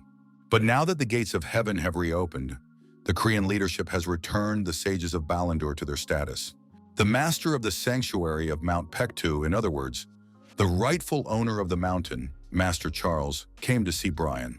The guy greeted the legendary master and said that he had to find him first instead of waiting for him to visit. The master replied that everything was fine, he was busy with his own business anyway, and also introduced Brian to his younger apprentice. When he took a closer look, he was shocked. Because he had known this girl for a long time, it was Ruth. It was hard for him to believe that they had met again, especially given these strange circumstances.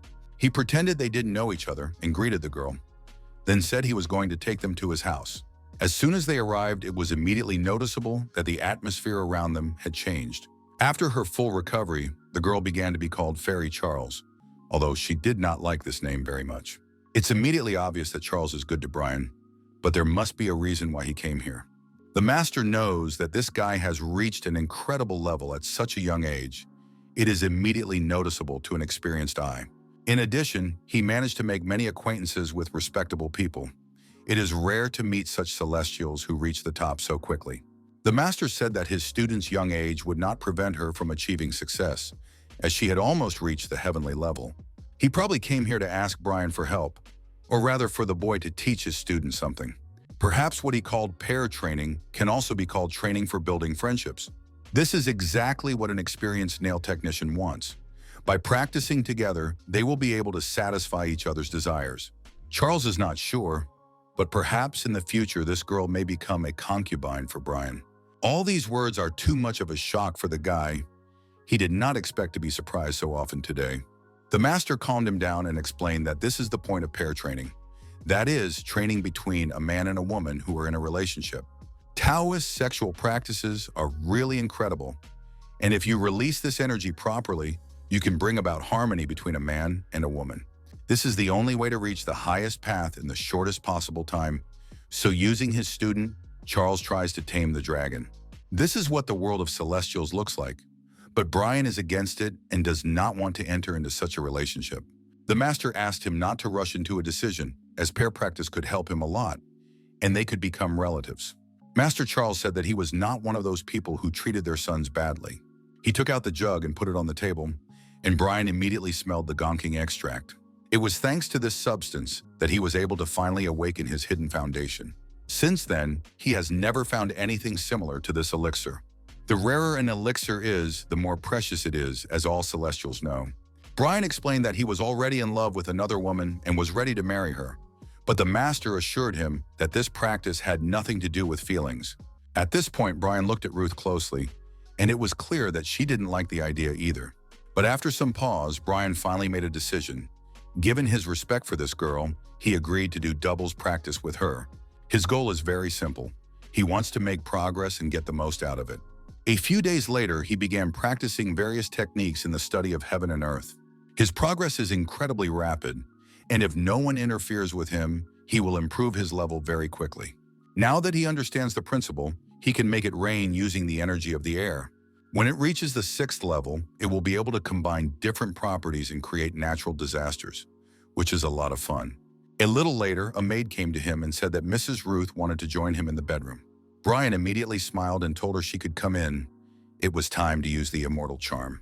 Lately, Ruth has been having a lot of different thoughts in her head, and she realizes that this is a great opportunity to become part of the Dragon King's family. The master had already hinted at what this could mean for them, and if she worked hard, she could get a dragon. He believes that she will succeed, and everything that belongs to her also belongs to him. Although she was uncomfortable doing it, she was always used to obeying her teacher and doing everything for him. A little later, she came to the Brian's house and greeted the young master of the dragon's house. She saw that he was dressed rather strangely and had been waiting for her for a long time. He believes that the atmosphere should be something like this, so he made the place a little better in hopes that she will like it. At that moment, she remembered again that she had to do everything for her teacher and thanked him for his concern. She was ready to do anything, but at that moment, Brian said he knew she didn't want to do it. He could tell by the look on her face that she didn't like the idea that such a miserable mortal woman thought she was the equal of a king. He has already noticed that she has learned to speak well, but does she really think that the Dragon King is willing to give away his most valuable treasure? If he says that she can get the treasure only by turning away from her teacher, will she agree to it? It seems that Brian knows that Charles's position has deteriorated recently, and so he deliberately wanted to make this girl angry, and he succeeded. She said that if he continued to insult her teacher, he would pay for it with his own life. Perhaps this girl overestimated her strength and skills, because now Brian is on a different level. He stood up and said that a mere mortal could not be compared to the King of Dragons. He doesn't care what Charles thinks of him, because he is the Dragon King and this is his butler. She can do absolutely anything she wants, but she cannot harm him. After saying this, he ordered his dog to calm down and asked the girl to follow him to show her another way. At first, she was unsure whether she really needed to do this, but she was still interested. When they went into another room, Brian offered her something to eat. Ruth was visibly nervous because she did not understand what he was up to and what he wanted from her. It seemed to be some kind of pill. Soon he told the girl that it was a pill to preserve the energy of the 8 treasures. It's strange because it's a very common medicine that she doesn't really need right now. But why did he offer it to her? If you take a closer look, the quality of these pills is different from the ones she's used to, so it won't get any worse. She was sure that she would not feel anything strange, but a little later she finally realized that she was wrong. This medicine has no taste or smell. It is different from what her teacher used to give her. In addition, the wound she received from the battle with the Hedi immediately began to heal, and she felt an increase in energy in her body. Is it really possible that such a basic pill can affect the heavenly level? But what is the trick? Brian smiled and said that the trick is in the right ingredients and skills. He is a true master of this business. He knows that her teacher is a very cunning rival who is hard to ignore, but Brian was not going to get intimate with her. He is ready to suggest that she pretend that they have become closer to each other so that her teacher will think so. She is afraid that he might guess about it, although she didn't think about it at all when she took the medication. Brian offered to give her this medicine in the future, but in return she should give him gong ching extract. She began to doubt, but her doubts would dissipate as soon as the energy of the air began to increase. Soon the girl said she was ready to agree to these terms, but she had one condition. She is well aware that gonging extract is very valuable, so she wants to know how the Dragon King will use it. Brian started laughing, wondering if he used it wrong. Would she start crying and tell the teacher? The girl replied that he didn't have to worry about it, and that the whole conversation would remain between them. He said that there was no more time for idle talk. They had to get down to business and drink alcohol. It was at this point that Ruth started to get really worried because she realized she had made a mistake. As soon as Brian tasted the drink, he immediately felt that the effectiveness of the drug was decreasing. He has no choice but to increase the dosage, which should be enough for practice. But for this, you will need to add a little alcohol to this extract, then the result will be excellent. It's as if Ruth has had too much extract with alcohol and now she can't stop. He explained to the girl that she had already drunk 2 full jugs, but she replied that she could drink 4 times as much. This is what happens when you mix the extract with alcohol. Now it will be difficult to calm her down. She couldn't stop herself from calling Brian a lizard instead of recognizing that he was a dragon. They had to call Dorothy for help because Brian could not calm the woman down on his own. Although it was difficult, Ruth soon fell asleep because she could no longer vote. Surprisingly enough, in this chaos, Brian learned something useful, and later he will decide how to use it. In the meantime, he wants to finish with gong ching extract and get its incredible effect. A few days have passed since then, and the guy's confident that everything should work. The scent is incredibly strong, and if Celestials smell it, he may find himself in a difficult position. He opened one of the barrels and realized that even one flavor was enough to get him intoxicated. It is immediately noticeable that he added fig peach, and he used the bodies of bees as a base to make the drink even more sour. He wonders whether it will be very different from the original, and in any case, he needs to check it in person. This aroma can be enough to make a person lose his mind, according to the celestial being, whose approach Brian did not feel at all. He turned his head and saw a man who said he was just a traveler who liked to drink a delicious drink. This man greeted the Dragon King and said he would like to try this drink as well. He explained that it was too hard to resist this scent. He had smelled it 10 minutes ago. Brian isn't greedy at all, so there's no problem with that. He's even willing to give the whole jug to an unknown man. At first, he did not want to accept such a generous gift, but the scent made him change his mind. He immediately liked this divine drink very much, saying that he hadn't had anything like it for a long time.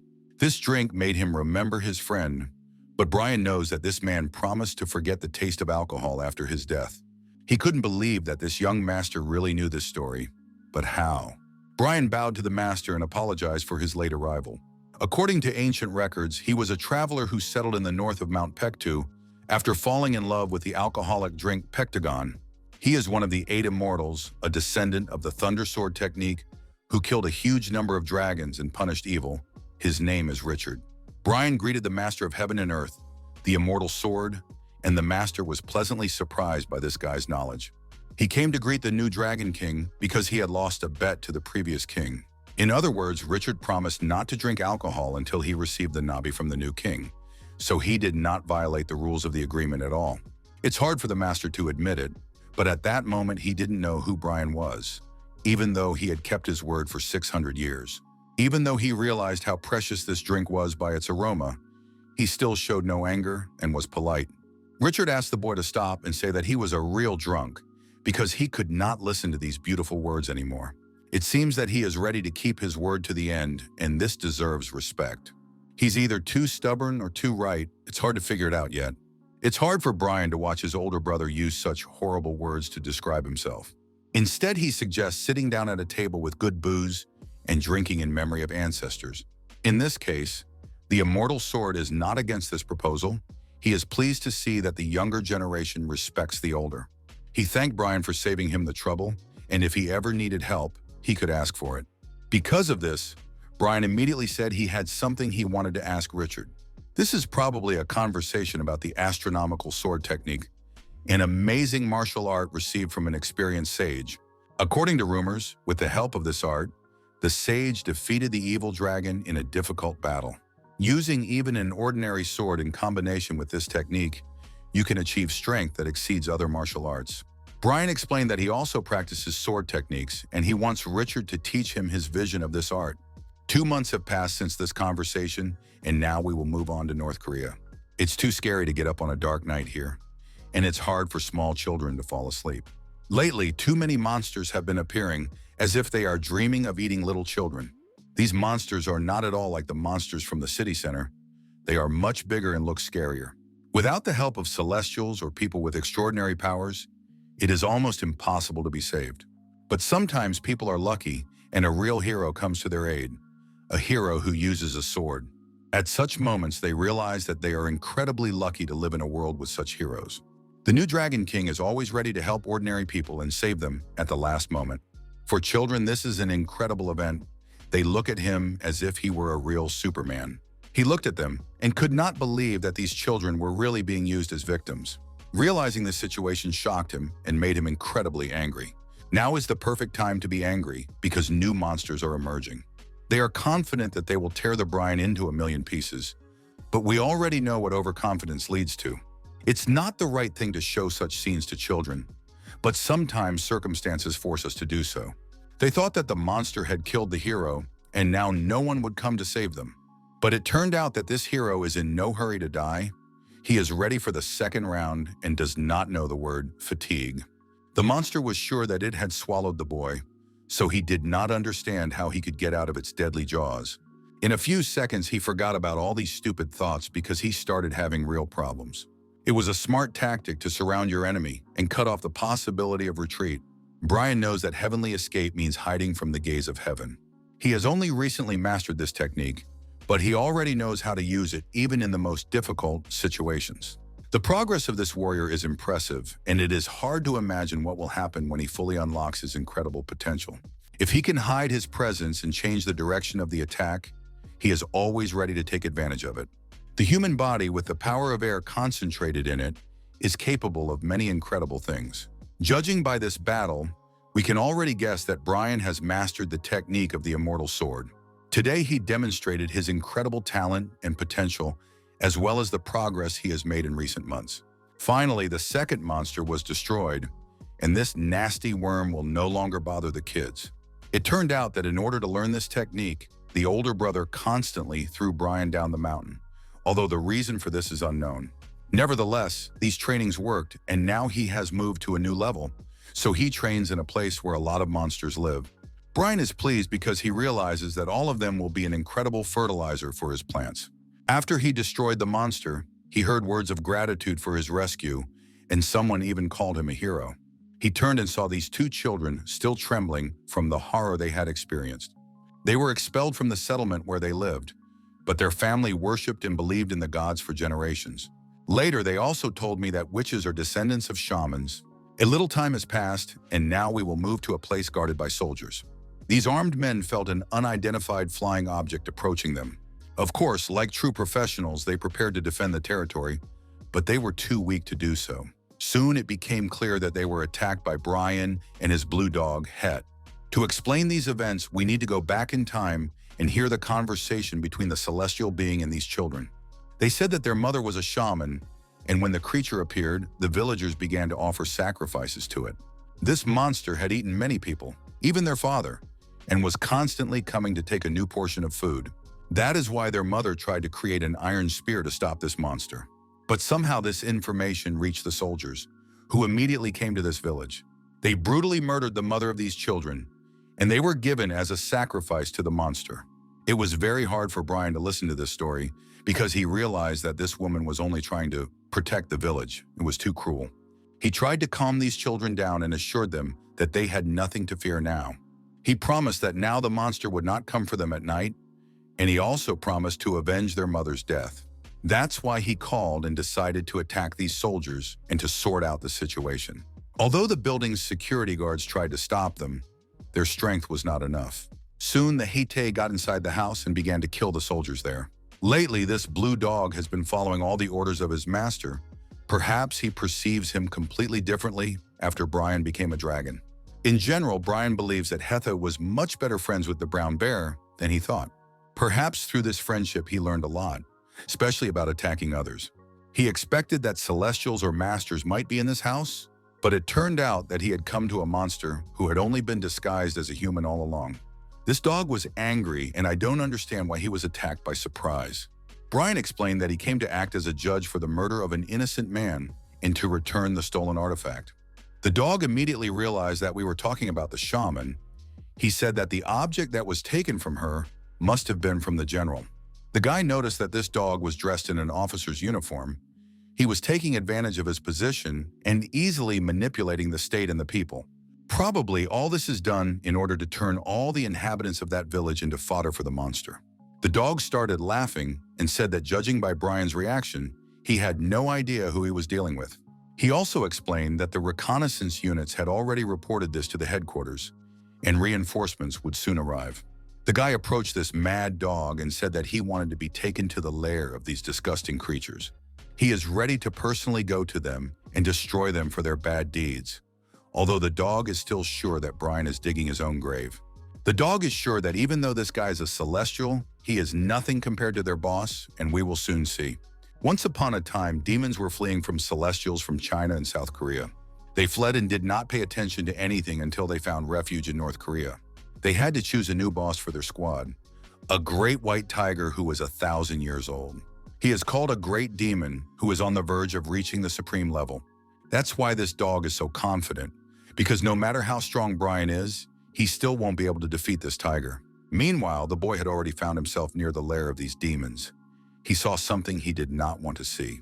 In addition to pretending to be part of the human race, they openly engage in cannibalism. It's horrible, and Brian is ready to punish each and every one of them for this behavior. With his new skills, all he has to do is raise his hand in the air to summon a tornado. He ordered the Het to release the hostage so that he would also be punished. Of course, we can say that this is a rather harsh punishment, but these demons still deserve it. Soon, the great white tiger became curious about what was happening in its territory. He came out and saw that there was a petty person who thought he could judge others. This demon is called a Tanga, and he needed only a glance to stop this tornado. The demon started shouting at the guy and calling him a miserable worm who would pay for coming to his territory. After that, he called his subjects and said that everyone who was hungry could eat human flesh. The tiger said that he also wanted to taste this guy, but at that moment the weather changed. It seems as if the heavenly powers have intervened and sided with the Bryans, but it's not the sky at all, but his new techniques. A little later, the demons saw some large reptiles approaching them. The big white tiger quickly realized that he would now have to fight against the immigrants. After all these battles, Brian was getting hungry, so he asked his assistants not to keep him waiting too long. This battle was over very quickly, and all that was left was to collect the corpses. And we'll see what Dorothy's brother looks like. This guy looks quite old, but he's ready to do all the master's errands. His name is David. Brian thinks he's a very interesting person, and when he sees his boss drinking alcohol, he says he reminds him of the old Pektu king. After talking with his assistant, Brian went to look at the trophy left by the demons. He saw a supreme spirit that eats iron and is able to drive away evil demons. The guy decided to play a little with this little monster, but it could cost him his fingers. After that, a Hedi approached him. They look quite similar, so they might become full-fledged friends. After being left with his sister, this dog looks a bit sad, so it will be useful for him to find a new friend. After that, Brian took them both to his fan, where they will always be together. The guy was satisfied with the successfully completed mission and said it was time to return. He is well aware that he cannot leave the house of the Dragon King unattended for long. When he returned home, he realized that he had no right to make such mistakes anymore. It looks like this dragon's house has turned into a tavern, and it's hard to look at. It seems that Ruth and the Immortal Sword have become real drinking buddies, which is interesting because she doesn't know the teacher's true identity. Brian also left the children he saved from the monster in this house because they were not too worried and were looking forward to his return. The king greeted the children and said that he had brought them their mother's things, which was all he could find. The children were very pleased that at least something of their closest person in the world remained, but of course, this will not bring their mother back. These things are very precious to them because they are a real family heirloom of their home. Their grandmother received this item as a gift from an unknown person a long time ago. She said that if these items are preserved, family members will always receive help in times of need. Unfortunately, when their mother was in danger, they could not take advantage of it. This is because they lacked the knowledge and skills to use the spells written on these relics. Brian said that he was willing to try to help them learn how to do this if they would give him the items. The children had already trusted this guy, so there was no problem with that, and he could try to activate the spell. Although these things have belonged to members of this family for their entire history, the children have never seen these items activated. It's hard to compare this effect to anything else. It looks so incredible. He said that it was very similar to a signal light talisman. He had already used something similar before, at the beginning of his journey as a celestial. But the problem is that the person who gave this subject many years ago may forget about this signal. Suddenly, everyone felt the wind speed up. Did the owner of the mascot come so quickly? Brian looked up and saw a woman in a suit. She told him to immediately release the talisman's descendants. Otherwise, he would face severe punishment and death. This meeting turned out to be unexpected, so Brian decided to calm the girl down and said that there was a misunderstanding. He offered to listen to his words first, and of course he greeted the wilted flower of the sura, Carol. The children looked at this girl as if she were a real deity. She also could hardly hold back tears when she saw how upset they looked. Soon, Carol broke down in tears, apologizing to the children for not being able to help them. The girl asked them to follow her and promised that now they would have lots of nice clothes and delicious food, and she would teach them martial arts. She felt guilty towards Brian, but he assured her that it was nothing to worry about and offered her a rest and a good meal. Since it is in the uterus, she cannot recognize it either, just like Ruth. He quickly switched to a water-based one because a wooden base is rare and could give away his identity. Brian wants to understand what exactly connects this girl to the mascot, if she is really that old and has such a question. Carol asked that the children be taken to another room and given a chance to rest in peace. After that, she could talk to the owner of the palace and tell him about the place where she was born and lived as a student. In her village lived the Princess Bari, who is considered one of the 3 deities of the Korean peninsula and is located right after Lady Pinakwa and Wang. She was treated as the boss of the shamans. The princess had a hard life because all her relatives abandoned her, so she made Carol her assistant. The princess was incredibly kind to her assistant, although Carol does not even understand how she deserved it. But nevertheless, the princess did not want to return the key to the Sichuan garden to her, so Carol got angry and destroyed the garden. Now this girl would like to bring all these monsters to life again and destroy them with her own hands. In general, she was unable to return the key, so she stayed to repay the debt. It was then that they first met, Carol and the ancestor of these young children. This woman was a shaman. She studied with an experienced shaman from that village. Her name was Gem. She was a nice and kind woman, and they became friends, but then an unpleasant incident with a key happened. The key was made from a branch of a sacred tree, and to repair it, Carol decided to perform a ritual at the waterfall. This waterfall was filled with the element of water and yang energy, but the key was missing. The search failed to help with this problem, and after that, the princess of the bar accused the gay man of stealing the key. The princess believed that no one knew where the key was kept except the gem, but even if she had stolen it, she knew perfectly well that she could not enter the garden with this key. Carol decided to protest against this decision, and it worked, and the gays were released. But the problem was that during interrogations, she was severely beaten and then kicked out of the village. When the friends met again, this shaman had already gotten married and was preparing to have a baby. She was very hardworking and could have achieved a lot, but life took a different turn. Carol has always blamed herself for what happened, and if she hadn't lost the key, the story would have been different. She was never able to find the key, so she blessed the talisman and gave it to her friend. From time to time, they could see each other. It seemed that the gay man was living a comfortable life, and after that, Carol decided to leave the temple. She couldn't stay there because she was the reason why the gays were kicked out, and the key hasn't been found since. Brian took something out of his bag and said that he had found it among the children's mother's belongings. When he showed this thing to the girl, she could not believe her eyes. Carol immediately turned pale and began to tremble. Of course, she recognized the key that had been the subject of so much talk. Brian recalled the girl's words that her closest friend was very persistent and tenacious. When he was looking at the trophy, he saw two interesting books, diaries written by a female hem. Despite the fact that she could not continue to live as a celestial, her knowledge did not disappear. She wrote all this knowledge in these two books, the first of which she wrote about Pulgasari. And the second book described the mystery of the key's disappearance, saying that they tried to burn it and hide the remains. This means that these burnt pieces are the key that Carol has been looking for so long. The girl tried to understand who had done it, and Brian explained that in her diary, Gem called her mother. As soon as the boy said this, Carol was immediately surprised as if she remembered her mother. This means that the hem was not a thief at all, but only a witness to this situation. Princess Barry needed Carol, so she made Carol depend on her. Graham saw a man in red clothes trying to burn the key using the chai burning technique. And next to this person stood the one who gave this insidious order, and this person was the mother. In order to tell Carol about everything, Graham collected the remains of this key, but before doing so, she was grabbed and beaten severely. They accused her of being the one who stole the key, and it was very difficult at that moment. Of course, she realized that they would not stop beating her until she admitted her guilt. The Berry Princess was obsessed with Carol, which made her jealous of the gems because they were very close. Just when Gem was ready to give up, Carol believed her and took her away from that hell. Graham realized that if she told the whole truth, Carol would try to take revenge on everyone involved, even though it was very risky. The Berry Princess is one of the three deities. She is a very serious opponent against whom you cannot fight without support. If Carol really stands up to her and openly confronts her, then this will greatly undermine her position. That's why Gem decided to keep quiet about all this until Carol regained her former status. It is when this happens that she will be able to return the remains of this key to her sister, who has always believed in her.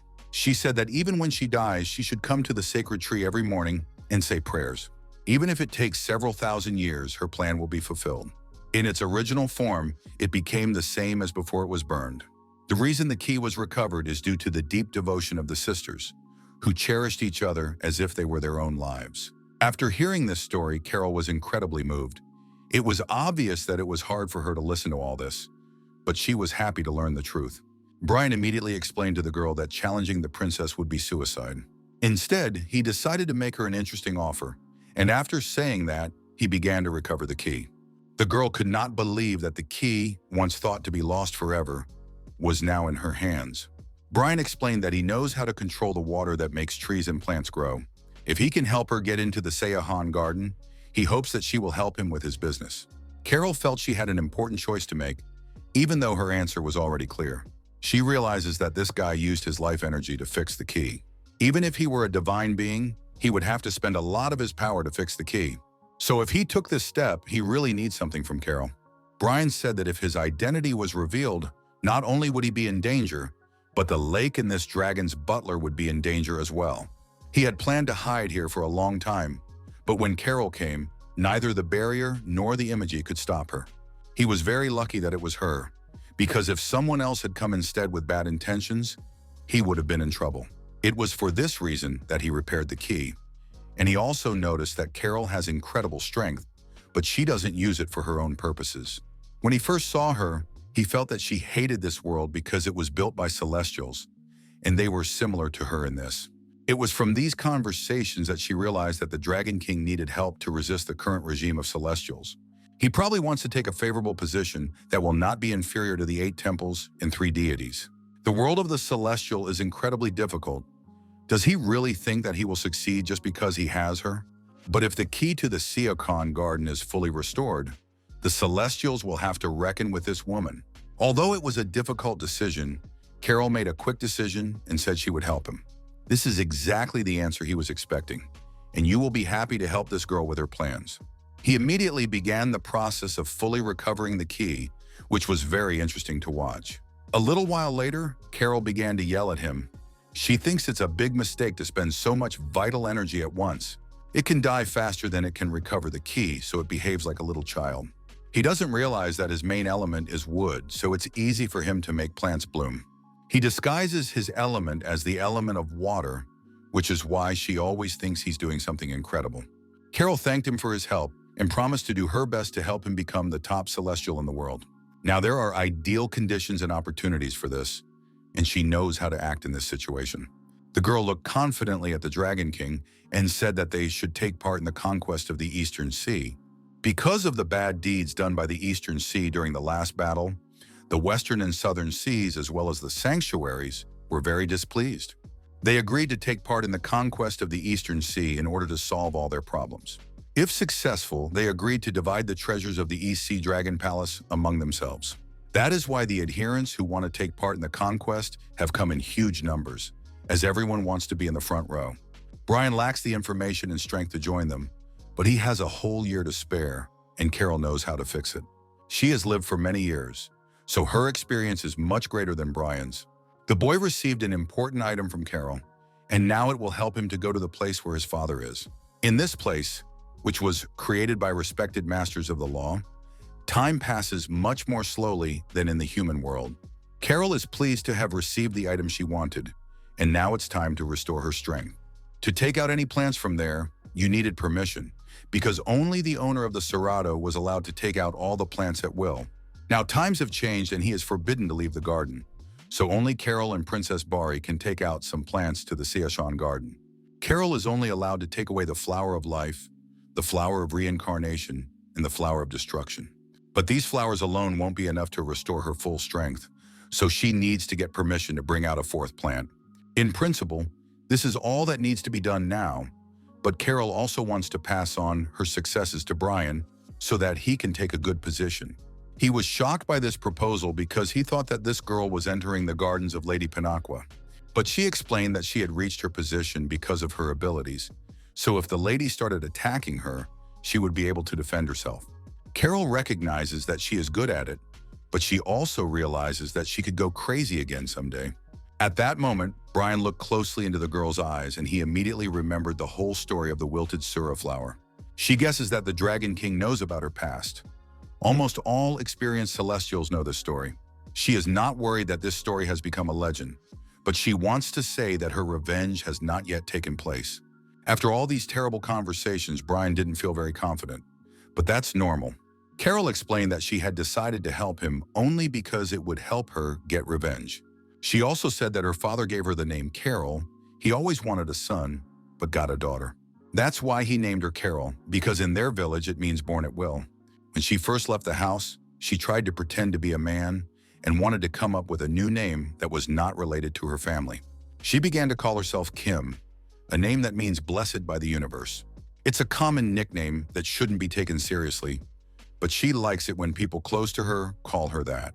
In the few hours they had talked today, he had learned much more about her than he had in the time they had spent in Lady Pinafore's gardens.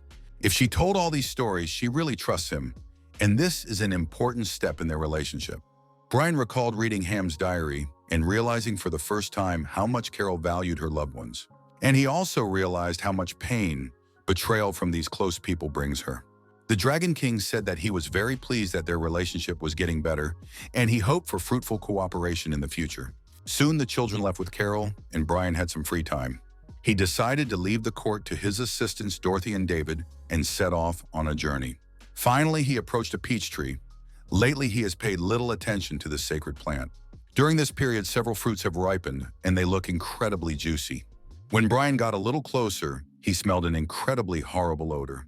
It hasn't been long since he caught them, but the smell is just awful. He was looking at the tree and enjoying the fruit, although there was still a small amount of it.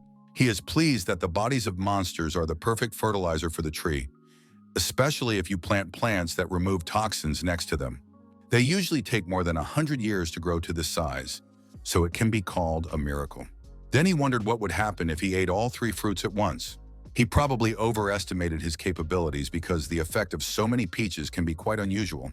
We had to remember that this was a sacred peach tree, so we had to know when to stop. Brian couldn't understand what was happening to him. His head started to hurt incredibly, and he felt lightheaded. Later, he woke up in the house and had to take several pills to normalize his condition. He took a substance whose active ingredient is menthol, which has antibacterial and analgesic effects. Then Brian realized that he shouldn't eat peaches in such large quantities because they could make him grow big horns. That's exactly what happened last time. But as soon as these horns grew, they immediately fell off. It seems to him that nothing has changed in his body and he feels the same as before. He hoped that he would get something useful from these peaches, although he was probably too greedy. At that moment, his assistant came to him and said that it was time to go to the residence of the Divine Fire. Brian immediately realized who it was that had come to see him and was very excited, thinking that the flute was probably ready. When he went to the residence of the Divine Fire, he was shocked by the state of the place. He looked around and did not understand what exactly had happened here, as if a real war had taken place. The residence of the Lord of Divine Fire looked completely different from before. Soon the Lord of Divine Fire came out to him and personally greeted the brothers. He thanked the guy for his visit and assured him that he was fine and not to worry. He immediately apologized for receiving them on the street and not in the guest room. Brian noticed a man who was very sick. There were too many servants around him. He must be some kind of powerful celestial. Judging by his injuries, he is in a critical condition, and everyone around him is trying to save his life. But who could do this to him? The Lord of Divine Fire said that he had to do everything and then come to Brian personally. To create a scabbard that neutralizes the evil power of the sword, he used steel that was impregnated with the energy of the sword. He also tried to evaluate its power, and for this purpose he tried to insert a spirit stone that has a fiery attribute. But very quickly a problem arose, and the experienced master realized that he had underestimated this sword. To suppress its power, he tried to use a unicorn horn and even a dragon's tooth, but it didn't work. After that, he invited a professional of the Western family. He is known for being able to create the best metal called buin. In the process, the Lord of Divine Fire was forced to show this sword. This professional immediately realized what kind of sword he was facing, but it was too late. This power of the sword was incredible and completely took over the mind of the Lord of Divine Fire. He completely forgot about his task and began to attack his guest. The moment he picked up the sword, his mind became completely clouded and he started attacking everyone around him. Before his death, this metal professional managed to tell us why this happened. The materials used by the Lord of Divine Fire could not conquer the sword and its powers.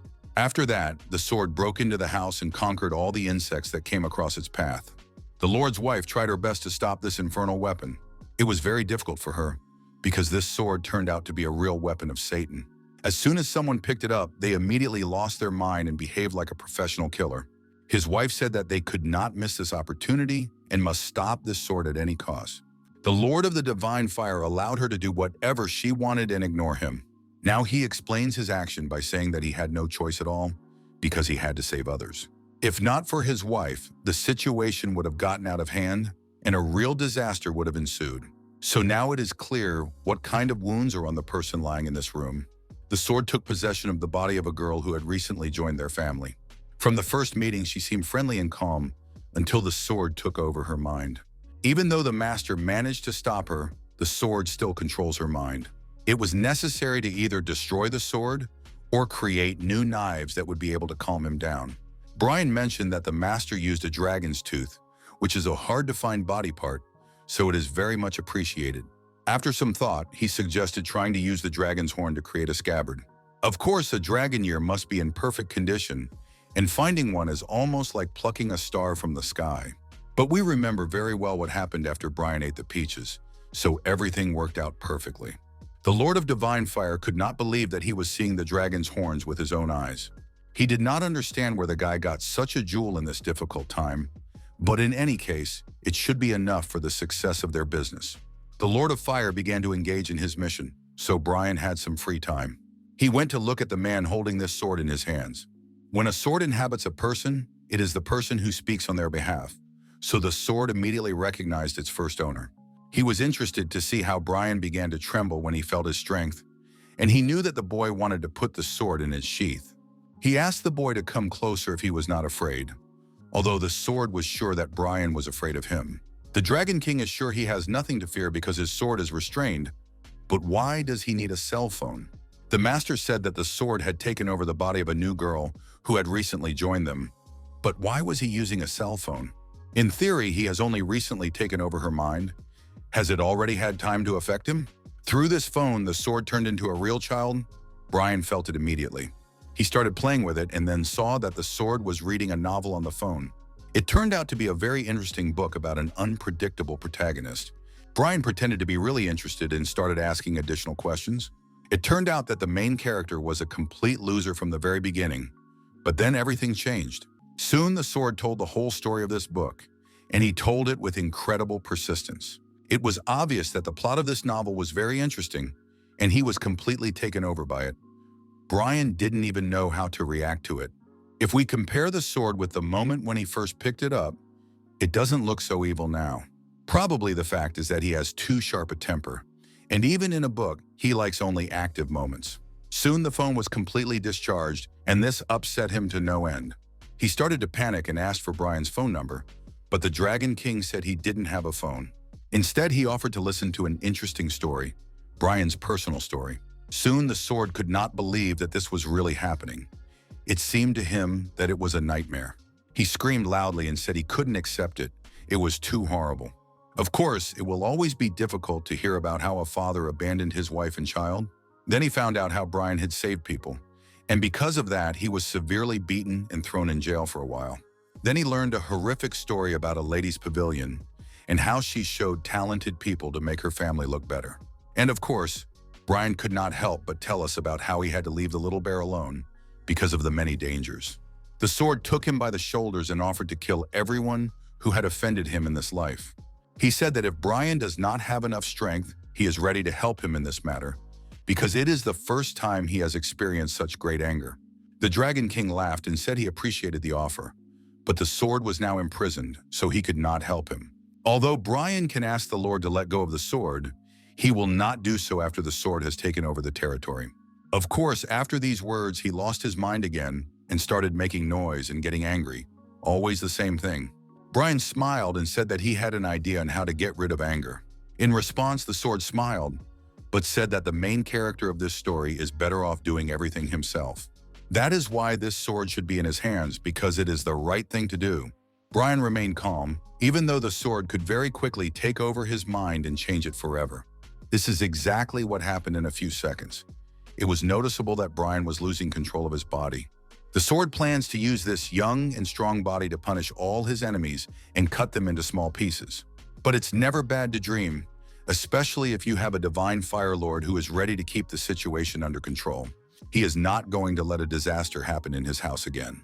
That is why he came in time to stop this hellish creature. When we talk about a hellish creature, we mean a sword, not the Dragon King Brian. A real battle broke out between them, the second in the last few days. The sword is dissatisfied with the old man's behavior. He is sure that no one else can stop him. He must be underestimating the Lord of Divine Fire, because he is a very serious character indeed. His experience combined with his strength makes him a formidable threat to any opponent. Although the sword is sure that it can withstand all these attacks, it should not underestimate the old man. It seems as if the sword was really made in hell, and that's why it feels great in the midst of fire. Very quickly, the sword began to realize that it was losing control, but it was too late to scream. This process was unstoppable, and the only thing left to do was to wait until the sword lost control of Brian's body. In a few seconds, the Dragon King lost consciousness due to the incredible stress on his nervous system. After a while, he opened his eyes and realized that this terrible dream was over. His maid Dorothy was there and was very concerned about her boss's health. He assured her that there was nothing to worry about and said that he was feeling well. Dorothy carefully examined him and realized that there were no problems, and she gave him the medicine that the Lord of Divine Fire had given him. Now the sword is under full control thanks to its placement in a scabbard. But there is one problem. It has become too loud and is constantly trying to offend its owner. It turned out that only Brian could hear all these words, perhaps because of his horns, which received this information as an antenna. The guy went up to this iron comrade and asked him to calm down and behave quietly. The sword answered him, because now the Dragon King can talk to weapons. Perhaps it was fate that after he ate peaches, he grew horns, a very mysterious fruit. The sword tried to explain that he was angry because he was imprisoned and again suggested that its owner take revenge on his enemies. Soon it was time to return home, and the Lord of the Divine Fire hoped that Brian would stay a little longer as a guest in his house. The guy said that he did not want to disturb anyone because he understood that the Lord had to repair his territory. The wise man thanked for the precious dragon horns, without which it would not have been possible to tame the sword. Brian assured me that it was nothing special, that if he hadn't asked for help, nothing bad would have happened, so it was all his fault. The Lord of Divine Fire could never in his life have thought that he would ever be able to work with dragon horns in such perfect condition. Thanks to Brian, he managed to create the perfect scabbard that can pacify even the most brutal demon sword. The Lord of Divine Fire has created his best masterpiece in his life, and he thanks Brian for this opportunity. He said that he would not charge the boy any money for this work, and Brian was very grateful. It was obvious that this experienced man was a true master, and there are too few of them left today. The master also told us that this sword has a name. It is called turfing. Soon after, they said goodbye to each other, and Brian left for his home. He was happy to finally return to his home and felt greatly relieved. As soon as he entered the territory of his house, he immediately saw Ruth. She greeted him and said that she would go with him. The guy was shocked because he didn't understand where she was going. He had just come home. It turned out that she had learned from her teacher where the Dragon King was planning to go and decided to go with them. Brian said that a wish was not enough to get to this place, but it turned out that Ruth had received a pass from her teacher. She explained that she wanted to take part in the conquest of the Eastern Sea, and it would be wrong to miss such an event. In addition, they have to train together to avoid the teacher's attention because they have long since made a contract.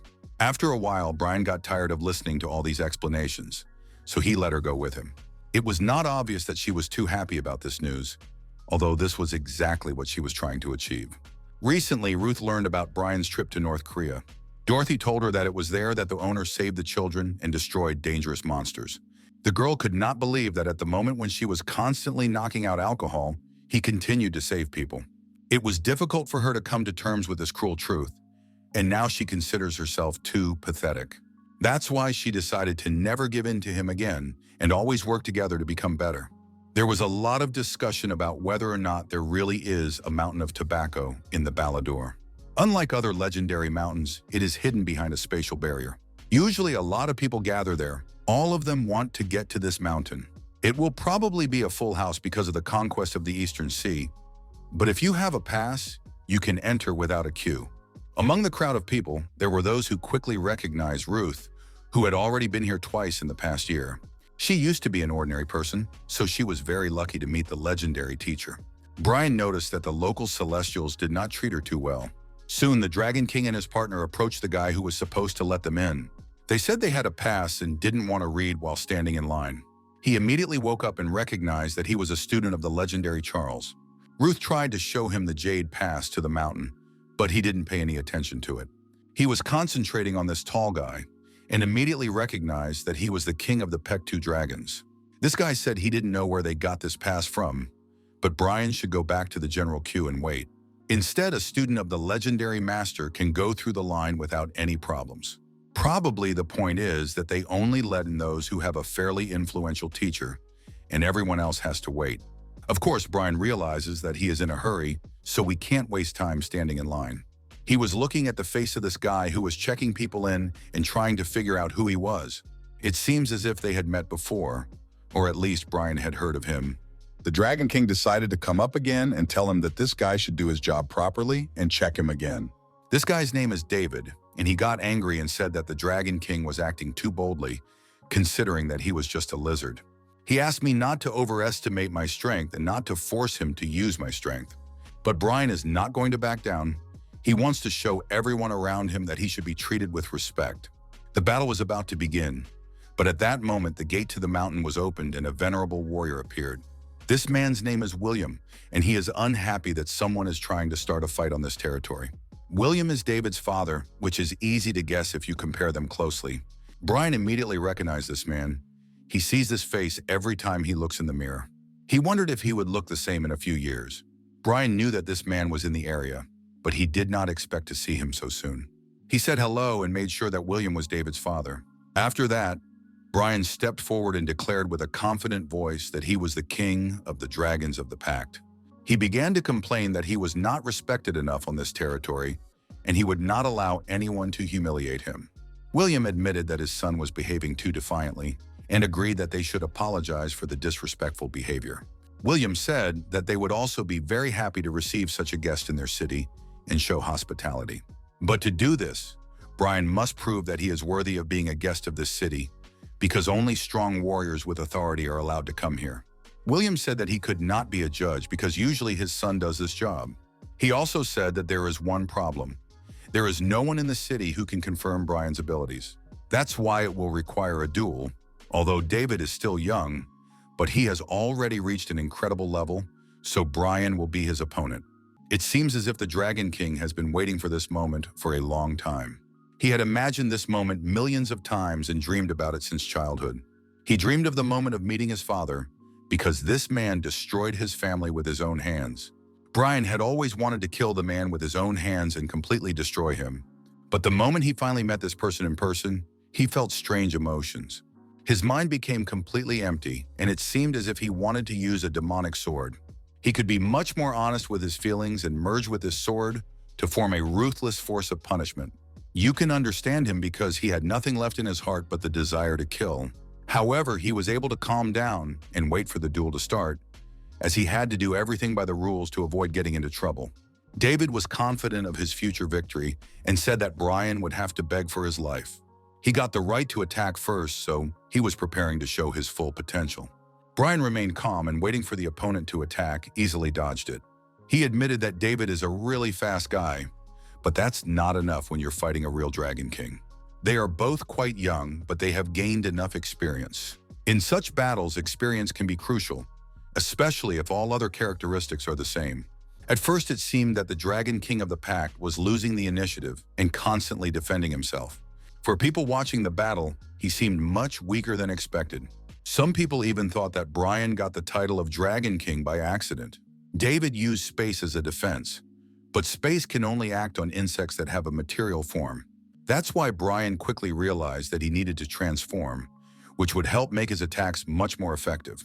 After he adjusted to his opponent's characteristics, the initiative passed into his hands. David did not understand why his defense was not working, and his father began to worry about his son. He decided to intervene and ordered the Davidians to surrender immediately before a tragedy occurred. But David wasn't going to give up in public. There were too many people around, and he didn't want to feel ashamed. He was sure that Brian would not be able to beat him with these tricks, but he was wrong. Underestimating your opponent always leads to problems, and sometimes these problems can be fatal. William was incredibly angry that Brian dared to treat his son so cruelly. He ordered his men to immediately intervene in this situation and punish this scoundrel. Brian was ready for this turn of events and did not mind the fact that there were a lot of opponents. He immediately began to attack all of them and destroy them without any problems. You could call it a martial arts lesson, as if an experienced master was fighting with children. Brian is sure that if his father had started to worry about his family earlier, these problems would not have happened. Suddenly, he noticed something strange happening. Unknown hieroglyphics appeared in the sky. His attack and these celestials are stuck in the air. He can't understand what's going on. It turned out that someone had decided to intervene in this conflict and calm the brothers down, because there was no point in continuing. The man also told the William to calm down, that they should all assess the situation. Brian quickly realized that he was facing a very serious person with great influence. This guy said that his father personally ordered him to stop the conflict and meet the guest. That is, he received an order from the heavenly king, whom no one is allowed to see, and this technique is called time suspension. Brian looked at him more closely and immediately realized that he was the Lord of Heaven and Earth, Prince Michael. The Dragon King immediately bowed before this man and greeted him. He immediately realized that he was facing Christopher's brother. They really looked very much alike. Michael has inherited heavenly blood much more strongly than anyone else in his family, and everyone around him knows this man. Also, everyone knows that Michael is the closest relative of King Robert and his first heir. King Robert came down from heaven and founded this city a long time ago. After that, he waited for the gates of heaven to close, and from that moment on, no one saw him. Some believe that Robert has become a creature that is much more powerful than the Celestials. There are also legends that this city has become his new incarnation, and therefore it is said that this city has a soul. There are many rumors and legends surrounding the personality of King Robert, but only his eldest son Michael knows the truth. William continued to shout and said that this man had killed his own son, even though David was the nephew of the King of Heaven. Given all this information, he should not be treated as a guest, but Michael has a different opinion about this. He reminded us that it was William who proposed to arrange the duel, and that under the terms of the duel, it was not forbidden to kill the opponent. Brian was delighted with Michael's negotiating skills, and he drew a very clear line between his work and personal life. Of course, this is all very well, but isn't family the first priority for every man? There is something mysterious about his behavior and manners, and he can only be described as divine. Michael looked at William and told him that if he was going to apologize, he had to hurry, because the time stop would not last long. The city's treasury contains several flower petals from the Siahan flower garden. If Brian asks for it, Michael can use these flowers to bring the David back to life.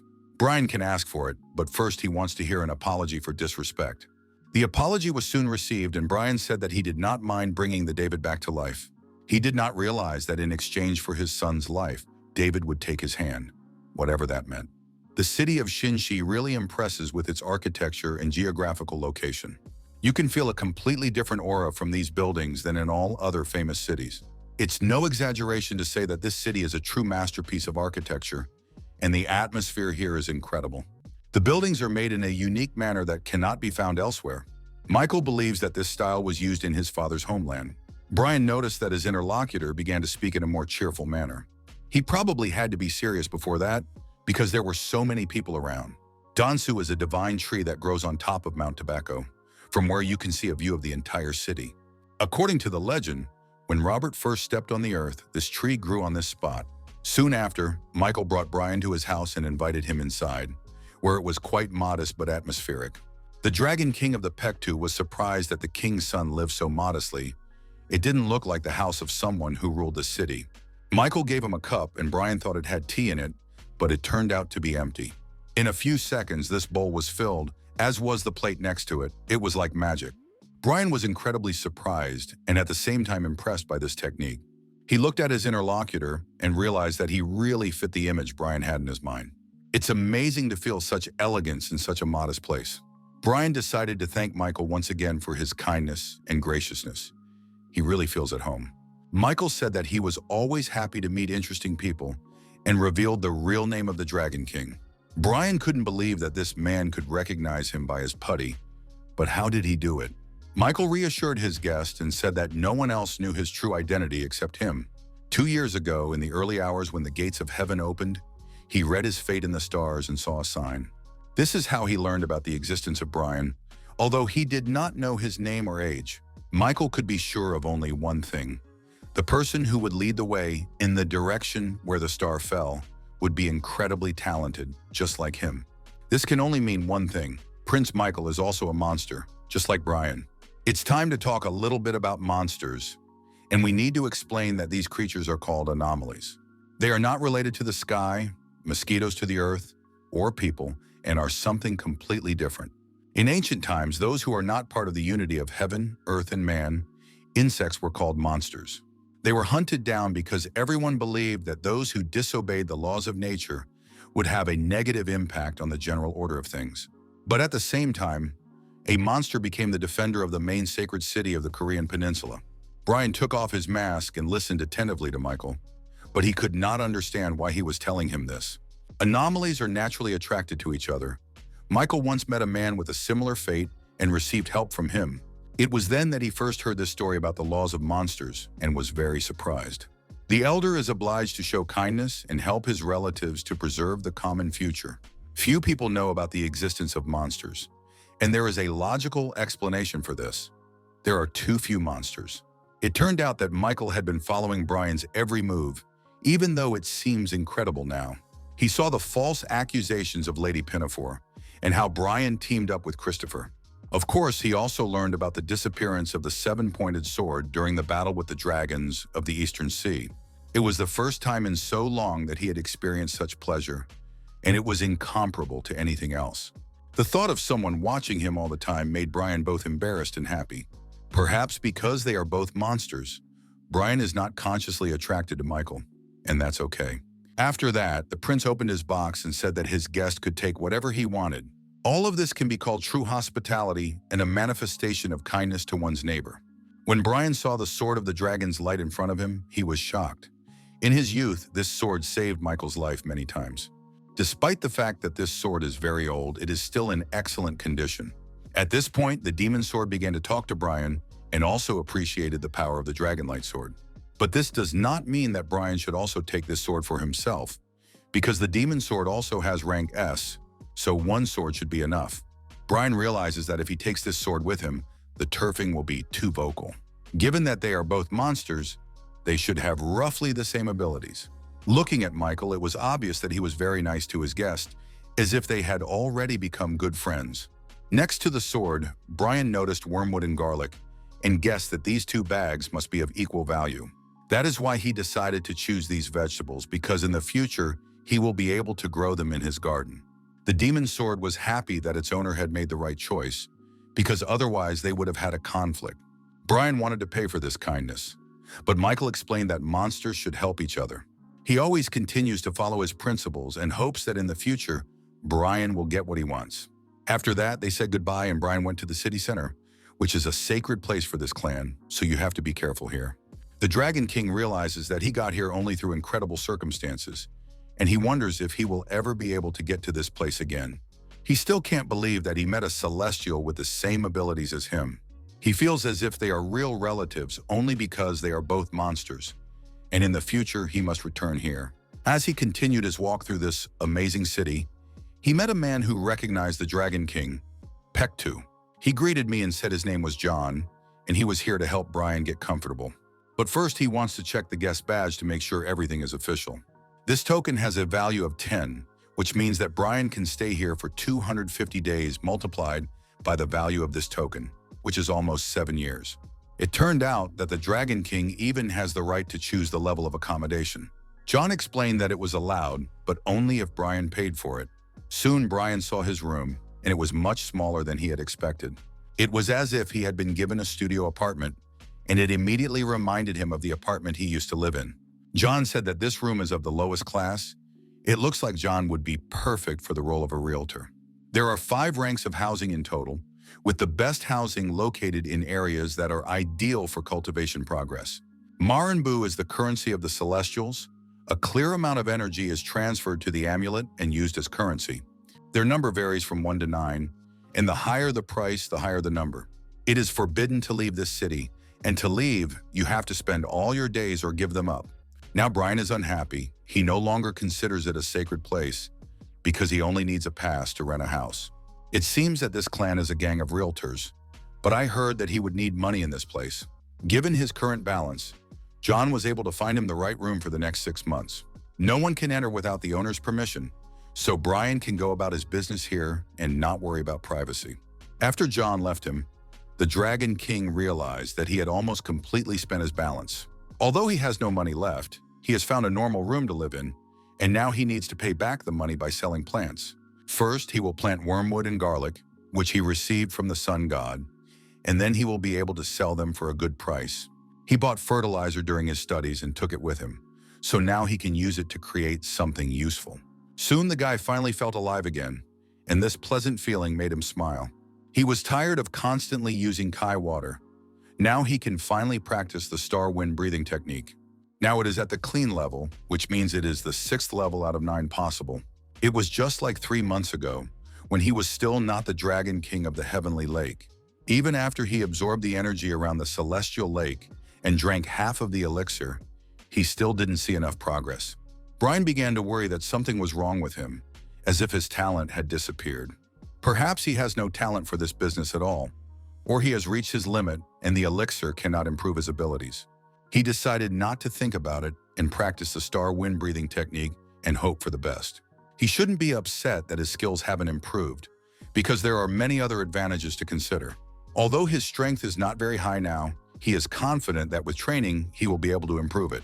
In this territory, time passes very quickly, even though he was assisted in all his affairs by the Ents. Soon, Brian began to feel as if he had been practicing the breathing technique for a very long time.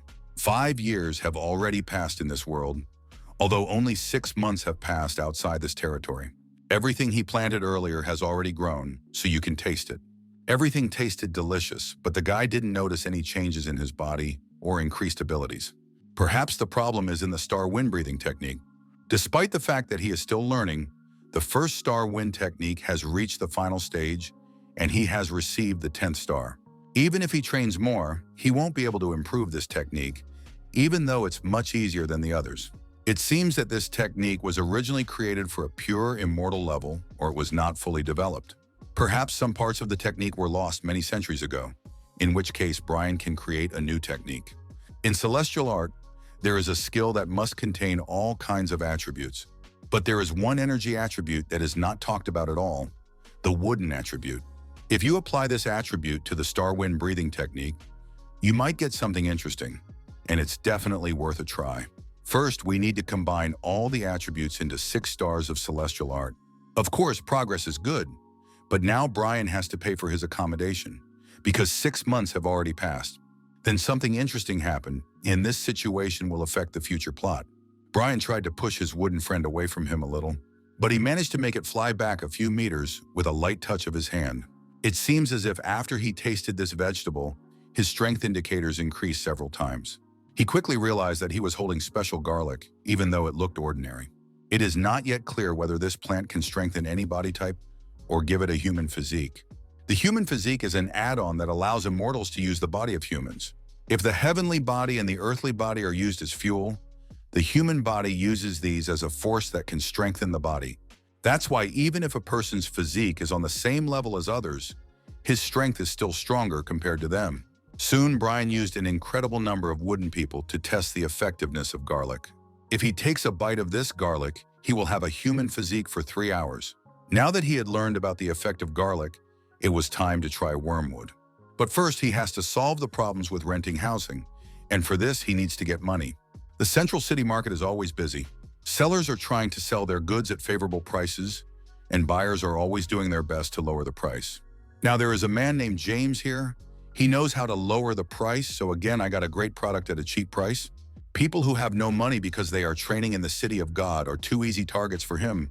After he was put in the water, he turned around and saw Brian, and they had never met before. He realized that this masked guy needed money because people come here only to make money. After that, he walked over to Brian and took a close look at the goods the boy had brought. He and his assistants quickly realized that these were hospital ingredients. These are important things for people who are undergoing training, and you can't usually buy something like this here. Looking more closely, James could not believe that the guy in the mask really wanted to sell it. It seems that this root is at least 500 years old, although this plant is common, but usually it is not that old. Looking more closely, people saw that Brian was also ready to sell ginseng, as well as some Chinese herbs. Very quickly, a lot of people gathered around who heard that someone was selling medicinal plants. Rumors spread very quickly in this place. These plants can improve your abilities several times over, but James and his friends are confident that they can buy it for a cheap price. Brian asked those interested to write their name and the price they were willing to pay for his goods. And he will sell this product to the highest bidder, and James certainly can't like this offer. He doesn't like it when someone organizes an auction because it prevents him from paying the lowest price for the goods. Brian hasn't seen anyone else doing it, so he decided to try it and doesn't see anything wrong with it. He wants everyone to get their chance, so everyone can bet the amount they want. James began to panic and said that this unknown seller was completely arrogant. But at that moment, his friend stopped him and said that this seller was the heavenly lord of the lake. Word spread very quickly among people, and soon everyone knew who was selling these goods. Also, people knew that this guy had been training in their city for 6 months, and if this is true, all these products are from the palace of the heavenly lake. People immediately started shouting and trying to make the best offer.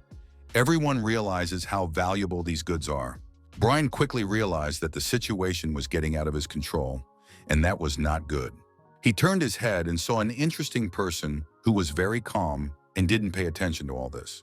He wanted to approach this man, but he saw that John was approaching him.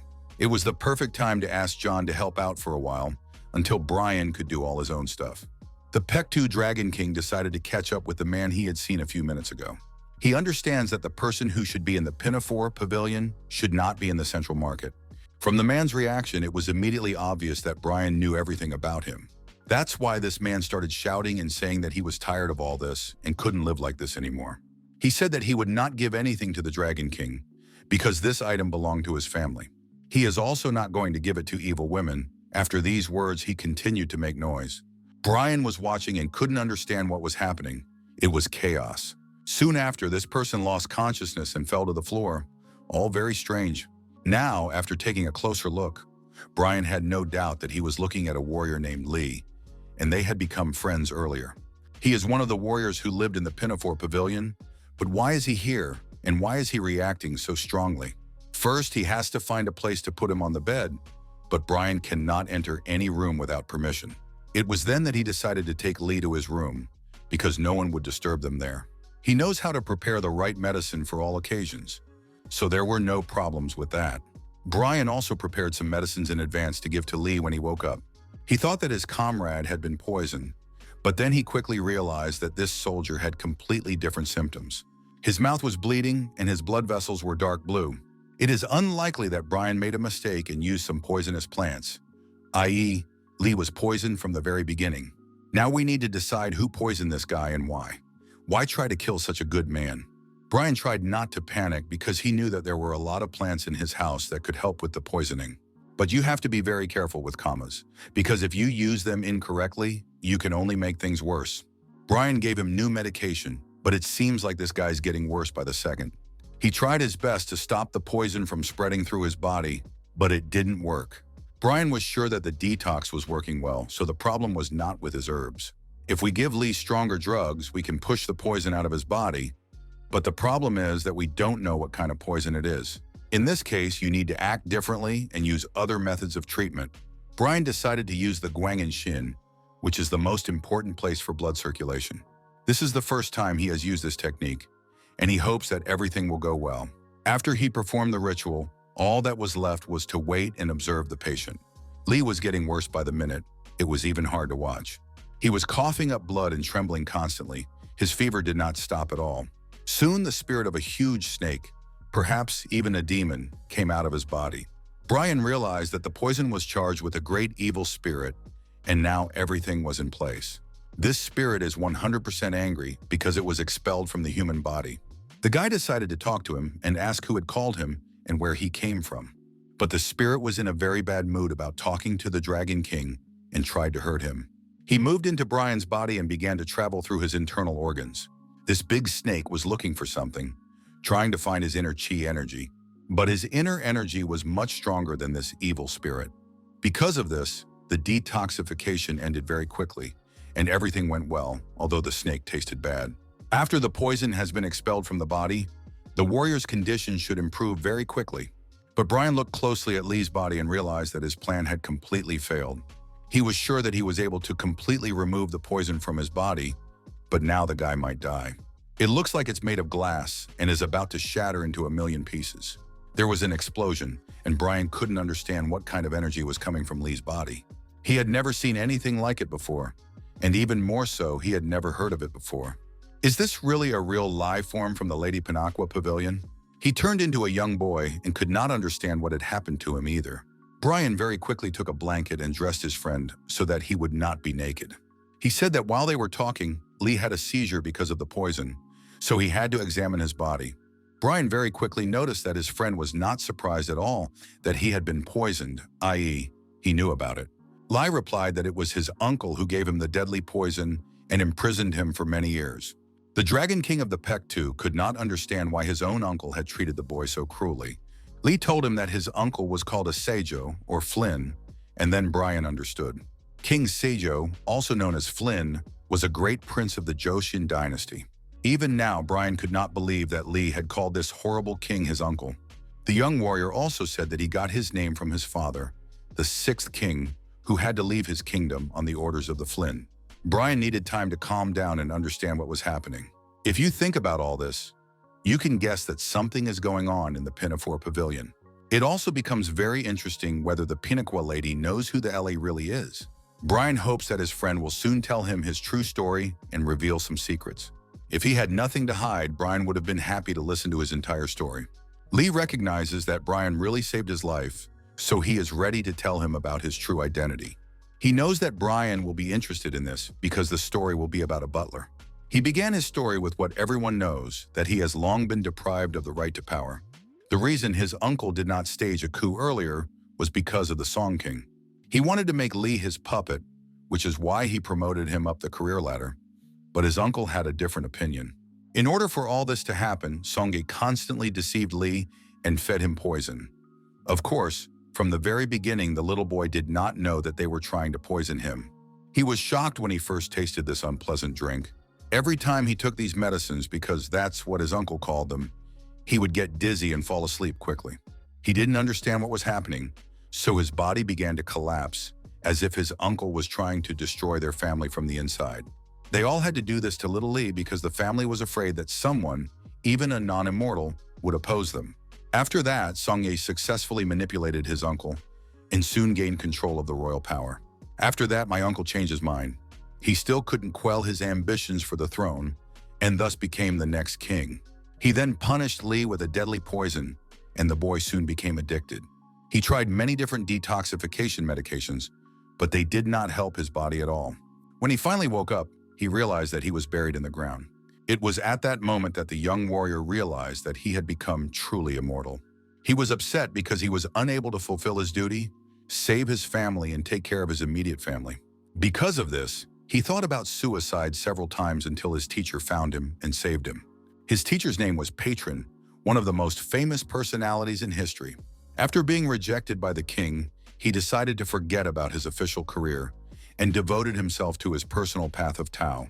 In order to restore Lee's existence, which had become impossible in this world, he taught him cultivation, and their relationship became very close. As a teacher, the patron ordered his student to hide his identity, as it could be dangerous if the enemies found out that Lee was alive. The boy is sure that it was not easy for the teacher to take care of him because he was poisoned and no different from a real thief. But whenever they meet, the teacher always gives him his money and the elixir. He is confident that this future king will surely regain his place sooner or later, and so he believes in him above all else. In these moments of incredible support, it was hard for Lee to hold back his tears, and he is incredibly grateful to the patron for her help and faith. It has now spent several centuries in cultivation and has made incredible progress, which can be seen by the fact that it still looks young.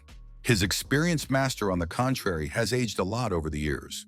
He knew that he was short on time, so he worked hard to become the owner of the Pinafore Pavilion and then allocated this space for the LI. That is how this little boy became a patron's apprentice and received his name Lee. In the end, he was unable to do anything for his supporters and had to say goodbye to the master. But if he was so careful not to reveal his real name, how did his enemies manage to capture him? Lee said it happened a few months ago after the Battle of the Seven-Pointed Sword. His modest personality came to say hello to the Pinafore lady. She knew that he was a student of the patron, so she tried to find out about other students of this master. The young warrior apologized and said that he did not know anyone who knew his teacher. She decided to reveal the patron's real name and said that the man was part of the recent conflict. He is one of those responsible for the war with the Dragon King of the Eastern Sea. When the young warrior listened to her words, he was amazed and could not believe it until the very end. Brian also remembered this moment and could not understand why the sons of the Dragon King interfered in this process. Lady Pinaqua is probably trying to figure out whether the Dragon King Bart has kept silent to the end and whether his case will be investigated. Through all of this, she was able to find out that there was a person who was able to deceive Bart. The lady didn't say where exactly she was getting all this information from, but the one manipulating the Dragon King is a member of the East Sea Organization. It seems that this is connected with the ceremony. They probably hid the activation mechanism inside the king's statue. Lee had been in hiding for a very long time and did not even know that there were loyal servants left, and the patron must also be among them. But when it became clear that he was a devoted servant of the Lee family, he realized that his identity would soon be revealed as well. The lady said that they would be exploring the patron's shrine and that this place was being used as a cover for the Lee. The guy quickly realized that the remains of his master were being searched for, so soon everything would be known about him as well. He gathered all his belongings and started running away to escape the attack. Lee hopes that Brian has now understood a lot, although it was difficult to tell him this information. Thanks to the Dragon King, Lee is now free of his poison problem. He is ready to return the favor, although he is ashamed that he has little to offer. This will be enough for Brian to train for 50 years, which is much more than he already has. As strange as it sounds, Lee wants to ask for help again. He wants Brian to hide him for a while. If he really has enough strength, he will be able to hide it securely enough, and thus save lives. A lot of time has passed, but there are probably still those who are trying to find and catch him. If he manages to get out of this area, his wife will still continue to suspect him and look for him. He feels that his body's vital energy has become weaker because of his return, and that his true face has been revealed. Because of his long travels, it seems that he is still looking for a hiding place. The man who had been protecting the pavilion for many years has become very passive. Now Brian is also beginning to realize that sometimes you have to hide your true identity. He said he would keep half of Lee's gift for himself, and they would spend time together in this place. But Brian has one important condition. They will train together and he will learn from his friend. He gave him a small piece of dragon bone as a sign of respect and support. In order to hide a Lee eye, it needs to know where it is at all times. So Brian will use this guy and learn from him, and in return he will allow him to hide in this house. After that, Brian called him a descendant of the king, but it seems that this guy doesn't like it very much. And it was because of this king cow that he found himself in such a difficult situation, but now Brian wants to explain something to him. It was time to think about why his loyal servant had been so active in protecting him all this time. He considered Lee to be his best friend and mentor, and everything he did was for his sake. So don't think that it's impossible to become a king, and don't constantly surrender to the influence of other people. If Lee really wants to live, he must always remember his friend who gave his life for him. Of course, Brian was talking about the teacher, and these words immediately upset the boy. Confucius's words are correct, but Lee really was only influenced by other people and his environment all this time. But he can't waste time like that anymore, not even for his own friend. He thanked the brothers for their support and said that he finally felt that his path was clear. With the extra money, they were able to find a much better room to live in than they had before. The auction with the plants turned out to be incredible, and John made a lot of money during this time. Brian suggested concentrating on training and forgetting about self-pity. He recalled the first time he met this nice guy, and those times will never come back. Now they have to spend 25 years of active training together, which will be enough for significant progress. During this time, Lee must also learn not only how to fight better and use his energy, but also how to trust others. He noticed that Brian came in every morning and brought food with him, and then disappeared like a real magician. 8 years have passed in this way, but only 2 months have passed outside this house. Brian has only a combination of magic and wind left, but he can't destroy it. He can't believe that he hasn't felt enough effect over this long period, and will have to turn to magic again. His demon sword can't understand why the owner is so worried about it. His achievements don't seem to be very serious, but the more you hurry, the further you move away from the result. You have to learn to see the big picture and not to ignore small setbacks. Brian went to prepare a new drug for his training, and at that moment met with Lee. This guy looks completely different. He finally looks like himself. They hadn't seen each other for about 4 years, but Brian had been watching him in secret, even though he hadn't noticed his progress during that time. During this period, the young warrior really managed to grow up and make sufficient progress. He also said that last night he achieved a complete transformation of his bones, which is a serious achievement. He began to call Brian Confucius for giving him a place to practice, food, and opportunities. If Brian hadn't helped him, Lee would be neither alive nor dead, so he is very grateful to him. That is why he promises to be loyal to his assistant who saved his life and gave him all these opportunities. Now, Brian is working on a method that will help a lot in the progress, but so far it does not work. He keeps it with him at all times and uses it to jot down any ideas and solutions as soon as they come to him. Lee asked his friend to give him a chance to familiarize himself with this method. Maybe he could help. He was shocked to see that it was a symbiosis of two legendary techniques. Symbiosis of different methods is very difficult to do, and few people manage to do it right. So we can congratulate Brian on his incredible achievement. Brian replied that he was not even halfway through, so it was too early to rejoice and celebrate success. It's very difficult to place and connect two different things, and there's still a lot of learning to do to complete this method. After getting acquainted with this, the forest said that he would also like to help and make a small contribution to this work. He is confident that with the right analysis, it is possible to find ingredients that will complement this work. He hopes that his self-confidence will not prevent the Confucius master from doing so. One could say that Lee, on the contrary, underestimates his capabilities, although he is actually an incredible talent. In just a few minutes, he found the right answers to difficult questions and completed the teacher's work.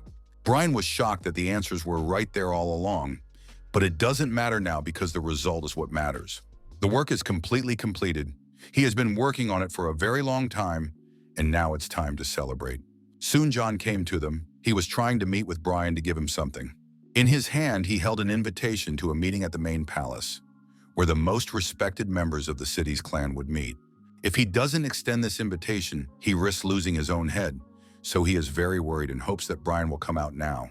When the door opened, he felt an incredible gust of wind, and for a second he even thought he had run into a tornado. As soon as the wind stopped blowing in his face, it started to rain. To begin with, I need to say a few words about rain, which almost never happens in this place. People around here know that if it rains near Mount Tobacco, it means that someone has come so strong that they have been able to break through the protection of the gods. There is no magic around. It seems to be just ordinary rain, but not everyone believes in accidents. It could be a dragon as it deals with the weather, and many have heard that the confluence of heaven and earth is located here. It turned out that there was also a rut in this place, and one might think that Shintoists had also reached a state of Zen. But without the support of her teacher, this girl would never have done this. Her modesty always deserves applause. Although the fact that she was chosen by a special teacher is proof of her incredible talent and natural qualities. It was made possible by the king's defeat of the new god Tao, and the most outstanding students of the masters of the 8 palaces were named the 7 stars. Remembering the Dragon King, Ruth thought that he was never her achievement, and she was nothing compared to him. The teacher said they had waited too long and it was time to finally go inside. The students confidently fulfilled their master's order, and they are all confident of a successful future. As always, the city is full of people going about their business. It's never empty. Many factions that will participate in the destruction of the Eastern Sea train here. One of the master's students looked around and realized that there was no one stronger than them, so the 7 stars could be called the strongest in the city. Soon our old friend appeared, a wilted sura flower, and asked everyone to be quiet and listen to her carefully. When she saw everyone gathered together, she said it was time to get right down to business. The Dragon King of the Eastern Sea was so cruel that the dragon palaces of the Western and Southern Seas decided to destroy him. At the last meeting, the leadership decided that the adherents should join forces to conquer the Eastern Sea. Those with the most money were in the best position to raise rates. But we received a lot of complaints about this, so it was decided to change the way tribal positions were distributed. That's why all titles, except for lords and ladies, are now given based on competition. There are only 3 months left until victory, so they cannot afford to give up. This is a good opportunity to get a high position. Talented people can succeed and get the desired position. It was at this moment that an unexpected guest came, the king of the dragons of the Pectus, the confusions of heaven and earth. No one knew that he would also be present at this gathering, and Carol did not expect to see him here either. He knows that this is a competition to choose a place, so he had no right to miss this event. Since there were many members of large factions in the top positions, it seemed that this choice would be made in favor of small groups of soldiers. But even among the younger members of the large factions, there were many representatives. Ruth and the other 6 stars of the Great Teacher are also among them, and are waiting for the opportunity to get the coveted spot. Members of this circle, even if their spiritual development is weak, receive more support and spells than others. But in the end, it was a structure in which those who had more support held higher positions. Brian can't watch this in peace because it's still too disgusting for him. Since the number of participants was quite large, not everyone could get the desired places at once. So ranks were distributed based on spiritual level. Soon, the wilted sura flower showed a rating based on the level of achievement of the warriors. If someone has a complaint about a rank, they can fight with someone with whom they would like to swap places on the list. There are no changes if you lose, but if you win, your ranks change and you get a promotion. Brian said he wanted to change his rank, so Carol asked him who he wanted to challenge to a fight. But even if this is a challenge or a joke, his rank is not here, and it was a real shock for Carol. She couldn't believe that he was on a completely different level. Maybe he hadn't looked at the list carefully. After the opening of the heavenly gate, it became easy to see and measure the level of cultivation, so most adepts used it.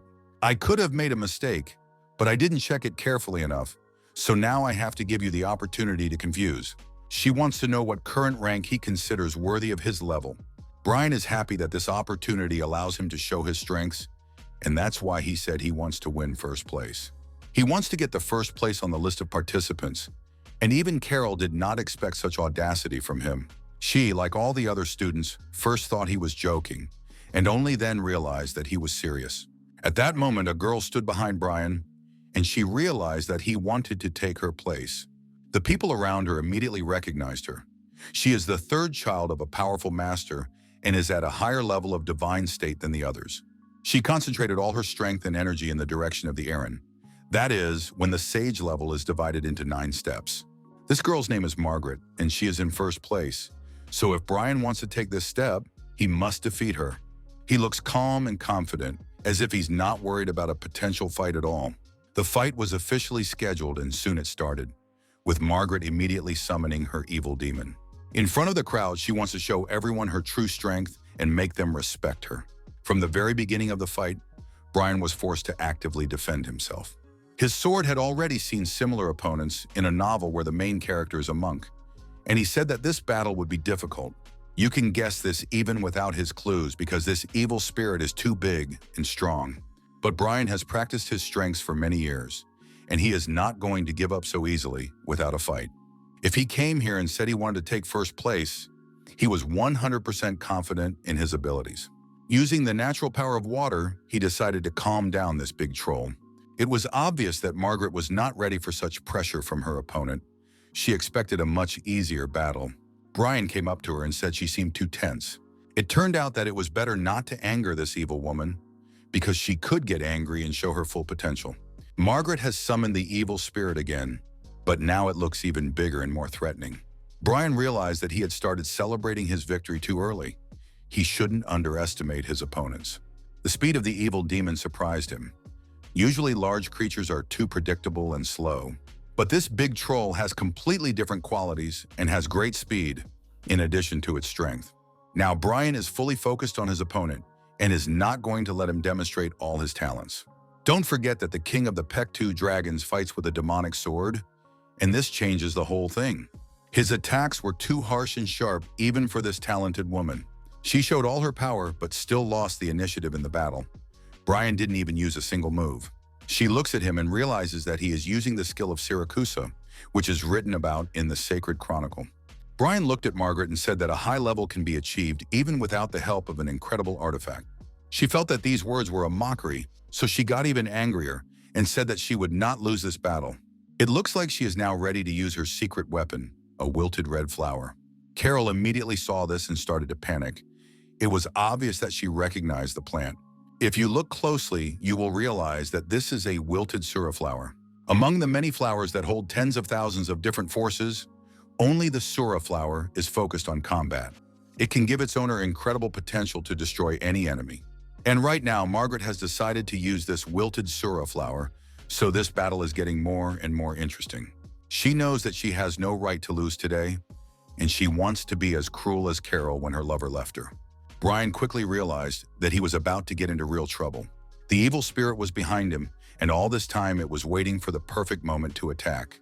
Although the Confucius of heaven and earth had looked confident all this time, now he was getting nervous for the first time. Even his incredible reflexes were not enough to defend himself from the monster's first attack. He missed a powerful blow, but did not lose consciousness and continued to look for opportunities to counterattack. All the wounds of this giant demon have healed, and now he is 100% ready to fight again. His speed has also increased significantly, and it was hard for Brian to keep up with him before, but now it's almost impossible. It seems as if this demon is capable of the same capabilities as a true incarnation of God. Perhaps now Brian should also grow some sura flowers in his garden to use in critical situations. It's very difficult to defend, and it doesn't even have the ability to launch full attacks, which is becoming a serious problem. It was clear that Carol was rooting for this guy and hoped that he would be able to find a solution to this problem. She started shouting at him that this flower gives incredible power and he should be careful. According to legend, if you pick one leaf of this flower, it will be enough to destroy an army. If you pick 2 leaves, it will be enough to destroy the whole state. But if you have lost your mind altogether and you pick 3 leaves of a wilted sura flower, then this is enough to make the whole world bleed. That is why the sura is sometimes called the flower of the destruction of the world, and why it is so feared. Brian couldn't understand how strong a daisy must be to have the right to pick such a powerful flower. Because he thinks about all these nuances, he completely forgets about defense in real combat. Margaret's speed has increased several times, and to stop her, you'll have to show your full potential. The guy hopes that the power of the water will be enough to calm their aggression again, but it's not that simple. He is fighting alone against 2 opponents at the same time, all of whom are too fast, so it is almost impossible to defend against their attacks. If from the very beginning he managed to dodge dangerous blows, now he is having difficulties with this. Brian couldn't believe that Margaret was able to stop the demon sword's attack, even though it seemed impossible before. Probably the problem is that you have to take the sword out of the protective case, but this can cause real chaos. Brian felt that he had enough opportunities to change the course of the fight. He just had to choose the right decision. He activated the water technique with lotus leaves, which was enough to surprise Margaret. He started laughing and told her that she was about to see a real disaster, so she should watch carefully. Now Brian was incredibly angry, both of them wanting to tear the hearts out of each other's bodies. But there must be one person left in this battle. The first place in the ranking cannot be divided between 2 warriors. This confrontation may become legendary in the future, and legends and fairy tales will be told about it. But now we are watching this live, and we see that the power of nature can help even against incredible evil. Brian found the right solution and used a vine to calm Margaret down a bit, but it's unlikely to be enough. Also, we must not forget about the existence of the evil demon, which is still very dangerous. Remembering him, Brian decided to act now, while Margaret was distracted by the defense. The guy used the demon to soften Margaret's attack, and he succeeded. During this entire time of the fight, the effect of the wilted sura flower has ended, so now Margaret is in a bad position. She can no longer use magic as actively as before, as if she were doomed. During all these years of active training in the city of Mount Tobacco, Brian has learned to control nature like a real god. This is incomparable to anything else. It has never been even close to this level before. Margaret thought that he should also get tired and lose some of his abilities, but this guy doesn't know the word tired. She begged him to give her one last chance and admit defeat, but today Brian is in no mood for pity. At that moment, none of the spectators said anything. Everyone held their breath and could not take their eyes off the battle. Everyone thought they were seeing some kind of illusion, because it was hard to predict such a confident victory over Margaret. Everything around was scorched by fire and destroyed. This training ground is no longer suitable for combat. To achieve this victory, Brian decided to use a demonic sword in combination with the power of the dragon. With this sword, it is much easier for him to combine the methods of sword and magic, and this helped him win. Carol smiled and said that Brian shouldn't worry about anything. He won thanks to her tips. Suddenly, everyone around them was shocked to see leaves falling on their heads. Very quickly, people realized that these leaves belonged to a sacred tree that had begun to bloom right then.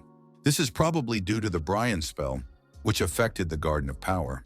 He found an interesting object, and the boy began to realize that it was held by the Moon King. At that moment, a man approached him and said that Brian had been invited to the Palace of Mirrors. The Confucius of heaven and earth turned around and realized that Max was talking to him. His role in the administration was very important. Brian decided not to take any extra rest and go straight to the Palace of Mirrors. He did not understand why he was invited there. Perhaps it was due to the blossoming of flowers on the sacred tree. He noticed that this palace had a very high ceiling and wonderful paintings. But if you look closely, you can realize that it is a moving picture.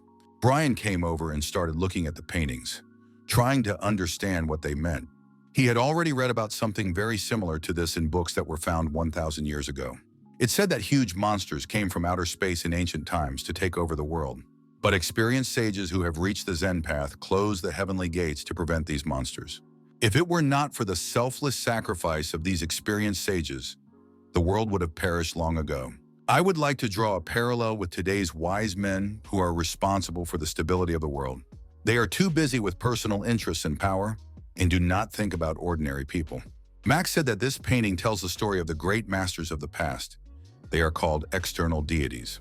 The great masters were incredibly strong, but since the time when the heavenly gates were opened, almost nothing has been heard about them.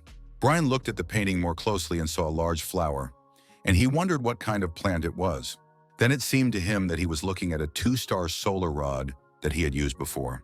Max said that this painting depicts one of the 3 great rulers and 5 emperors who ruled ancient China. It was the emperor who studied the countryside and used this interesting technique. It was this technique that Brian mastered in the first days of his awakening, the first skill he had. It is called the solar wind, and at the time it seemed to him something incredible. He wondered who had created the star wind method and the solar wind method. Max said that there is no saint who has such knowledge, although it certainly used to be different. Probably no one knows this information now except the ancient sages, and it would be nice if at least some relics remained. Nevertheless, Brian is glad to have learned the clue about the stellar wind here. Soon Max took his guest to his destination, where many people had already gathered. In the center of this room was a huge white root, perhaps the root of a sacred tree. Max explained that these roots are highly respected by the people of this clan and are responsible for the continuation of the city's prosperity. After that, the guy looked at Brian carefully and said that now he had to answer all the questions honestly and not even think about lying. Max asked what exactly Brian had done to the sacred tree and whether these actions were intentional. The situation around us immediately changed, and it was obvious that it was unusual for all the people in this city to see the sacred tree blooming. Although Brian helped him to flourish, he did not do it on purpose. Max was surprised by this answer. Even he had never seen his father in such a state in thousands of years. Brian didn't understand at first. He thought that Max was confusing things and calling the tree his father. But only after a short pause did he realize that the heavenly King Robert had been incarnated in this sacred tree. He used the power from this spine to become a powerful being, and he used these roots. Only Michael, the eldest son of the king, has the right to hear the whisper of this tree. Everyone else is allowed only what Michael and this root provide. It seems that Max is now telling us about the secret of his clan. But why is he doing this? Max believes that Brian is qualified and shows him the holy blood that came from his father and bound their clan. If a Brian accepts this blood, he will become connected to his power and will be able to communicate with energy and make the clan stronger. Brian should be happy and drink this blood right now. It will make him cleaner and allow him to take his place next to the other brothers. Of course, the Confucius of heaven and earth was happy to be given this opportunity, but he immediately refused the offer. Max said that he shouldn't refuse such offers. He should accept them and behave calmly. Brian realized that it would be difficult for him to escape if he decided to do so. He doesn't want to drink blood and be able to feel this energy because only Michael can hear his father's voice anyway. He would have felt this power in battle if this blood was really so incredible, so it sounds like just ordinary propaganda. Of course, this energy can help his strength, but he worries about programming. Brian guessed that he was being given a poison that was being injected into him to program him. Even if he accepts this holy blood, he will still not become what others want him to be. Soon he decided to give in to these provocations and taste white blood, but it made him suffer. His head and stomach immediately began to hurt, as if the roots of a tree were piercing his body. His head began to explode. Even though it was a language he had never heard, he understood it. These feelings are incomparable to anything else, as if even death is better than this effect. Soon Brian realized that he was right. His liver had calmly cleansed the sacred blood. The wise men around him were surprised that Brian did not change his hair color, as they thought he should become like them. The connection would be connected, although the conversion did not occur. It looked strange. Max started to panic and grabbed Brian by the neck, trying to understand what the guy had done. But Brian just smiled in response, reminding them that he had warned them that things would not be as they wished. Max realizes that if Brian had done something bad, there would be no connection to the clan at all. There have never been dragons in their family, so maybe this guy just needs to be given some peace and time. In any case, the amount of holy blood he drank was enough to make him stand on a par with the clan boss. From now on, Max will consider him his little brother. Brian smiled and said he looked forward to further cooperation and a great relationship. After this ritual, Brian returned to the training ground and saw his friend Lee actively fighting with other warriors. He continues to try to get the title of Celestial and is currently ranked second on the list. During this battle, he lost a lot of strength and suffered several serious injuries, so he needed to return home. Even though Brian did not tell him to take second place, Lee achieved his goal. This guy is incredibly motivated and ready to go to the ends of the earth for his goal. They returned home to heal their injuries and rest, and several days passed.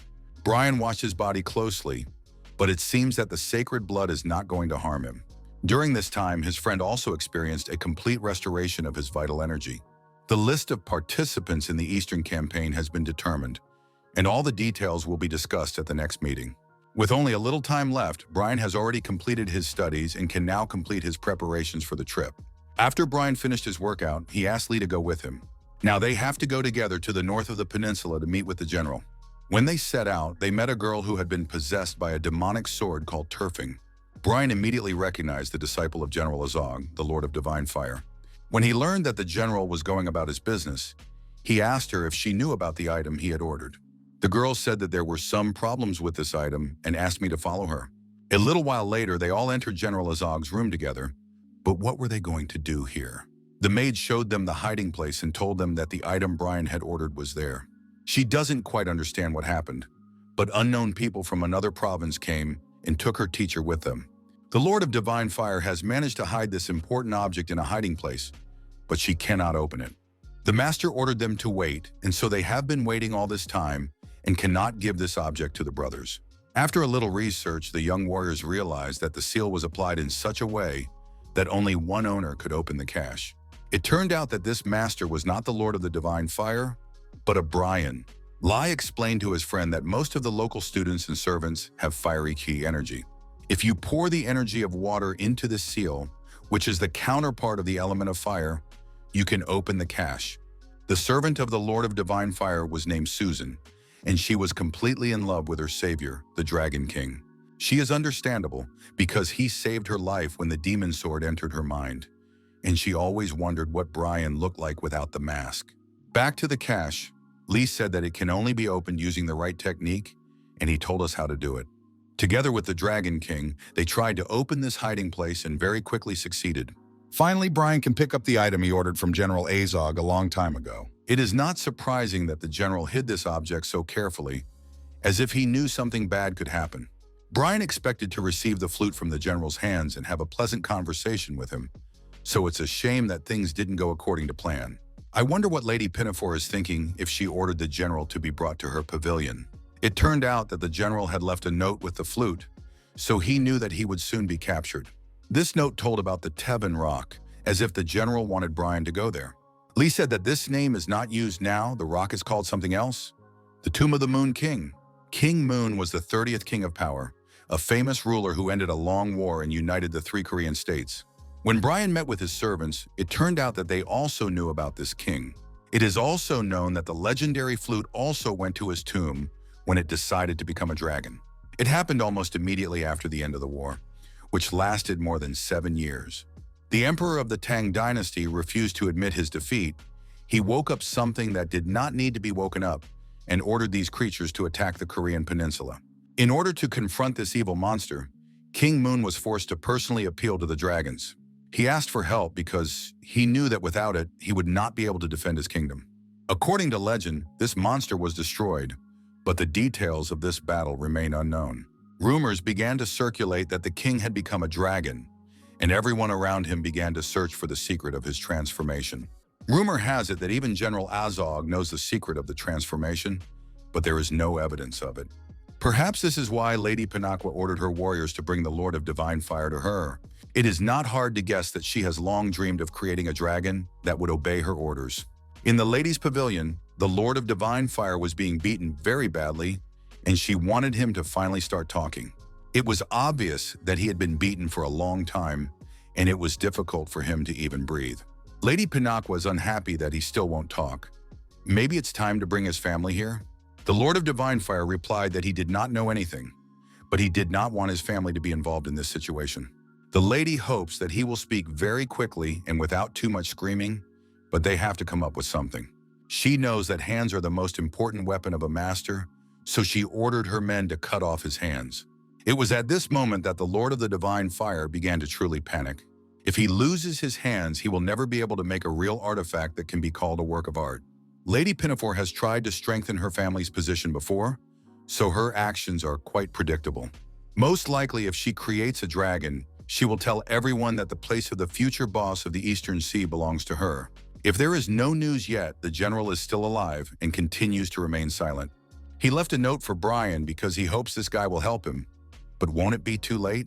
Whether there is a secret or not, the lady cannot be allowed to seize power over the Eastern Sea. Connections can help resolve this conflict, but you have to act very carefully and quickly. The problem is also that he knows nothing about the reincarnation of the King of the Moon. The Pinafore lady can find out all this information by using force, so she has an advantage in this situation. Brian is eager to find out at least something about this mystery, and he needs to prepare himself to thwart his enemies. Later, he was happy because he remembered that he had a way to get answers to all his questions. The peach tree is very old now, and it has eaten all the spirits that Brian fed it. The fruit of the tree is already fully ripe, so now you don't have to worry about being poisoned by green peaches. The incredible medicine was taken into the guy's body, and he immediately felt the effect. The peaches of the sacred tree can be called an elixir. They do incredible things. Brian immediately felt metal energy forming on his fingers, an effect he had never experienced before. First, he began to master the power of water, and now he has learned to control metal like a magneto. But Brian started to worry that it might be too little, because his opponent was very strong. Logically speaking, each peach represents one of the 5 elements, so Brian started eating all the peaches on the tree. The first fruit gave him a water base and a liver that cannot be poisoned. The boy also recalled history lessons from his friend Guanak, a brown bear who told him that the bigger the tree grows, the more powerful its fruits are. The tree that Brian planted on his property has long since stopped growing. It seems that it has become too crowded in this area, and it is better to transplant it to another place. Of course, it creates a protective barrier, but it will not be easy to move it. Perhaps you just need to expand the space. Speaking about the expansion of space, Brian also mentioned an interesting object that he had been carrying in his pocket all this time. He received it after defeating the David. This artifact controls the space, and now it will come in handy. Of course, first you need to activate it with Chai energy. If done correctly, this artifact will help to solve all the problems with the divine peach tree. When the problem was solved, Brian started looking for the right soil for the peach tree. A few days passed after that, and nothing particularly interesting happened. He went to a place with the best soil on the Korean peninsula. This land has fed many generations of Korean people. This land should be enjoyed in a peach tree. Brian noticed that his artifact bag was vibrating strangely. He had experienced this before, so he realized that it was related to the 7-pointed sword. It was as if this sword felt a call and broke free, which can hardly be called something good. At that moment, the turfing started screaming louder than usual. Brian didn't tell us that he had other swords. Turfing sees the 7-pointed sword for the first time, so it can be called jealousy. Brian assured us that the 7-pointed sword was not designed to be used actively, but these words were not enough. The 7-pointed sword can also talk, and he said he was very happy to be back home. Only now Brian realized that this sword was made in this area. It was on these lands that the kingdom where the 7-pointed sword was created was located. Soon he began to feel incredibly inspired and energized again. He began to swing his sword in the hope that it would lead to something interesting. Sometimes you don't even need to have a clear plan to succeed. In some situations, it's enough to follow your intuition. They found themselves in a territory called Versen, which was completely destroyed during the reign of the Karos. Even to this day, no one knows where it is, so we can say that Brian has become a real legend. If you recall the whole backstory, the last time Brian activated the seven-pointed sword, he met with the legendary goblins. They were also in an imaginary space that no one could find. It seems as if this sword reacts to hidden places that preserve the memory of the distant past. There is an incredible concentration of metal energy around, but there are no people here, so who lives here? Brian could not believe his eyes when he saw the iron skeletons with weapons in front of him. With the help of their large numbers, they quickly surrounded him and prepared for battle. It must be the army that guards this legendary city, as if there are more than 100 of them. With each passing minute, the number of soldiers grew, and Brian began to panic. This legendary army is ready to fight and defend its territory no matter what. They are probably members of the royal family or their personal guard. They are long dead, but their bodies are still ready to defend the kingdom. The general of this army came forward and ordered the brothers to immediately give his name and tell him who he was. The guy held up the sword and said that he was the owner of this weapon, and that should be enough. It was at this moment that the sword broke free from his hands and flew in an unknown direction, as if it had abandoned its owner. Now the guy has no choice but to surrender and apologize to the army of skeletons. He tried to stay calm and decided to take off his mask and tell his real name. And Brian also said that he was a citizen of the Republic. They did not listen to him at all and were not going to let him live, so he had no choice but to act differently. Brian quickly took garlic out of his pocket and tasted the elixir. He very quickly felt a temporary improvement in his abilities and capabilities, which should be enough to destroy the skeletons. Of course, at this point, he will not fight alone, and Turfing will come to his aid again. When he took the elixir and got his signature weapon, he didn't care about the number of opponents. It was going to be fun. Brian has learned to fight using various forces of nature, and the base of wood and water is helping him a lot now. With the help of these powers, he was able to defeat Margaret in their battle, and now he expects the same result. Although there are a lot of skeletons, they are still too fragile to fight a powerful warrior. Very quickly, he was able to imprison them with the help of the tree roots. But this place is cursed, and the energy of the metal has a negative effect on the energy of the tree. The problem does not end there. After the skeletons were destroyed, they quickly returned to their natural form. Maybe it's black magic, or maybe it's some kind of curse, but in any case, it's a problem for the brothers. He can fight with such an army forever because he will never defeat these skeletons. Even now, the guy realized that he had to immediately look for a way out of this space, because this army is immortal. They resemble the warriors in Norse mythology called Draugr, or a warrior who rose from the dead. They are kept in this world by force, and to calm them down, it is necessary to break the chains that bind them to their past lives. That is why, in order to destroy these soldiers, we need to break these chains and give them a decent death. The problem is that it will be difficult to do this, because it is a very conditional task. But if you have the demon sword on your side, you can defeat even an immortal zombie. Brian removed the scabbard from his sword and allowed the weapon to take full control of his body. This is the only way to defeat an immortal army, although it is a very risky strategy. In a few seconds, the monsters started dying for real, because when you are killed by a demon sword, the principle of regeneration does not work. Even if you're Wolverine or Deadpool, your wounds will never heal after meeting this iron comrade. Brian felt the chains connecting these warriors to their past lives breaking and severing. His plan is really working, so we should have trusted this sword from the very beginning. The skeletons were not going to give up without a fight. They also have their own tricks that they are ready to use. Brian is unlikely to like fire arrows. He needs to avoid meeting fire. But we must remember that this guy knows how to control water, so fire is unlikely to be a problem for him.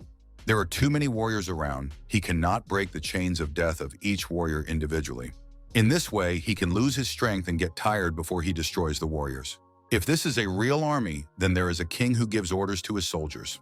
That's why Brian quickly decided to find the king and kill him, and then all the problems were solved. He entered the central building and hoped to see the main skeleton there, and he succeeded. In front of him sat the king and two of his defenders, and there was an incredible aura of metal around him. When he saw the seven-pointed sword in the hands of the skeleton, he immediately realized that this was the king, although he did not look very confident. The guy was immediately interested in the personality of this king.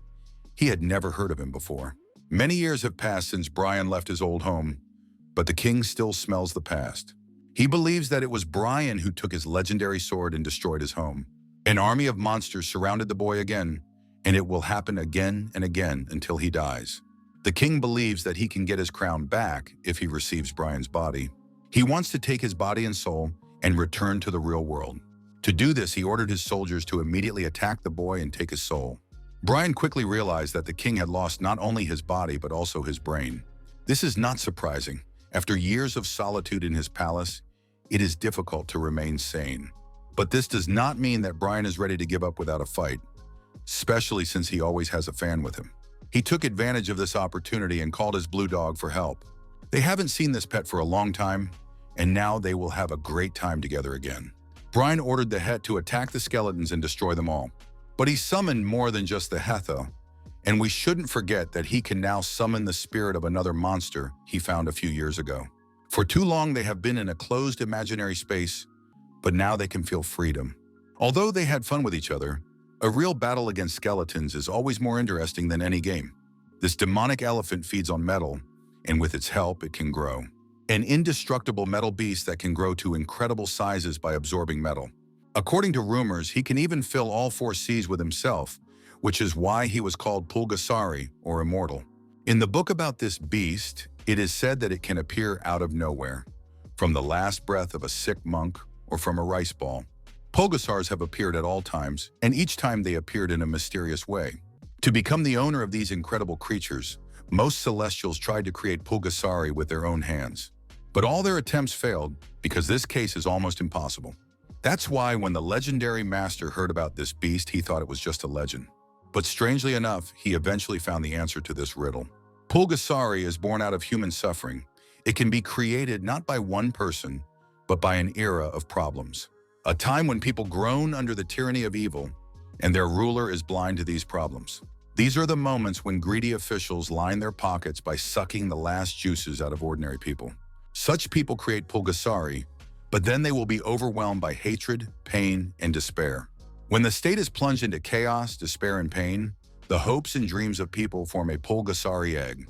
The same woman, the boy's mother, used the knowledge from the book to summon the Pulgasari. This is the interesting story of this monster, born in bad circumstances, but trying to change the situation. At first, people may think it's just a white elephant, but don't underestimate this demon. If you make the Pulgasari angry, you will soon feel the true wrath of the gods. It's not an animal you can joke with and feed sugar to, because along with sugar, it will tear your arm off. Combined with the Heta, these two can destroy a real army of immortal warriors. This is because they are demons, so even an immortal cannot defend himself against their attacks. Brian was pleased with the actions of his animals, and now he realizes that he was worried for nothing. The boy started looking for the Pulgasari and was very surprised when he found it, because this monster became small again. It can probably change size after it loses its strength and energy. So next time, he'll need to be fed metal before being let out for a walk. Now the monsters can return to their home. They have fulfilled the task set before them by the owner. The Skeleton King still wants Brian's body. It seems he has really lost his mental faculties. The boy has never seen such an obsession before, and he wants to understand the reason why the king wants his body. He also noticed a rather interesting fact. The king's assistants did not move at all and did not participate in the battle, although they should have. They continued to hold the important items, the king's clothes and crown, but why weren't these items on the king? Now Brian finally understood why this skeleton wanted his body so badly. He is probably cursed for his defeat and cannot wear the crown while he is in this body. Now everything is very simple. The crown will belong to the Dragon King of the Pact. He believes that this is a just retribution for the fact that this skeleton tried to take his body. Although the real king was against such actions, Brian did not want to listen to him. This can be called a historic moment, because now Brian is not only the king of dragons, but also the king of skeletons. As soon as he put on this crown, he immediately found himself in an unknown place. It's like one of the ancient small Korean states that existed during the Three Kingdoms era. The building around it is so beautiful, as if it was built recently. Brian thinks he has been transported here, but he feels the same aura as before. Ahead of him, he saw a man standing with his back to him and greeting the new guest of the palace. He asked Brian not to worry and explained that he was in the world of his dreams. This man realizes that he is talking to a hot warrior, but he is sure that putting a crown on his head was unnecessary. He hopes that this will not happen again, because the actions of the Bryans are a real smell of power. Brian is standing in front of Wolf, who was the founder and first ruler of the Korean kingdom of Baekje, one of the three kingdoms of Korea. This legendary ruler is an important figure in Korean history and mythology and is a descendant of a legendary dynasty. Wolf sees that Brian has gone through a lot of challenges and thanks him for his journey. Brian said he was ready to pass any test that Wolf had prepared for him. He believes that this legendary ruler has usurped the crown of the Baekje. In response, Wolf laughed, saying it was strange to hear this from a man who also wears a crown. The ruler was born an ordinary man, but then became a ruler, and even after his death he continued to defend his throne. He has always watched his descendants flourish. I wonder why he is still here, and why he hasn't passed on the right to power. Wolf explains that this is his duty and he accepted it many, many years ago. Few people can easily give up the power they have built, even if this power is already weak. That is why he tests in this world of illusions those who want to become a king, observes them, tries to understand whether they have the power of a ruler. He is sad that that crazy skeleton king didn't make it here, because it would have been interesting to experience him. He was unable to put the crown on his head, so he decided to capture another body to put it on. He learned the magic of death and stayed in that world, and his obsession with the throne turned him into a real monster. Strangely enough, this was the first time Brian had ever heard of death magic, and it immediately caught his interest. Wolf looked at his interlocutor carefully and said that he liked him. It is immediately obvious that Brian is strong, even though he was born an ordinary man. The king's older brother was the same, and he is also one of the two legendary founders of the Kingdom of Peking. According to the story, his brother founded another city not far from the city of Wolf.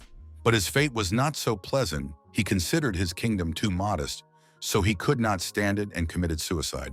Wolf has a hard time remembering his brother, even though many hundreds of years have passed, but the memories still hurt him.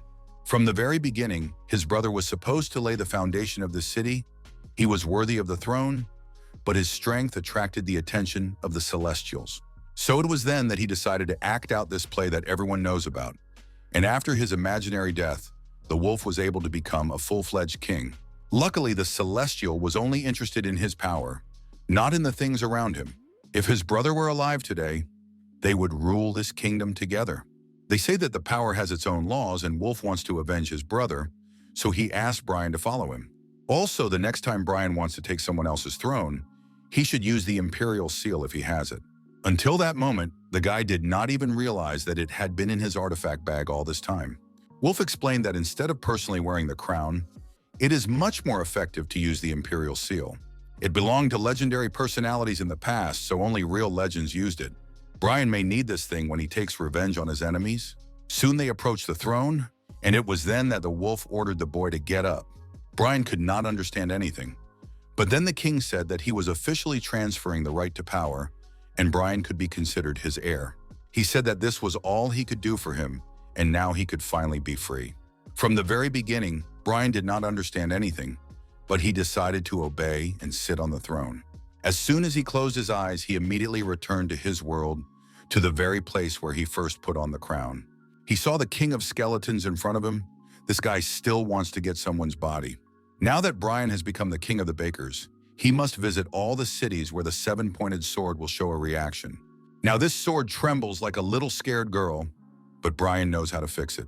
He said that if the sword continued to show him the right path, it would not melt him. But he is also aware of one problem. If the sword starts shining in the eyes of others, it will be difficult for them to hide. We need to figure out a way around this problem, but for now, we don't have to worry about it. Brian raised his sword in front of him and ordered everyone else to listen carefully. He said that from that day on, he would be the king of this territory, and anyone who disagreed with him would die immediately. Of course, the skeletons had no choice but to obey the new king and recognize his right to rule. The news has already shown that Lady Pinafore wants to create a dragon. She loves being on TV. According to rumors, the dragon will be Chumon, an important figure in Korean history and mythology. This whole process should start today, so the most interesting things are waiting for us. Let's move on to the tomb of King Moon, who is considered a key figure in the unification of the Korean peninsula. A lot of people have already gathered there and want to see it with their own eyes. Another interesting point is that the Celestials sit closer to the stage than important political figures. Journalists already know that they will write about people who divide everyone else into first and second class and consider ordinary people to be ants. Also, rumors spread very quickly that 7 stars had been assembled into an Asadal. Asadal is the legendary capital of the ancient Korean peninsula. By the way, this girl is very similar to the sister of the brown bear Gwangyak. Soon everyone looked up and saw a gray dragon appear in the sky. They very quickly realized that it was the heavenly lord and king of the dragons of the pact. He came to congratulate everyone on this incredible event and said that he had become the king of skeletons. It was hard to believe that the heavenly lord had also become the ruler of hell. Now he was too powerful. Many people were unhappy with this news because there are people who hate Pesce and believe that he should go away. A girl came up to him to greet him and meet the new master of the skeleton army. She remembers that in the world of mortals, she cut off the head of the baking manager with her own hands. At that moment, Christopher appeared. He said that the guest came to greet people, so there was no need to meet him with weapons in his hands. She approached Brian and told him that she was very upset because she would not be able to cut off his head today. Brian realizes that this girl has already reached a fairly high level of skill, so he needs to be more careful with her. Christopher apologized for the rudeness of the man from his plan and then said hello to his friend. Christopher said that his mistress wanted to meet a descendant of the Pesh, so Brian should follow him. Lady Pinaqua has been waiting for this guy for a long time, and Christopher said that the heavenly lord is ready to talk to her. Of course, she does not recognize her lord of the sixth garden because he is wearing a mask. There were many people around, and one of them was the lord of divine fire, General Azog. If you look more closely, you will notice that the general lost his right hand. Brian could not believe that they really cut off his hand to tell them the secret of turning into a dragon. He wanted to take revenge for the general right away, but realized that there were too many people around. We have to wait for the perfect moment to take him away from here. The lady was curious about the descendant of the baker who had come to this holiday, so she ordered them to introduce each other. The Pinaqua lady does not believe that in 1,000 years they will forget how the Peche people destroyed their future. Brian answered that it is impossible to forget it, but you can let go of the past and look to the future. He came here to put the conflicts of his ancestors behind him and congratulate the lady on the great event, but she is still not happy. She said that such events cannot be left behind, and her ears cannot hear all this nonsense. She ordered her assistant, Christopher, to throw this fraudster out of here immediately. Christopher began to defend the boy and said that he also favored reconciliation and finding a middle ground. If it had been 1,000 years ago, you could understand the lady, but now is a different time. There's no point in clinging to a past that doesn't exist, because even more people could suffer from the lady's obsession. Christopher is dissatisfied that the Celestials have fenced themselves off from the mortal world after the heavenly gates closed. We cannot consider ourselves to be more than ordinary people because these people are the descendants of Celestials. So you need to leave the past in the past and live in the present moment. The lady was unhappy that her assistant was going against her will. She continued to scream and ordered her assistants to immediately throw the king of the burning man out of the room. But Christopher intervened again and said that whoever touched the king with his little finger would have to deal with him personally. He believes that the king is his personal guest, and if someone offends him, he will regret it very much. Now Lady Pinaqua lost her head in her anger and ordered them both to be captured. It was at this moment that the general approached her and began to say something in a quiet voice. After this conversation, she calmed down and said that she was canceling her order because she did not want to spoil the holiday. She asked the king to leave the room, but allowed him to stay at the party. The lady is sure that everyone around her will soon realize that she was the only one who was right about this. When all the people gathered, the holiday could officially begin, but they did not thank all those who gathered today to witness the birth of a new dragon. It was in this place that King Moon turned into a dragon to protect these lands from an ancient monster that came from China. Today, they will revive the ancient magic and finally be able to create a new dragon. And the lady is happy to say that this dragon will be her son, Shuman. Looking at her son is already scary, although he has not yet turned into a dragon. People couldn't believe it when they heard her son crying like a real baby. She approached him and tried to calm him down, even though he looked like a man who was 150 years old. The lady assured her son that he would soon have the opportunity to be reborn and become a full-fledged dragon, and that his death would not be in vain. Brian quickly realized that this woman was forcibly restraining his soul in this world. She used the magic of death, which is what madness can lead to. She then turned to the general and ordered him to begin the transformation process. He began to say various incomprehensible words and incantations in ancient Chinese. The water around me began to behave strangely, as if these words were affecting it. Strange and really fantastic things started happening, as if it were all special effects. Huge fruits were created on the algae, and people had never seen anything like it before. The lady was satisfied with the process, which is exactly what the general was talking about. So far, everything is going according to plan. She showed these fruits to the people and said that they were the key to transforming a man into a dragon. All plants really show incredible energy, but they get sick in their presence. The pinafore lady approached her son, opened his mouth, and told him that his time had come. He has to eat the dragon's fruit and turn into a real mythical monster. It was at this critical moment that Brian intervened. He started shouting that this shouldn't be done and that we should stop. But the ceremony was already noisy, so no one heard his words, or no one wanted to hear them. Chuman ate what his mother gave him, and then really strange things started happening. Even the lady could not understand what was happening. You could see the horror in her eyes. The general started laughing and said that she was blinded by the desire for power, and because of this, she made her own son suffer. He said that only a foolish woman could really believe that his friend, the Moon King, had really turned into a dragon. He also said that King Moon personally told him how to create the legendary bamboo flute. This flute is a weapon created from the egg of the ancient goddess Mago to kill whoever eats the dragon's fruit. These fruits don't actually give you the power of a dragon, they give birth to real monsters. But she should also rejoice because her son, who already has one foot in the grave, will receive incredible strength. It seemed that the general was happy to take revenge, but at that moment he received a treacherous stab in the back. This blow was inflicted by Maria, who said it was retribution for his daring to challenge the Pinaqua clan. This horrific revenge took place in front of Brian, who was in close relations with the general. He immediately ran to him and tried to save his life, but it was probably too late. The general is unhappy to have fallen into the clutches of this horrible creature and allowed it to leave him without pride. But that was all he could do. He is pleased that he managed to give Brian an artifact created from the remains of a powerful divine dragon.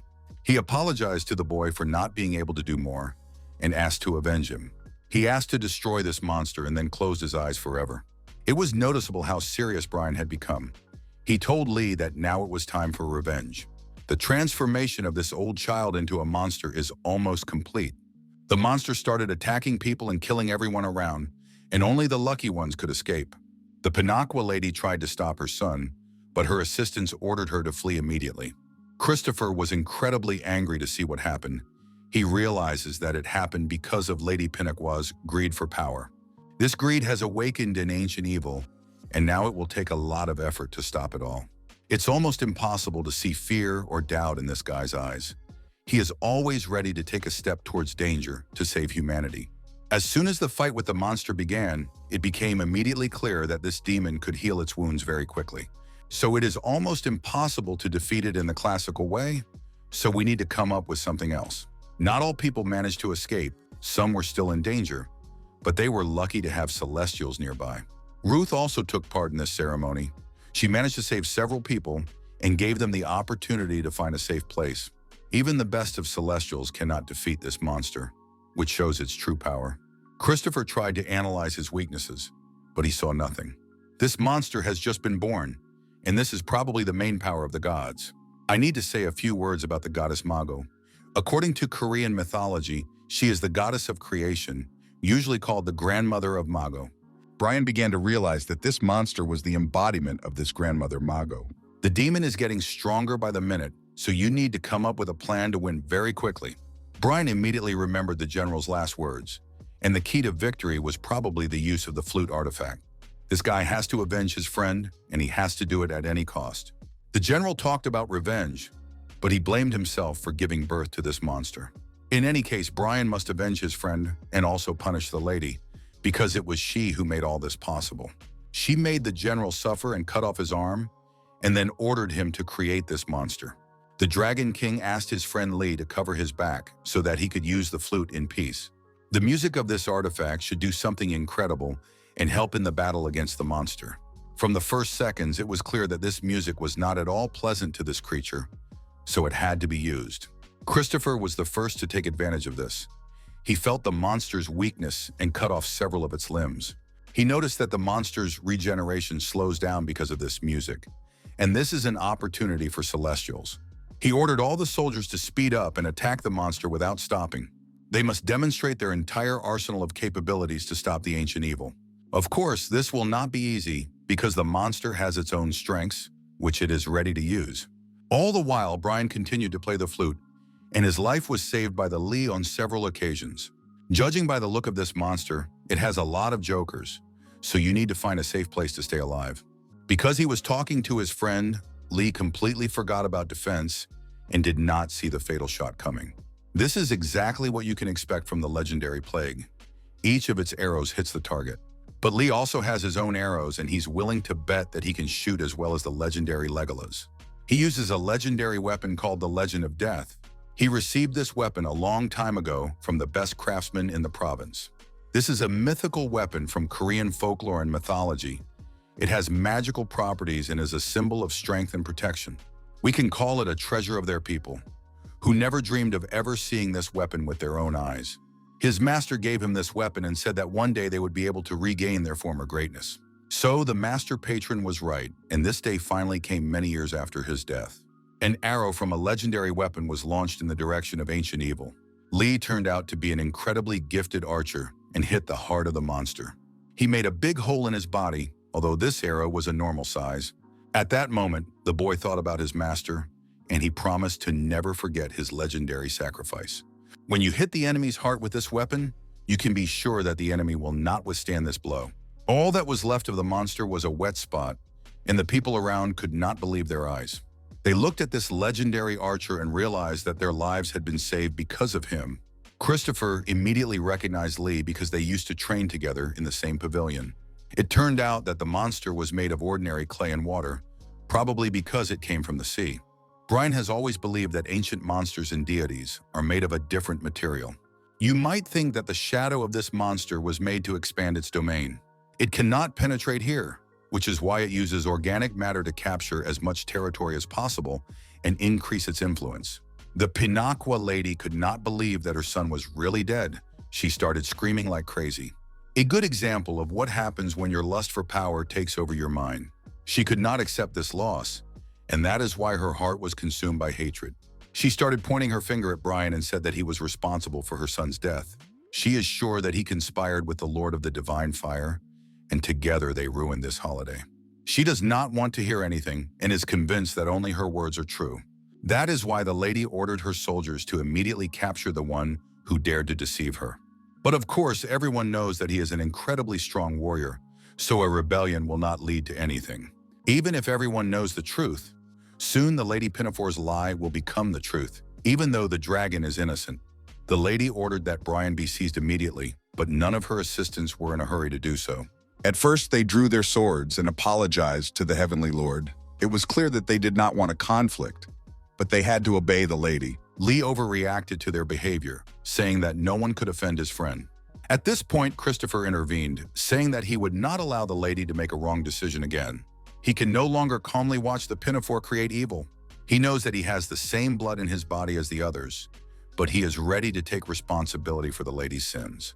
That is why he made a cut on his face and said that he would soon become the new boss of the Pinafore Pavilion. He addressed all the warriors of this clan and said that they should remember everything that happened here and tell others about it. Everyone around them should know the real truth, who was right and who was wrong. The lady could not believe that her closest assistant was really saying this.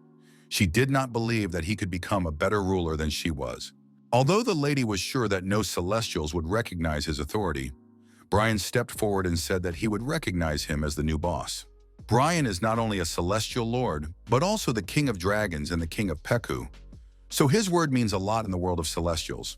He said he was the future husband of Lady Ruth, one of the 7 stars. Everyone knows that she is a student of the legendary Master Charles, the sage of Mount Tobacco from Ballandur. This should be enough for Christopher to receive full support in his new position. Lady Pinaqua did not want to believe that her closest aide really had such a strong support.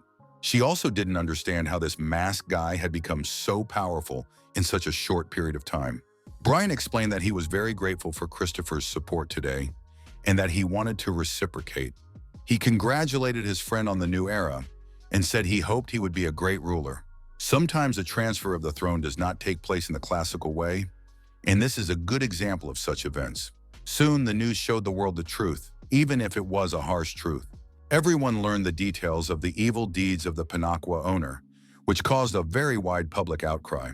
The ladies were deprived of their titles and rights, and Christopher was appointed the new ruler of the clan, and he promised to rectify the situation and restore justice. The trial of the Pinaqua lady will begin soon, and people hope that she will receive a fair punishment. During this time, Brian became a real superstar, and now only the lazy don't want to get his autograph. People from all over the peninsula want to meet the Heavenly Lord, and his assistants try to keep these fans at bay, but it's hard. Rumors spread very quickly, and now all these people want to meet the Heavenly Lord. It turns out that he is not only a strong warrior, but also knows how to charm others. Opinions have already spread on the internet that he has managed to reach the level of an earthly celestial, that is, the 7th level out of 9 possible. Actually, this is not true. If Brian reaches this level now, his body will not be able to withstand it, and nothing will remain of him. He hopes that one day he will be able to reach the level of his friend Christopher. During the battle with the ancient monster, he fought as if he had already attained divinity. It is not surprising that he became the new ruler of the clan. A better candidate could not be found.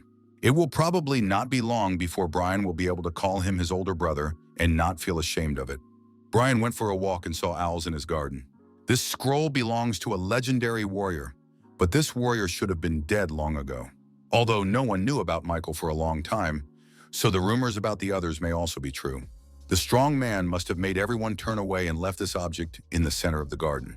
Brian is very confident and cannot ignore such a challenge. He came to the meeting place and realized that it was an ordinary club of ordinary people. He was immediately approached by a beautiful girl with pink hair who said her name, sir, and thanked him for coming. She asked me to follow her so that she could introduce Brian to her boss. She also said that there are many young people around who came from the world of celestials to show respect to the local boss. The boss of this territory understands human pleasures, which is why he constantly throws parties here. Soon, the Heavenly Lord finally met the man who runs it all, a guy named Stephen. Stephen did not expect Brian to be so reckless, and he does not like the mask on the boy's face. Brian immediately got angry because he doesn't like it when someone talks to him without respect. He wants to know how Stephen knows about his true power. Brian had no trouble opening the scroll with the name of the strongest man on it, so it makes sense that he is very strong himself.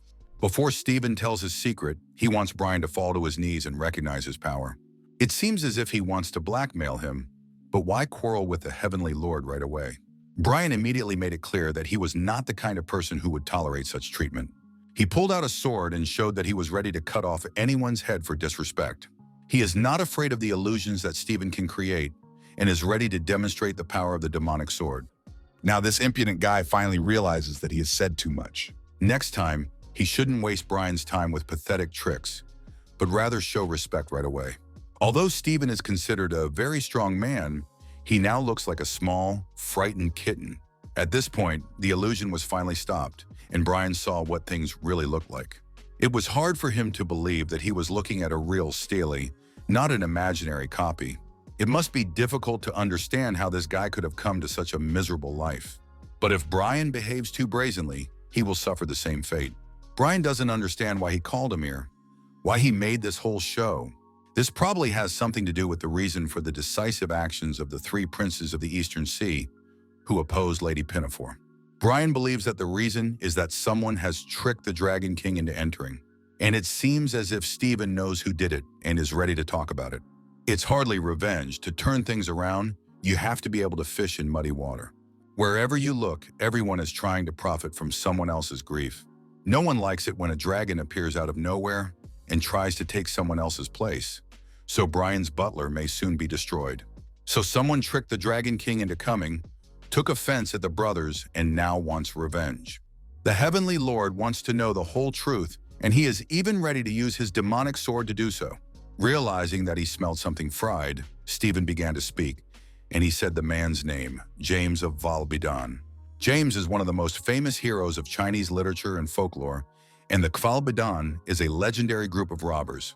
They both have power, but apart from their bones, they have nothing special. They don't know how to control the energy of the world. But James is a completely different matter. He can make the celestials act with a single word. He can change the world. Most likely, it is because of James that Celestials are so afraid of people with incredible abilities.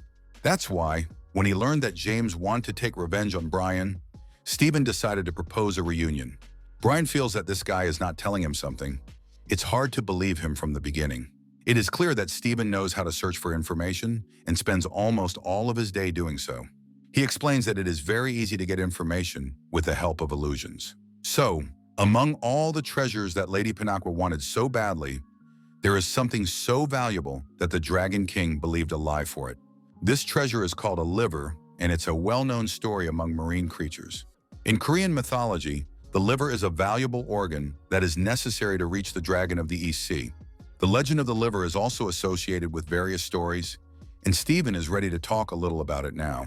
In ancient times, there was a great celestial named Volshan, and many legends were composed about him. One Dragon King decided to believe in his dream, and therefore eat this master and become a perfect monster. But the wise celestial foresaw his intentions and somehow managed to outwit the Dragon King. The dragon was deceived and only watched helplessly as this master approached heaven. Since then, a legend has been passed down among sea monsters that the one who finds and eats the liver will become the new Lord of the Seas. Of course, everyone knows that these are just fairy tales, but it seems that the King of the East Sea believes in this fairy tale.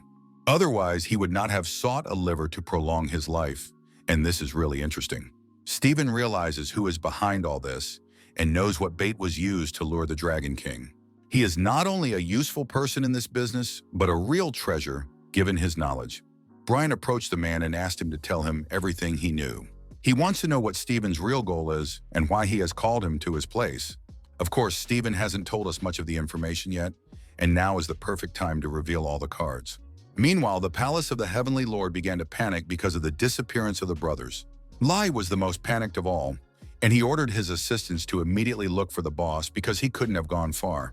Li began to suspect that someone had deceived him and his assistants and managed to kidnap the ruler right out of the palace. At that moment, Brian appeared as if from nowhere and fell on Li's head. All the assistants stopped for a second and looked at him as if under hypnosis. Then they decided that it might be a clone of the boss, so they had to check it carefully first. They attacked Brian and tried to tie him up to see if he was the real owner. It was only after a few minutes that everyone finally realized that it was the real Brian, and he was meeting with Stephen. Li didn't think it would be easy to finish him off, but he also didn't expect him to actually survive. Stephen is a master liar, so we shouldn't take anything he says seriously, and we should even destroy this scroll. Brian immediately reassured his friend and told him not to jump to conclusions. Li calmed down and said that Brian had to pack his things because he had received an invitation to a meeting of clan bosses. Brian didn't expect this at all. His plans were completely different, but it doesn't matter now. After the gates to heaven opened and the demons fell to earth, the ruins that were once an Olympic stadium were taken over by clan bosses. That's how this Star Court was created. It is truly incredible inside and out. Brian thought that the meeting would be called much later, probably because of Lady Pinakwa's actions. Sitting down in his seat, Brian saw a mysterious woman next to him, and he did not recognize her immediately. Only a little later did he realize that he was looking at a Peggy, also known as a sad princess. It is not surprising that she is allowed to enter the gardens of the Seokon, because her power is incredibly high. Brian also noticed that many of his friends, such as Carol and Christopher, were there. Many people recognized him and began to follow his actions because he is a real superstar. Although Brian has gained a lot of fans, not everyone supports him. This is especially true for the eldest Quan, who is the eldest in the family of our familiar brown bear. The boss's meeting is about to start in a few minutes, and Brian has already seen a lot of famous faces. Of course, he also noticed Master Mark, and at their first meeting, he thought Mark was Lady Pinakwa's assistant, but the Guanak explained to him that this was not the case. Around the Master of Marks were experienced Celestials, also called the Celestial Trinity, Mark, USA, and Unsa. They have incredible power, but they do not belong to any clan. Previously, these meetings were held elsewhere, but after the latest change, these meetings will now be held in this Palace of Stars. It's time to get down to business and talk about serious topics and forget about jokes. As mentioned at the last meeting, before starting the campaign, we need to resolve the issue with the Dragon King. The plan is almost complete, but a few days ago there was an unpleasant episode with the Pinafore lady. As a result, we can forget about this woman, but now there will not be enough people to protect the coastline. It's true, Christopher fired many people from his clan because they were carrying out evil orders, and now there is no one to defend the coastline. That is why the most important members of the meeting asked the Heavenly Lord to support Christopher and his clan. If Brian is not confused, he was assigned to the offensive group in the previous competition, but now he is asked to work on defense. Everyone has long since seen his power in the Tomb of the Moon King. The power of his flute will help solve any problems. The offense is already strong enough, so Brian would be a perfect fit if he worked on the defense. Although Carol disagrees. He achieved his position in the attack on his own, so she believes it would be unfair to take away his rights. She knows that the clan bosses have enough warriors to defend the coast, so she has to come up with something else. She tried to defend the man's rights, but Brian said he was willing to defend the coast, which surprised everyone around him even more. He is ready to do this, but without support because he wants to defend the coast alone. It was hard to expect such a plot twist. His behavior is becoming too self-confident. Unsa said that Brian had lost his mind. Although he had received the power of the pact, he was only the owner of the lake, so he should not be too overconfident. Brian realizes that the people gathered around him know nothing about the way of dragons. For many years, dragons have been actively training to achieve harmony with the sky, which required a lot of sacrifice. Even though celestials are called gods in the legends of mortals, deep down, they are no different from them. Peggy started to speak, saying that if Brian could not fulfill his promise, he would have to pay for it with his own head. In response, the Heavenly Lord smiled and said that his head would be too hard to get. Soon the meeting was over, and everyone returned to their normal tasks. Carol couldn't believe that Brian had really decided to defend the peninsula on his own. It seems as if he is ready to die, and he doesn't care about his life at all. Mech looked at this fiery woman and fell in love with her at first sight. He already wants her to take him with her and kill the brothers. The Heavenly Lord has a plan, so he thinks that there is no need to worry. He is bluffing because he has a reason. He knows that the bandits are planning to attack him during the hike. Stephen told him about it. Carol could not think that there was anything left of James, and his soldiers could still threaten others. It turned out that these bandits were only trying to pretend that they had disappeared, and Brian had evidence to prove it. He pulled out a praise coin from his pocket, which should be enough to convince Carol. When James and his warriors wreaked havoc in the world of the Celestials, it was necessary to destroy them all. The Security Council gave a reward for each such coin, so there should be no doubt now. Brian wants Carol to go with him. According to rumors, they can find 2 artifacts that can help them. Then the artifacts can be divided. The girl does not believe that Stephen is telling the truth. She thinks that it is better not to trust his information. She began to doubt this and thought that Stephen was blackmailing Brian. But the Lord of Heaven assured her that everything was fine and he was in control, so she shouldn't worry so much. Stephen has a strong body, and strong beings help each other, probably because they are not very popular in the world of Celestials. Brian is also a very strong man. The reason for this is his phalanges. It's not a crime to have a strong body, so Carol has no problem with that.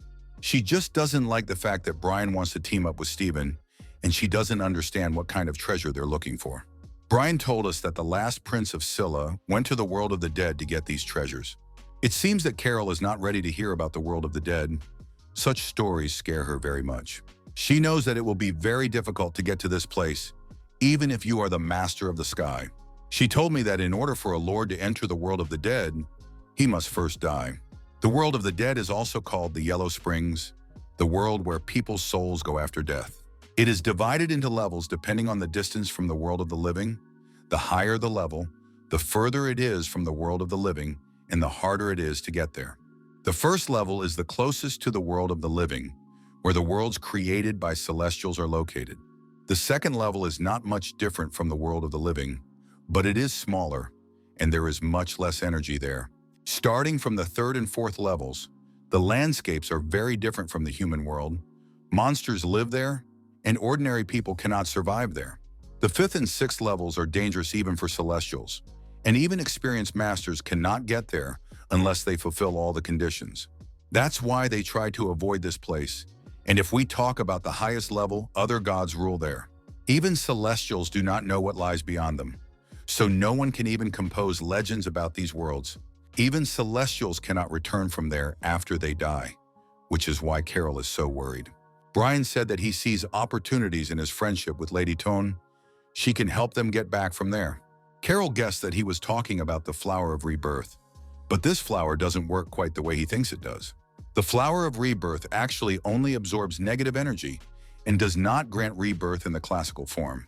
If you take a flower with you to the world of the dead, it will be able to protect you from death for a while, but it will wither sooner or later.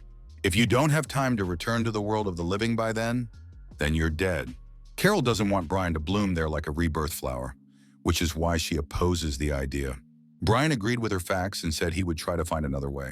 Carol said goodbye and went about her business and didn't even notice the important nuance. It turned out that Brian had taken lessons from professional artifact thieves, and his hands were incredibly fast. During the conversation, he used the celestial sword technique to do everything quickly and unnoticed. He apologizes to Carol for his behavior, but the rebirth flower is his only chance for success.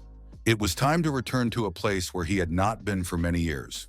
He was interested in this from the moment the gates of heaven opened and always wanted to know where the demons came from.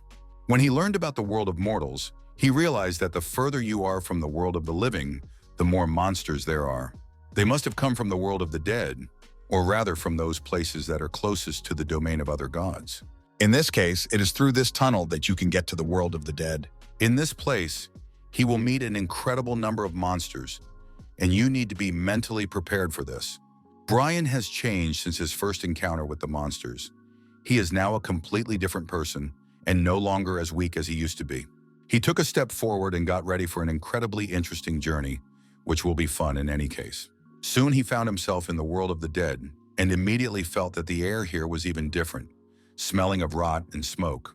Oddly enough, the aura of death here is much weaker than he expected, probably because this world is close to the world of the living. Perhaps the rebirth flower is not needed now, but how can he find the legendary prince in this desert? His bag of treasures began to glow and vibrate, so the seven-pointed sword sensed something. It's strange to realize, but even in the world of the dead, there is something connected to this sword. Brian began exploring this desert and immediately noticed some unknown creature of small stature. It seems as if Dr. Strange has opened a portal to an unknown world, which can also be called the multiverse. This unknown creature began to scream and attack Brian, and he was not prepared for such horror in the world of the dead. After that, the monster started crying and said that he had waited too long for the king of the baking. It is unlikely that he was waiting for Brian, but it seems as if this monster was really waiting for the ruler of the baking. It turned out that he was creating weapons here, and all his relatives fought with these weapons. But one day the ruler of the pitcher stopped coming to this world, and then everything changed. Then this monster told us even more interesting details of his life, and it turned out that it was he who created the ultimate sword. Emperor Sujin was the 10th emperor of Japan, and his reign is considered the beginning of the country's history. Almost nothing is known about the reigns of the following emperors. Only a few legends and myths have survived. The monster wanted to tell the story of Japan, but Brian said he didn't have time for that because he had to find the treasure. But the monster did not listen to the boy at all. His family belonged to deities, and everyone hoped that he would be able to inherit the appearance of the patron god. But this monster, unlike his brothers, had awakened phalanges. His father was very angry about this and even tried to kill his child. So the monster, whose name is Miyagi, had to run away. It was then that he met the real king of the Peccaries, a ruler named Wolf. He was very kind to Miyagi, and they became like real brothers. The children of this king also began to serve him and even made him armor of hard metals. But after a while, Wolf disappeared, and Miyagi began to feel very sad about it. He thought his close friend would never return, and their friendship was over. He doesn't understand why the Baking King has returned only now, although, of course, now the king is Brian, not Wolf. The monster saw that the king's clothes were poorly made and decided to sew on new fabric. After that, he found another suit in his treasury that would fit the king much better. This fabric can be used to make a lining for clothes, and the monster will be very happy if he helps the king. Soon after, Brian tried on his new suit and was also pleased with this upgrade. He was pleased that the treasures could also be used to make beautiful jewelry and decorations. After that, Brian offered Miyagi to go with him to the world of humans, but the monster refused. He likes it here. No one sees him and does not interfere with what he likes. The more he practiced his skills, the stronger his aura became, which is why he hid here. In this place, his predecessors will not be able to find him, and therefore he feels safe. What's wrong with being seen by your god? But it turned out to be too complicated. 2,000 years ago, Wolf traveled to Japan for the sake of his fellow guide, and to learn the celestial arts. Since ancient times, this country was isolated from the rest of the world and was an unknown land. There is a lot of energy in Japan, which is not inferior to the energy of the Tobacco Mountains on the Korean peninsula. King Wolf could not believe that the people who live here are incredibly strong and powerful from birth. For the sake of learning more about the guild's predecessors and for the prosperity of the Pesce, he signed a peace treaty. It was easy to do because they were good friends and quickly found common ground on this issue. King Wolf quickly became close to the Tenno family and began to study their history until he found out where and what was incredible. The gods from whom the Tenno family was formed were inhabitants of the heavenly realm, the world of the gods in Japan. But these gods were part of a completely different world, and even the king found it hard to believe. He could not understand why the people of this country accepted these gods without any resistance. It seemed that they were supposed to fight off the gods and close the gates of heaven, but in fact they began to worship these gods. The gods from other worlds have special powers, and if we consider that their energy was not weaker than the energy of the Tobacco Mountains, then everything becomes clear. But the king's whole theory was destroyed when he saw one sword. The Kusunaga sword is one of the 3 sacred treasures, and it was used to defeat the most terrible demon in Japan. So this sword, which was created from the energy of a demon, radiates incredibly pure power. The king decided that a demon who had not been purified could not have such pure power, and he began to study ancient records. Because of this, he learned the terrible truth. It was not a demon that was defeated, but a deity who protected these islands. This deity was defeated by gods from another world, and he was turned into a demon. It's not the first time we've heard that great masters who fought gods from other worlds lost. Even in Korea, there is a creator god who is actually a foreign god, so it is better not to believe in all the stories and legends. Wolf pointed out that the Japanese gods predicted that the gates of heaven would soon be closed. That is why they divided the body of the demon into 8 parts and hid it in the ground to fill it with power, and raised people who would worship this power. They did this to ensure that even after the gates of heaven were closed, they would have followers. King Wolf tried to return the demon to his power, but Lady Pinocchio prevented him from doing so. He probably didn't want Brian to revive Peccadillos, so he recognized him as his follower. Now that the gates to heaven have reopened, he wants Brian to use the power he has gathered to defend the world from the invasion of gods from another world. Brian cannot let the Wolf King's suffering be in vain. Miyagi has already heard rumors that a prince has entered the world of the dead and is hiding in the lands that were given to the founding mother. Brian was shocked when he heard this story, because these lands that Peggy had received were in the world of the dead. It's time to continue your journey and go to the world of black and white. Everything was beautiful around him, but Brian could not feel any aura. The atmosphere of the world of the dead really lives here. If you lose your headlights here, it will be almost impossible to go back. These lands were donated by 10 kings to the founder's mother, as Miyagi has already mentioned. According to rumors, she was on good terms with the Lord of Hell, and perhaps it was he who gave her these lands. In the morning, Peggy has a coffee idea, but he doesn't have much time anyway, so he has to hurry. Soon he finally found a waterfall, probably the one the guide had mentioned in the ancient books. As Brian approached this place, he finally saw the prince. His name was Mao. He sensed the approach of the Dragon Lord and the new king of Pekchu, and Brian explained that King Wolf had given him the right to the throne. He also said that he had come here to pick up 2 artifacts belonging to the prince. It turned out that this old man did not mind giving away the artifacts, although he seemed ready to fight for them. This guy can hardly be called a prince anymore. His best years are behind him. Left in the black and white world, it became devoid of color. Soon after, he gave away the 2 artifacts that had been so much talked about, the Golden Ruler and the Fire Pearl. It all seemed very strange. Brian was expecting a battle for those items, and the insect got them in a few seconds. The prince realizes that many years have passed in the world of living people. A new era has come, so there is no point in holding on to the past. He had long ago decided to give these artifacts to the one who would come to the world of the dead to retrieve them. After that, Prince Mao said goodbye to Brian, saying that he had a long road ahead of him. As soon as these words were spoken, there was an explosion and the Mao prince disappeared. It turned out that Brian would still face trials, as rumors spread very quickly that a living man had appeared in the world of the dead. Now Brian will have to test his own abilities against people who have long since lost their souls. This guy is called the Black King. He is the 5th son of the founding mother. He is very happy to see Brian, probably because he wants to avenge his brother's life. He wants to tell his mother the good news today and enjoy his sweet revenge. The Black King and his servants began to attack the Bryans, which was expected, so the Heavenly Lord was able to dodge their attacks. He decided to use the power of water, as it can somehow color this gray world. But the world of the dead has completely different rules. It's not enough to be strong, you have to be incredibly strong. In this world, it will be hard to come back, especially if Bryan can't win this battle. Its power in this world does not work at 100%, probably because it is a completely different space. It was at this point that Bryan decided to take a step forward and taste the flower of rebirth. These medicines were immediately taken into his body, and now he will be able to show his incredible potential. As a result, something strange happened. Dead creatures regained color, as in the old days. Bryan smiled and said he was ready to see what the dead could do, and he hoped they would not disappoint him. The Black King has heard stories about the flower of rebirth from the Seokon Garden, and he is glad to finally experience its power. His self-confidence is understandable.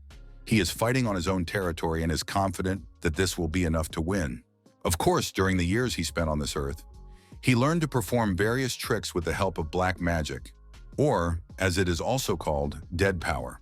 But Bryan didn't care about all these tricks. He took out his demon sword and began to destroy the evil demons. In the world of the dead, no one has ever had the audacity of this Dragon King. This forced the Black King to take decisive steps to win this battle. With his black magic, he summons something terrible, something that cannot be compared to ordinary spirits. Whatever it is, these black creatures will now do everything to tear the Bryan into millions of pieces. It's not the first time he's had to fight alone against an army of opponents, but he's never fought an army like this before. Turning living beings into dead demons is a very terrible magic that is forbidden to use in the world of the living. But as I said earlier, the world of the dead has its own laws, so things are completely different there. Bryan took out his sword and decided to show the dead that living people can perform magic tricks too. His water dragon attack was very accurate and hit the target. The Black King probably expected a completely different outcome to this confrontation, but we don't always get everything we want. He hates the dragon's descendants, but Bryan doesn't care, because the winners write history. In the pocket of his defeated enemy, he found a death tablet, which contains souls used for death magic. In ancient chronicles, there is a description of this magic, where the death tablet is used. Bryan has read many ancient chronicles, so he knows how to use this classic artifact. Even though the Black King begged him to stop and not do it, it seems as if Bryan did not listen to him at all. Bryan ordered him to tell him everything he knew about the lands that were given by Hel to the state of the Founding Mother. The Black King started to say something, but then fell silent at the most interesting moment. Of course, Bryan did not understand anything, although he did hear the guy's first words. Stephen continued to go about his daily routine, eating pizza and looking for new information. It was at this moment that a heavenly lord appeared behind him and frightened the disabled man very much. Stephen was pleased that the plan was executed and the artifacts were now in their hands. This golden line can cure any disease and even bring the dead back to the world of the living. Thanks to his knowledge of the body's properties, Bryan can quickly determine the condition of a person who is close to death and save them. Stephen has done a lot to get this golden ruler, but it seems that it will not be able to solve his problem. Bryan found out that this illusionist also searched a lot for information about flowers from Seokon Gardens, especially flowers which can heal the body, breath and bones, as well as save the soul and even life. Stephen started shouting and said that he had tasted all these flowers many years ago, but his problem had not been solved. The only flower he hasn't tasted yet is the rebirth flower, which Bryan recently used. But even it is unlikely to help this guy, because he has not only a problem with his body, his soul is torn into millions of pieces.